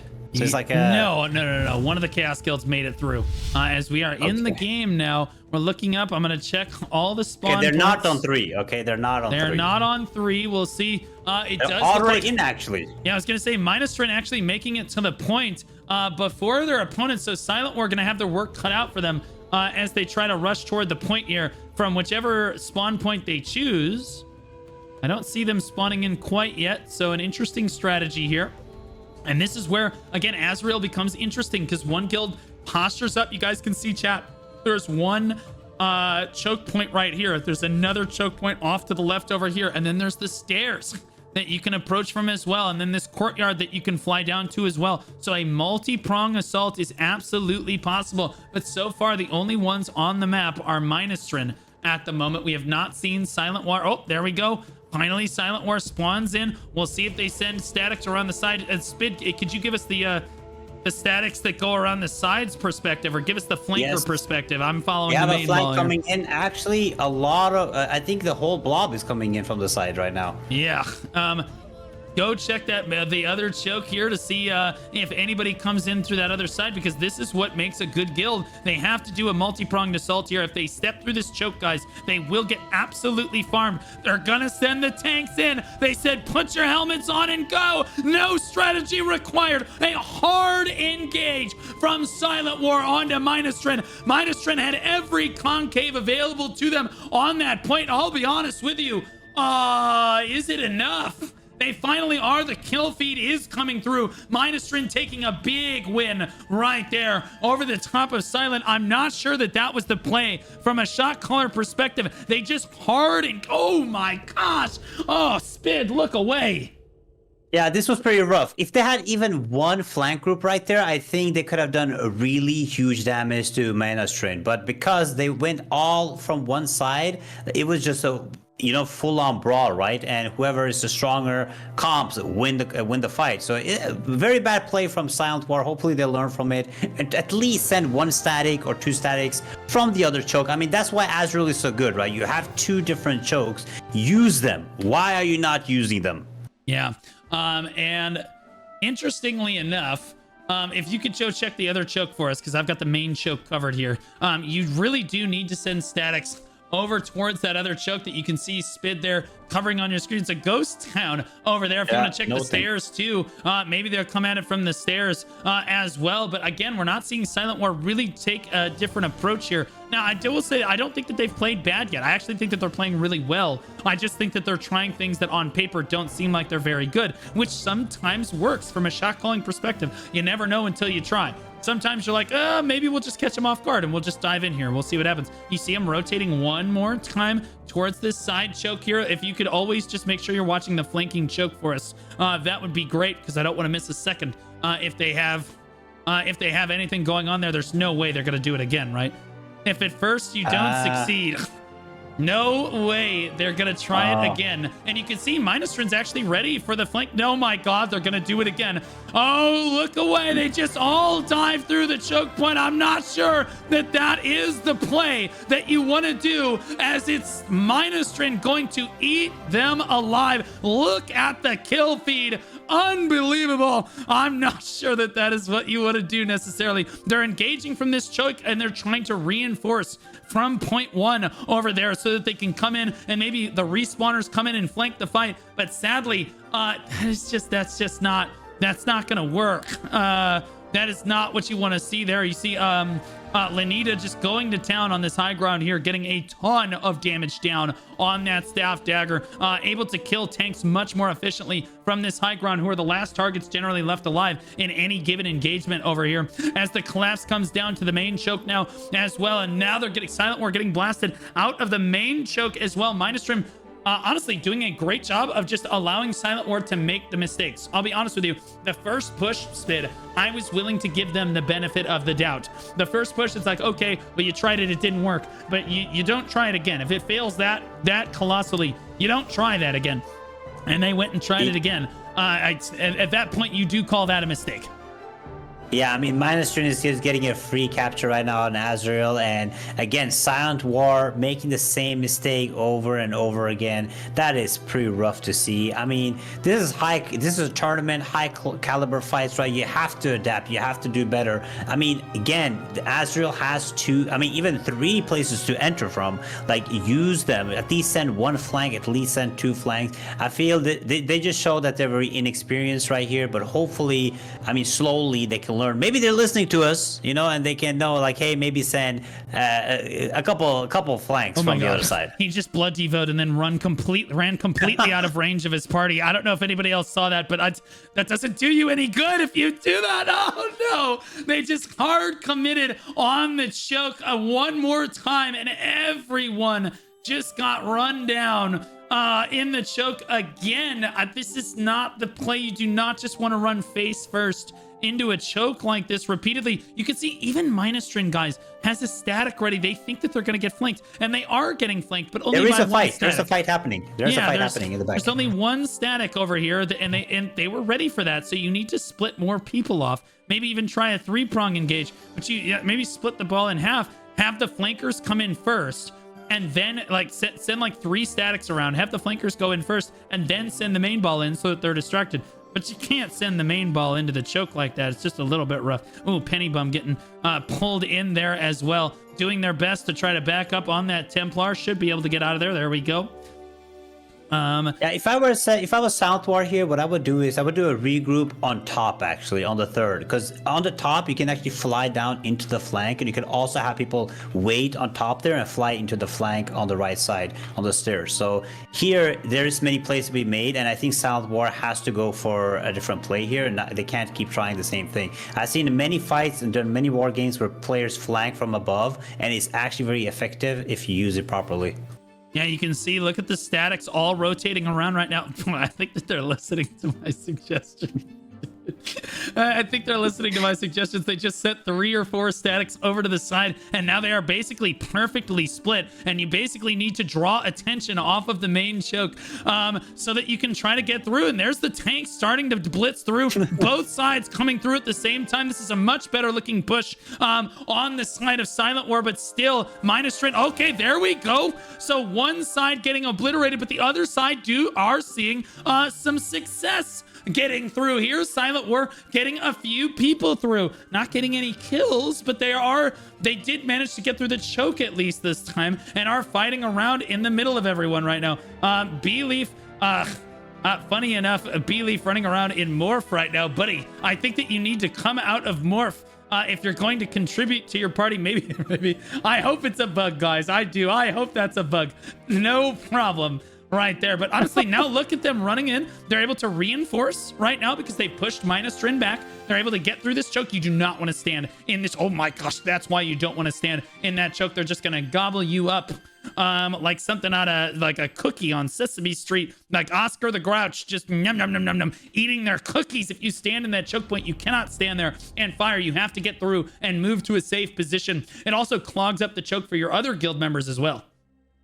Yeah, I mean, this is a really good job from Meinastrin. Again, they have good control. SilentWar is trying different strategies. I got to give them respect for that. At least they're not doing the same thing 20 times, right? They're trying different things, and they're slowly making progress here. Yeah, they're getting progress. Points.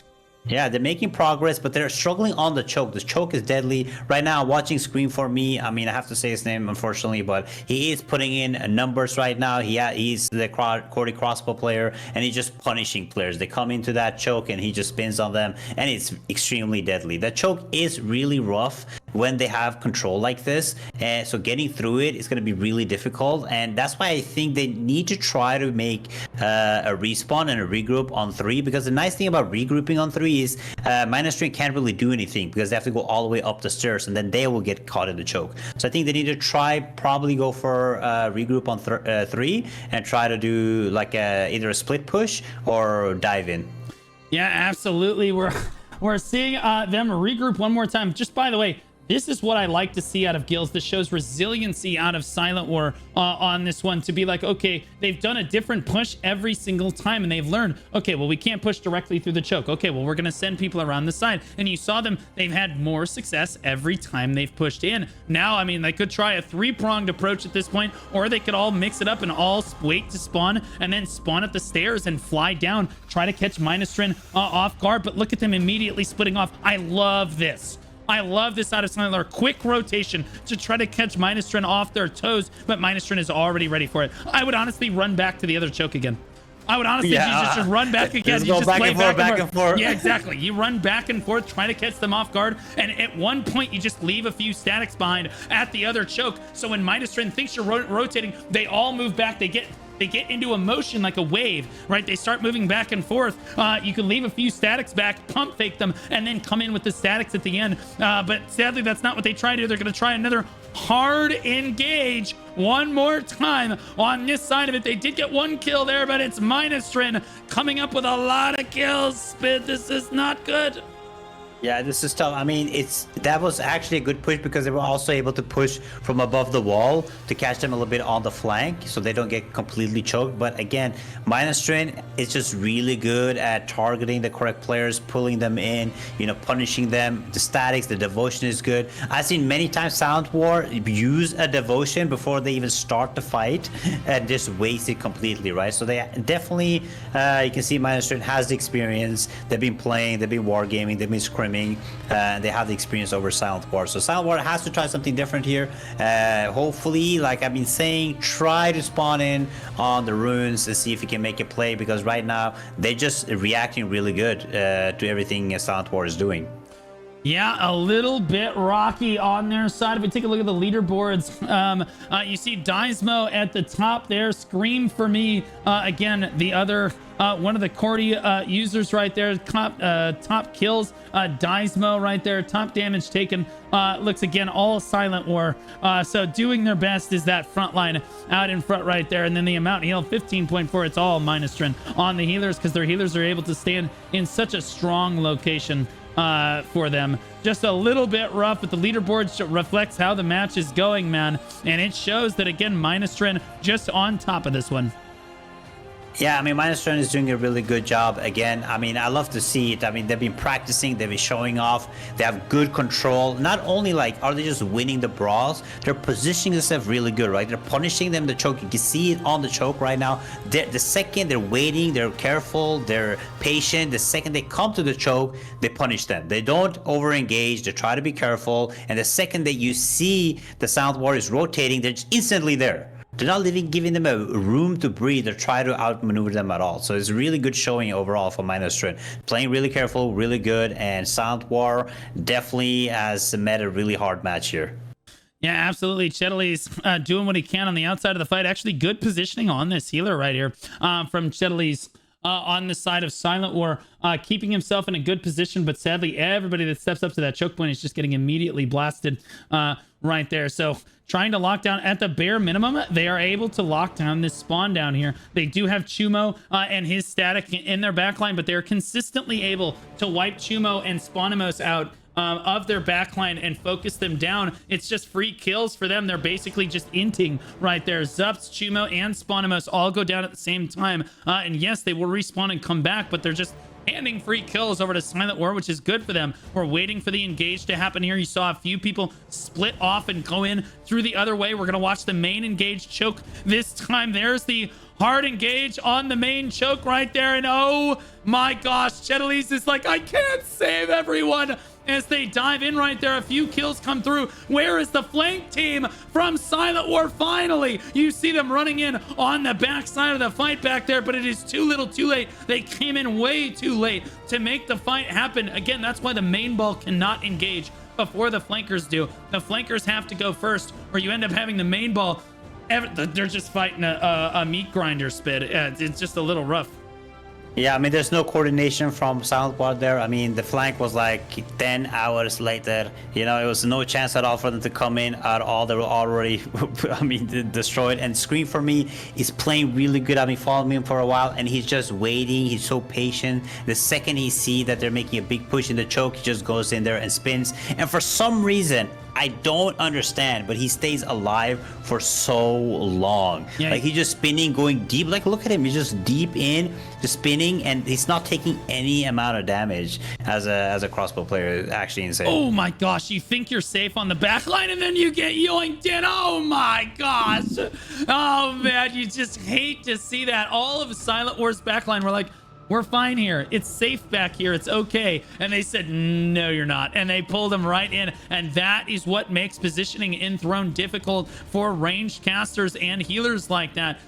We'd love to see them posture up again. I'd like to see them do maybe a potential push from point 3 now. Up top here, try something a little different, or have their flankers come from point 3, because they've tried the same push repeatedly now. It's time to try something a little bit different on this one. Sponimos again and his static getting wiped out on the backline, just hard griefing his guild right there. Von Rabbi on the backline as well. He hasn't taken any damage yet, but they're not really distracting very much as the main engage is happening on the choke. Look at everybody get pulled in and then spun on immediately. Oh, yeah, look at that. Gosh, dude, this Oh my is God. perfect choke control. Absolutely perfect choke control from Meinastrin. Some of the best I have ever seen. Actually, the flankers from SilentWar a little bit late to the party once again, but did manage to come up behind them. But again, the main ball was already dead. The main ball keeps pulling the trigger way too soon. The flankers just are not close enough to the fight when it actually starts. Everyone keeps getting pulled into this tiny little choke where they can't get out of, and then they just get out. They get spun on by the 2 Cordy crossbows, and that's the end of it. So a little bit Scream rough. for me just does the exact same thing over and over again. He just stands here and waits. He waits. The second he sees they're pushing in, he starts spinning on them. But Blue, I need you to do something. I think you need to tell SilentWar to go spawn on number 3, because I think they are so afraid of spawning and getting roasted, because you've been roasting everybody that spawns there, but they have to do it. I've said many times, and I said earlier in the match, I said I think that they need to try spawn point 3. When you're losing like this, when you're in a losing position like this, you constantly have to keep your opponent guessing. Spawn point 3 in this case is a great choice. Oh, look at this is crazy. Spawn point 3 is a great choice here, because they can get a full regroup, and then their flankers can come from yet a different angle one more time. So again, you just want to constantly be trying something different. Keep the morale up in your call up here. So they are going to come all the way up to spawn listening. point I told 3. you they're listening. They're Let's come go. all the way up to spawn point 3. It's almost like I'm shot calling them. Okay, tanks, get out in front. Get ready with blessed barriers. Okay, get ready. Everybody ready, set. Yo, do we have our flankers in position? Drop down to the low ground. Do not go down yet. Do not go down yet. Don't go down yet. Okay, all right. Flankers go now. Flankers in now. Okay, now main ball go. Okay, everybody main ball go. Give me blood divas. Come on, baby, go. Yeah, rotate the devos, okay? Call them out in your groups, okay? You guys got this. One on the left side and on the right side. Make them, keep them guessing. Try to bait them onto the stairs on the chokes, flying from the left and right side. Come on, fly down. Come on. Not only walk down, you're in the choke. Yeah, interestingly enough, it does look like they actually are postured in a better position. Their flankers are in a position right now to engage. They're on the choke point right here. And now this is actually forcing Meinastrin into a kind of a bad choke point, pushing up this hill, but they just don't care. It is full throttle forward, although we're seeing a couple kills now coming through for SilentWar with the engage from the other side. Look how much more successful that push actually was on this side. They are able to actually get everyone down onto the point. I actually think that the play there was to maybe wait on that high ground. Meinastrin was going to come up to them. I think that maybe they might be able to catch Meinastrin on that choke point if they had waited just a little bit longer, but a good engage. The flankers were there in position. A much better job from the flankers on SilentWar that time. Ended up getting wiped off, but let's be honest, you expect that when you're a weaker guild like this. And again, they can reinforce. This is perfect from SilentWar. You reinforce, you push from point 3. Yeah, you hard regroup to point 3, and then hard push from point 3, and then your regroups come in from points 1 and 2. That way you can reinforce the fight from the opposite side, and it's way faster. So a really good option for them right there. Now that looks like honestly, this is not their whole guild. I wonder if they have some people on the high ground right now. SilentWar has half their guild on the low ground right now. And look, yep, there's the other half of the guild on 0.3 right now. And you can see on opposite sides here, Meinastrin is going to have to hold a push on 2 sides. What a beautifully coordinated guild from SilentWar. God, the shot caller must be so good here. Trying different things on every single push right now. I think the play here is to have your flankers come down the stairs first. Have them come down the stairs, count to 3 Mississippis, and then go in with the main ball. Ooh, they're going to go with 3 Not only that, what they engaged. also can try to do is get the tanks close to the edge and do chain pulls. If they can fly down on the edge, because you cannot win a brawl. You shown that over and over again. But if you can coordinate the tanks, go into that corner on the hill, and then make pulls, you can pull down several players, and hopefully then win the fight. And then they have to try to push more into the stone to actually make some kind of play here. Yeah, okay, so Meinastrin is ready for this push. They should not go through this with the main ball. They should have the flankers come down first. Flankers, what are you doing? The flankers are way late. Again, they're just way too late. The main ball is just a little rough, but although the flankers do land and are at least trying to position now, they're just a little bit better. Oh my God, big kill feed. There you go, SilentWar. Let's go. Were a little bit better that time. They were late, but it was still a little bit better. And look at the kill feed difference for SilentWar when the flankers show up on time. Much stronger right there. And again, a different push approach from SilentWar. You love to see that. Again, you love to see them trying different things every single time. It's not always about winning. It's about trying to adapt and overcome. See what works. See what you're good at. See how you can play together, how you can play better together on each push. And again, here's the reinforcements coming from points 1 and 2. They've got an all-out brawl now. There's another kill feed for SilentWar. Yet another one, dude. So now they're over here. They're fighting on the point itself now. And Meinastrin is a little bit more on the back foot. All it took was one solid push, and now they've got some momentum. They don't have to push through a choke point every single time. Yes, they're still losing the overall skirmish, but look how many more kills they're getting like this when their flankers do their job and show up at a reasonable time. They were still a little late. They should have started flying the moment the main ball started moving, or even a little bit before, but even being a little late is still better late than never, which was the situation that we had on the previous pushes. And so now, again, SilentWar looked a lot better. That was their best push yet, in my opinion, Spin. Yeah, I mean, again, SilentWar is showing that you can get better in just a short game like this. Like, this has been really good and incredible learning experience for SilentWar. Like, how much different strategies that they've used. They tried absolutely everything, and slowly, like this last fight was really good. If they have a little bit more experience, I think they can take this for sure. And if they had more time, they could definitely try out more and different strategies. But overall, a very well again show for SilentWar. But again, Meinastrin has shown that they're here to fight, they're here to win. I mean, this was a really strong fight, and I gotta give credit to Scream for me, because his static has been very patient, only punishing on the chokes, playing perfectly. So overall, good showing from both guilds, but definitely Meinastrin is showing that they are definitely the stronger guild here. Yeah, definitely, for sure. But I think that, again, SilentWar has learned a lot about playing with one another, about trying different pushes. You only get better by experimenting with things, and the best time to experiment is when you already know that you're going to lose. There's a fanboy for Zoops in chat constantly saying he's the best Ravager. This is the Zoops POV of the entire fight right here. He's just running back and just getting absolutely turboed.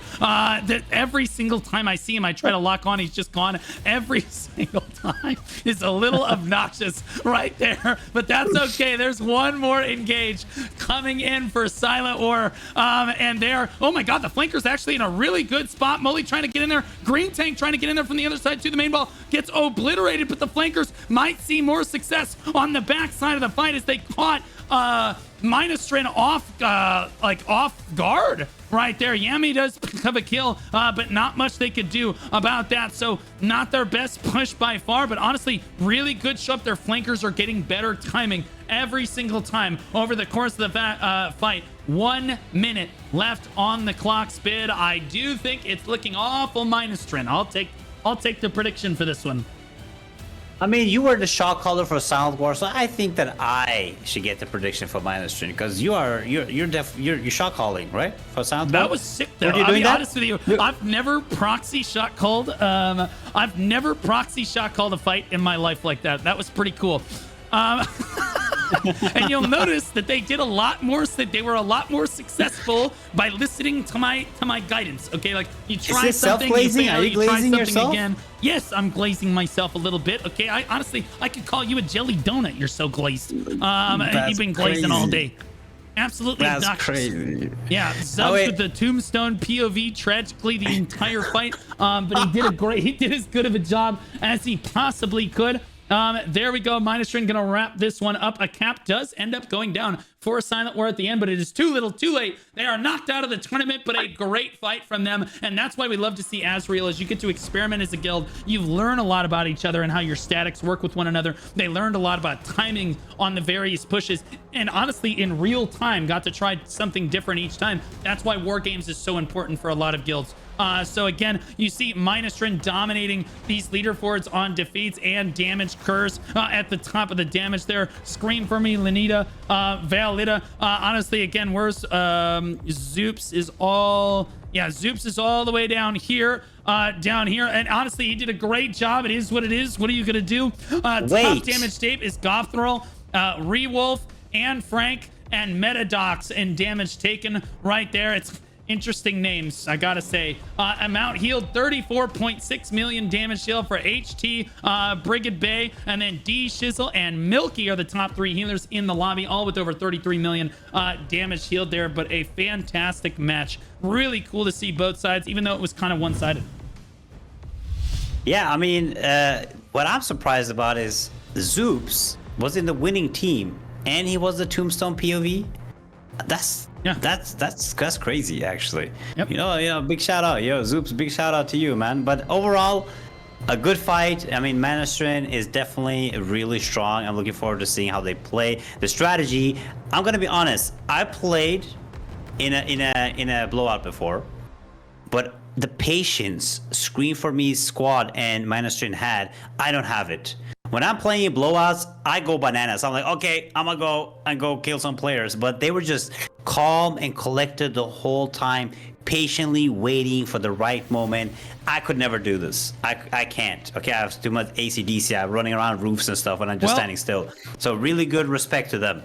Just to show you how far they actually came, and to SilentWar's credit, this was like their first push on it. If you look at the instant replay here, again, they just pushed directly in the main choke, and look at the kill feed on the right side of your screen. A little rough right there for SilentWar, just getting blasted off of the Riftstone. That's what happens when you all engage from the same perspective. But then Spit, by the end of the match, we saw them actually getting pretty consistent kill feeds. They were regrouping. They're pushing from multiple angles. Their flankers are coming in at a much better time. So just overall, I think they improved as a guild as the match went on. Looked really, really cool and was really, really fun to see. Now we got to look at our last match of the day, and we have a banger for you here. It is Chaos Q, and I'll introduce them. Chaos Q, remember guys, Chaos Q and Chaos X both participated in the first tournament. I believe Chaos Q made it through the second round, if I remember correctly, or out of the first round. But it was the closest match we had ever seen in the history of the War Games when they went up against Thronely Vangs. But they are on the Talon server. They believe that they were second in their alliance. Well, now you have to be number one, because Chaos X already got knocked out. They're a rank 1 alliance on the server. They were out round 1 to Thronely Fangs Sag. Yeah, that was a really close match, though. They just want to be top 50% in this tournament, and for Chaos's sake, I hope that that's the case. I'll let you introduce Mythros. Yeah, I mean, quick on Chaos Q. I mean, Chaos X, I don't see them in the tournament. So you are the rank 1 guild in your alliance. Good job, Chaos Q. Congratulations. You are fighting Mythros from the server's Judgment. And they are third in their alliance, surprisingly. And their alliance is Omen, Catalyst, and Arcadia, and they're actually the strongest on their server. Surprisingly, in today's tournament, many of the alliances have said they're like the second or third strongest. So actually seeing the strongest on their server, 6 sieges won is pretty impressive, and chat PvP is first round win easy. And is that hablo un poco español? ¿Dónde está la biblioteca?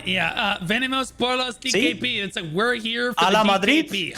We're here for a the la Lucent. Madrid too. Yeah, we're here for the Lucent nice. is what that basically roughly translates to, I believe. Is okay. So interestingly enough, so let's go back to the caster desk because pick ban has already been done. I'll let you handle it this time since I hogged it all last time. Yeah. Let's do that. Okay. I mean the bans. I mean Mythros won, and Chaos banned, and the bans were Malakar, Daigon, Pakilo, Leviathan, and we are going back to. Can the chat guess? Can we guess, guys? Where are we going back to? What can it be? Like it's 2 options. I feel like there's been 2 maps all day. Okay, there was Cherno at one time, but guys, which map do you think? It's obviously Morokai. It is Morokai. Yeah, they've got it. It is favorite? Morokai. Every single time, and Mythros, one of the Spanish-speaking guilds in this tournament. So interesting to see them come in here. And I love how, like, literally you started saying like their alliance name, and you sounded Spanish like halfway through it. That's pretty funny. Interesting. You know, I had Spanish in high school. You know, so did I. It took 4 years you know, of it. a la Madrid. You know, Barça is not no bueno. You know, all that good stuff. You know what I'm saying? Yeah. I took 4 years of Spanish, but it was an American education. So what are you gonna take? Gusta Lucent. You know what I mean? And it's what are you gonna do? No. You need to learn uno cerveza por favor. That means 1 beer, please. That's what the Americans. It is. Right? Respect Barcelona. I've always wanted to go to Barcelona. It does look like that the lobby is ready to go. If you want to call out who our Cordy Crossbow users are real quick for everybody so we know who they are. In Chaos Q, we have Enfun and Cybercore. And in Mythros, we have Khaleesi. You know Khaleesi? You know Khaleesi. her? Yeah. And Alex, not 1, not Alex 2, but Alex 6. I think he ran out of numbers when he tried to choose his name, you know? Alex 1, 2, 3 to 5 was taken. But Alex 6 is a crossbow user. Yeah, absolutely. It looks like we're in our final match of the day. Chaos Q's versus Mythros, and the action has already broken out. Mythros, oh my gosh, where's Chaos Q go? There they are. There's the other half of their guild. Huge collapse down. Massive engagement right at the start. Chaos Q, massive. Oh my God, what is going on? It looked like it was Mythros at the start. Then it looked like we swung back Chaos Q's way. They got huge feed. Now it's back. Mythros gets a feed again, and it looks like we are all set for a banger here, Spid, because that kill feed is super back and forth. Yeah, I mean, last time Chaos Q gave us one of the craziest bites versus Trollney fans I think we ever seen, right? And now I think we're gonna get another banger game as our final game today. I mean, that was an amazing fight. They just went head on. Everybody was dying, and everybody's still dying. Like, what is happening in this fight? I mean, I'm gonna be honest. I think this is gonna be the closest game today. Yeah, this is really back and forth. I'm not sure which guild is actually winning. You can see it's basically at a stone cold stalemate. It's going to come down to 1 or 2 players making a big play for their team so that the rest of them can snowball their way through right now. I would say that Mythros has advantage, but I don't know, man. Every time I think that Chaos Q comes back and wipes a massive amount of them, and the feed is looking awful red now as Chaos Q starts to get their footing in this match right now. Mythros getting pushed back towards the spawn more and more. Alex picking up some kills on the back line over here, but just not enough to get Mythros out of this corner.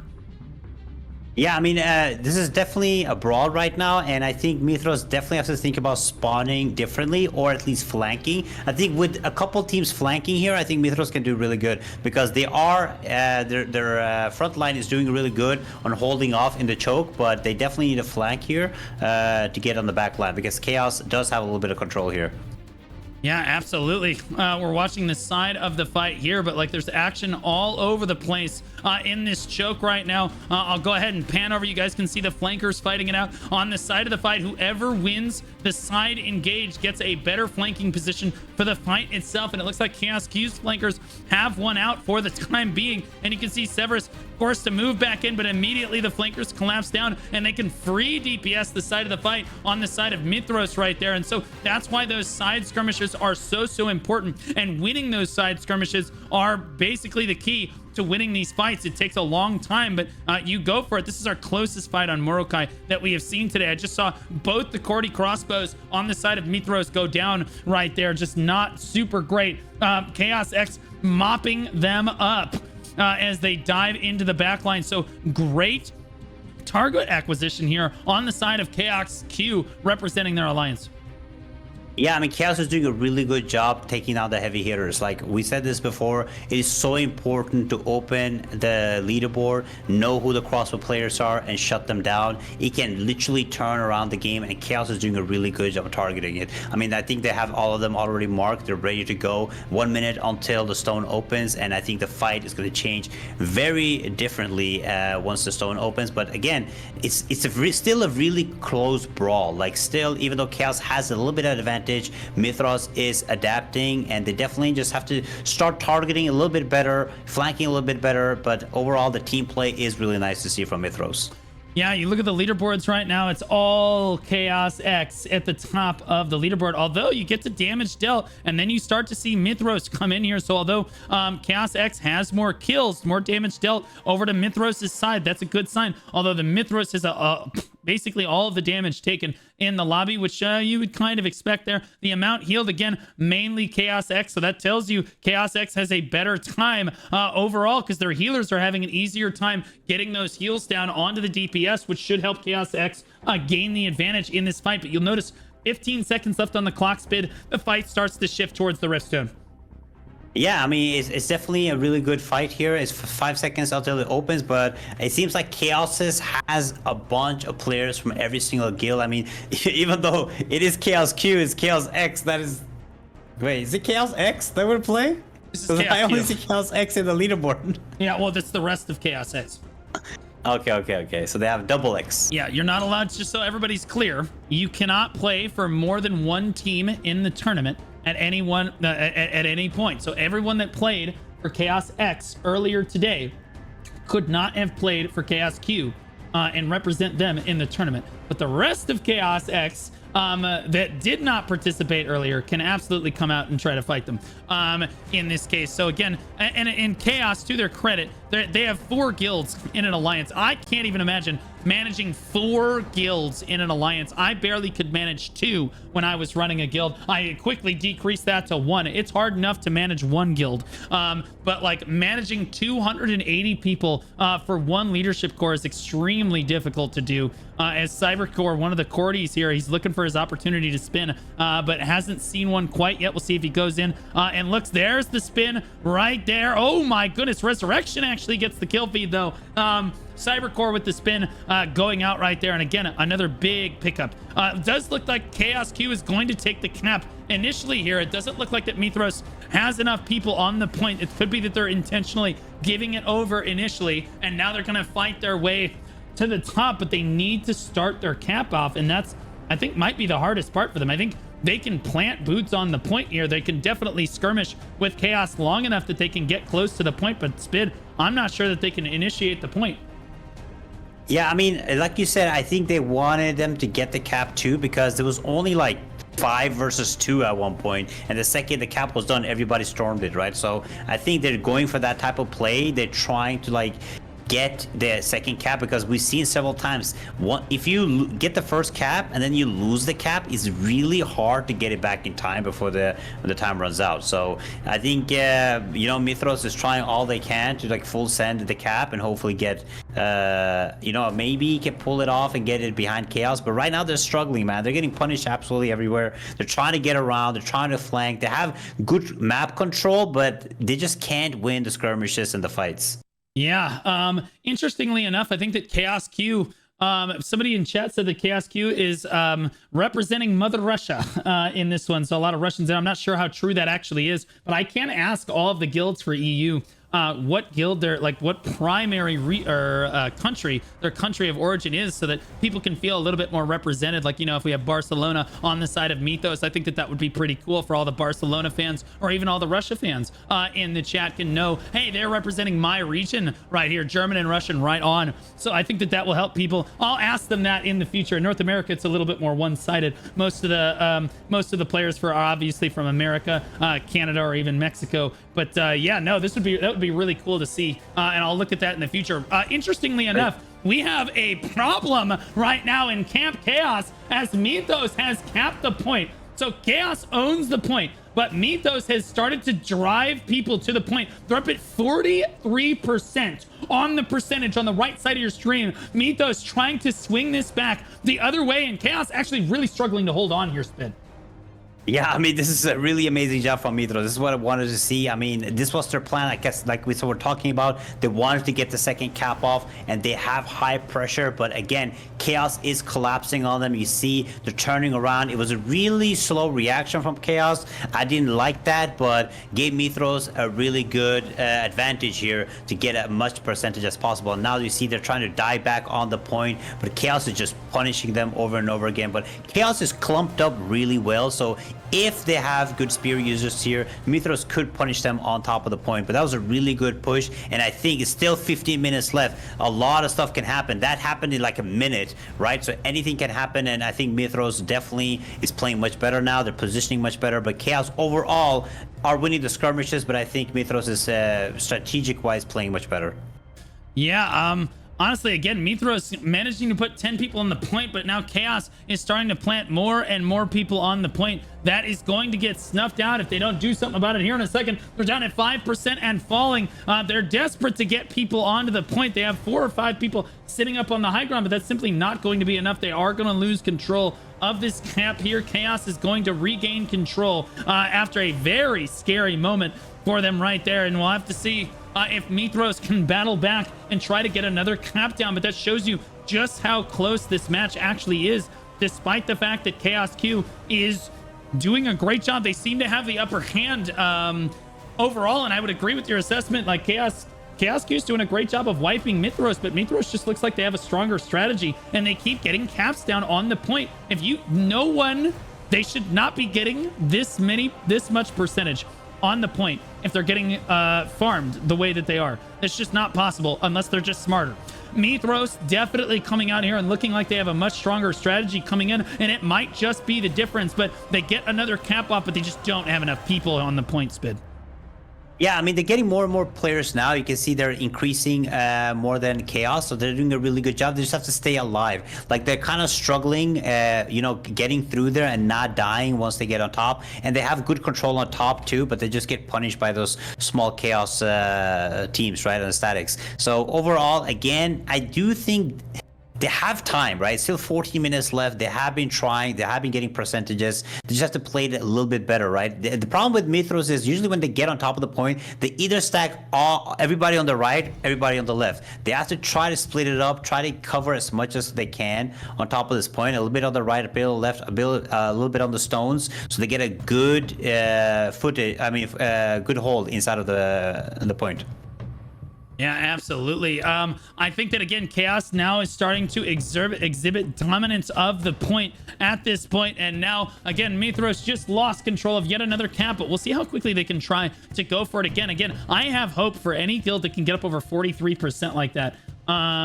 Is pretty insane.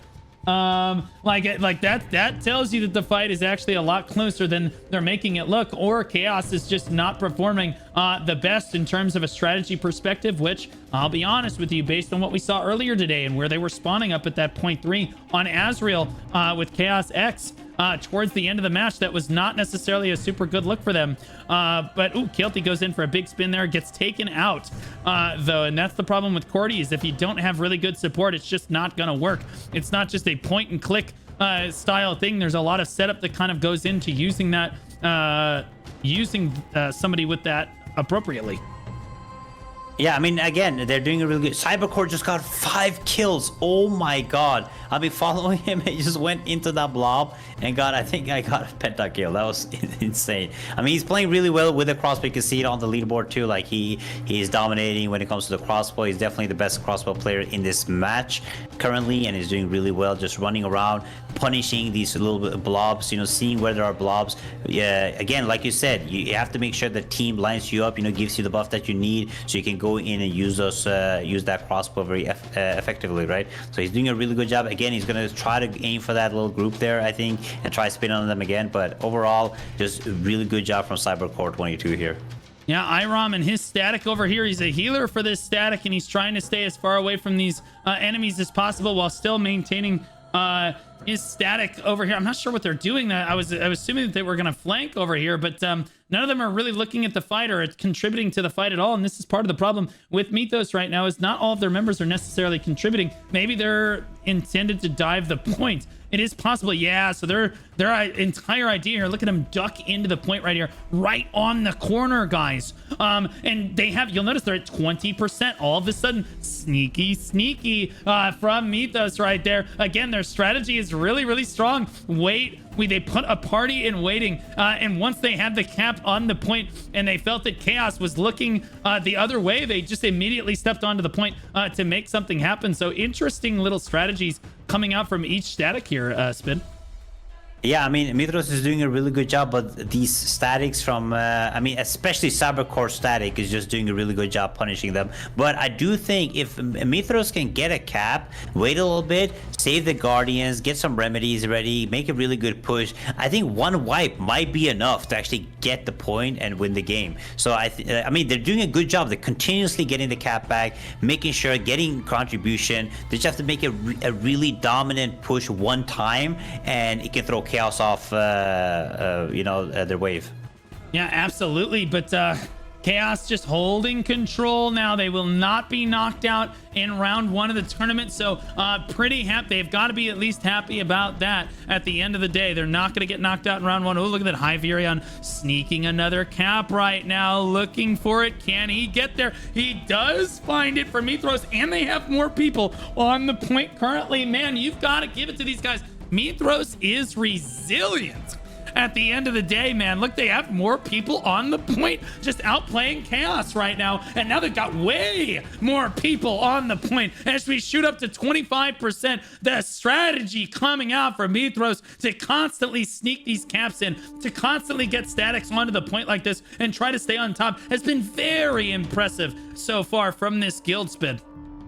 Yeah, I mean, that's what I was saying. They just need to add one really good push, right? If they're coordinated enough, they can get on top of it. I mean, we know that they can get the stone. They've been getting the stone continuously. They can get a little bit of contribution, but it's like getting above that 40%, getting above that 50% contribution. That's where they struggle, right? They have enough feet on the ground. A lot of guilds struggle today to get enough feet on the ground on this map, but they get enough feet, but then Chaos just comes in and it just becomes a huge brawl. Each guild gets a bunch of kills, but it's just not enough for Mythros. Like, they struggle. Like, in a long battle, that's when they start struggling. Yeah, absolutely, man. Chaos Q managing to hold it down, but honestly, look how long it's taking them to squash this Mythros push, and that just shows you how resilient these guys are. They're like cockroaches, man. They just don't go down. The Roach Kings, they just keep constantly finding ways to get onto the point, to constantly find ways to get around the backside of Chaos Q and get onto or activate the cap on this point. You can see Atricus from this high ground up here. Oh, gets immediately pulled down. Caster Curse right there. But he was firing. He's going to try to walk back with no problem. Nothing to see here. We're just going to walk around. No big deal. There we go. And now we're back on this high ground. We're going to fire again. And look, they're trying to get yet another point right here. Hyperion. Oh my God. He tried that sneaky little Hyperion guy behind the point for line of sight. And he knows he has high ground advantage behind him, which means, yes, they get another point again. Or they get another cap again. Honestly, pulling them onto the point might not be the play for Chaos right here, but Chaos has enough people that they can try to shut this down right away, Spin. Yeah, I mean, Chaos is doing a really good job. I'm watching Trigger Hook right now. He's top on the leaderboard. Again, another spear user, and he's just punishing these players, man. He's just running absolutely everywhere, doing insane amount of damage right now. You know, finding the good blobs like a proper spear user does, and it just destroys all the Mythros players. The thing with Mythros players are they running good with their statics, but once they get captured by these players like Trigger Hook, for example, he just goes in and just punishes them really bad. So overall, Chaos has control, but this I feel like this fight has been like, even though Chaos has been kind of dominating, it's been very back and forth. It's that continuous brawl happening absolutely everywhere on the map, and I think Chaos just has a little bit of edge, and while they are stronger, I think Mythros has the better strategy, but it is just not enough. And this Trigger Hook, yeah, I mean, again, over and over again, they keep doing this, but now they actually killed a bunch of players. Yeah, they got 20 people on the point. Now they're climbing a big wipe there. Good wipes on the side of Mythros right here. A rally in the final hour? Is that what we're seeing? 22-12 right now. They've almost got 2 times as many people on the point as Chaos does, as they've wedged themselves into the corner right here. Mythros battling up to 30%, 32%, and climbing. They have 2 times as many people on the point as Chaos does. Is Chaos choking in the final minutes here? 34 people. It's another ThrowOnlyFans situation. What are we watching? It's ThrowOnlyFans all over again. We're having flashbacks. We're up to 43% and climbing. 45%. Barcelona, get on your feet. Hala Madrid, let's go. Come on, man. This is absolutely insane. Look at them getting the control back. It's still a massive brawl. Chaos is panicking. They're coming in, but they're getting punished by Mythros. I think Mythros can take this, Blue. I do think that they can actually bring this back. They need one more good wipe. You notice one wipe got them to 44% on the point. They just need one more really solid wipe, and I think they might actually have a shot at this. They've only got 5 people on the point right now, but that's not to be intimidated. They're just regrouping right now, and now they're going to swarm down onto the point. We'll see if they can get the kills that they need. There's a few kills coming through right now. That kill feed, I'm sweating. On the right side of the screen, I'm seeing a lot of really low yellow health bars right now. Cybercore picks up another big kill feed. Trigger Hook and Resurrector showing up big, but then another big wipe for Mythos going back the other way. Killshe's showing up. That's the top DPS for Mythos right now, and they are battling to get control of this point. One more time, Chaos does not want a repeat with what happened with ThrowOnlyFans.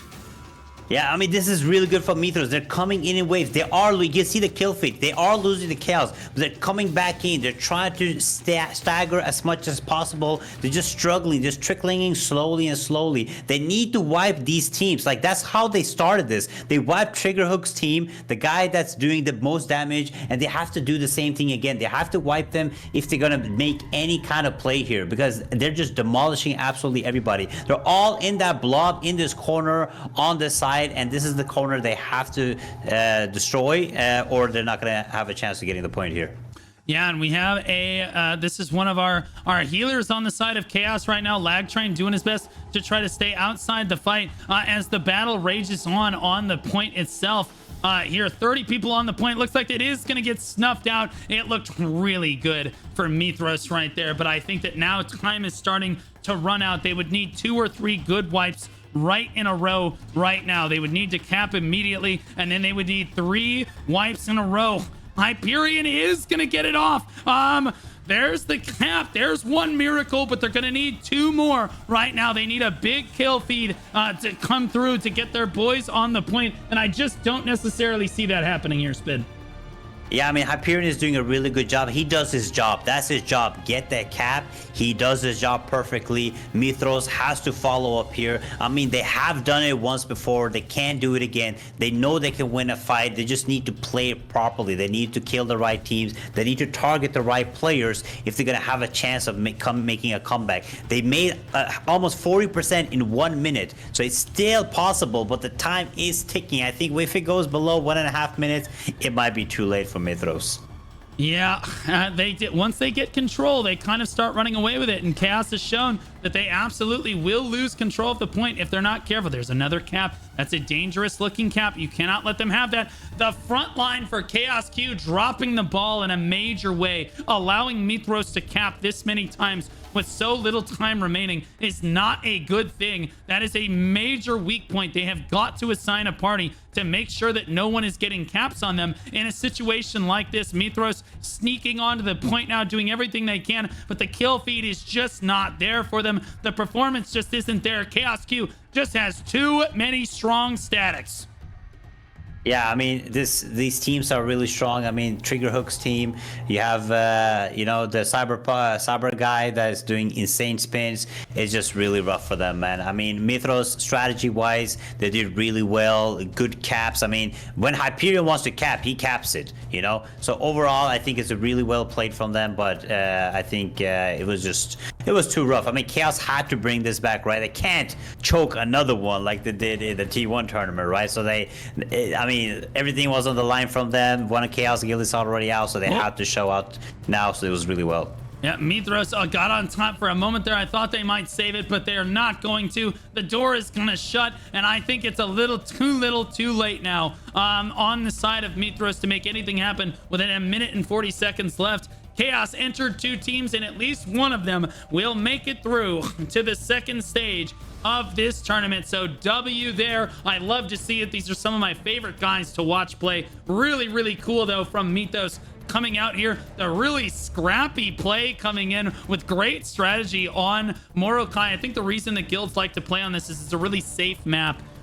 Whenever guilds feel like they're relatively confident in winning a match, they want to pick mmorpg, mainly because, again, it's a safe map. If you're the stronger guild, usually you can end up winning. But even the weaker guilds, you know, it's not unbalanced like Malakar is, right? You're not going to have any serious issues. Chernobog is more of a coin flip. This is much more of a safe map. It's much more of a balanced map, a lot like Azrael, which I think a lot of people like to watch anyway, Spin. Yeah, I mean, mmorpg and Azrael has been a blast to watch. I mean, Mythros, you guys came here, you guys showed off. I mean, it was really good. I mean, I actually thought Mythros were about to win.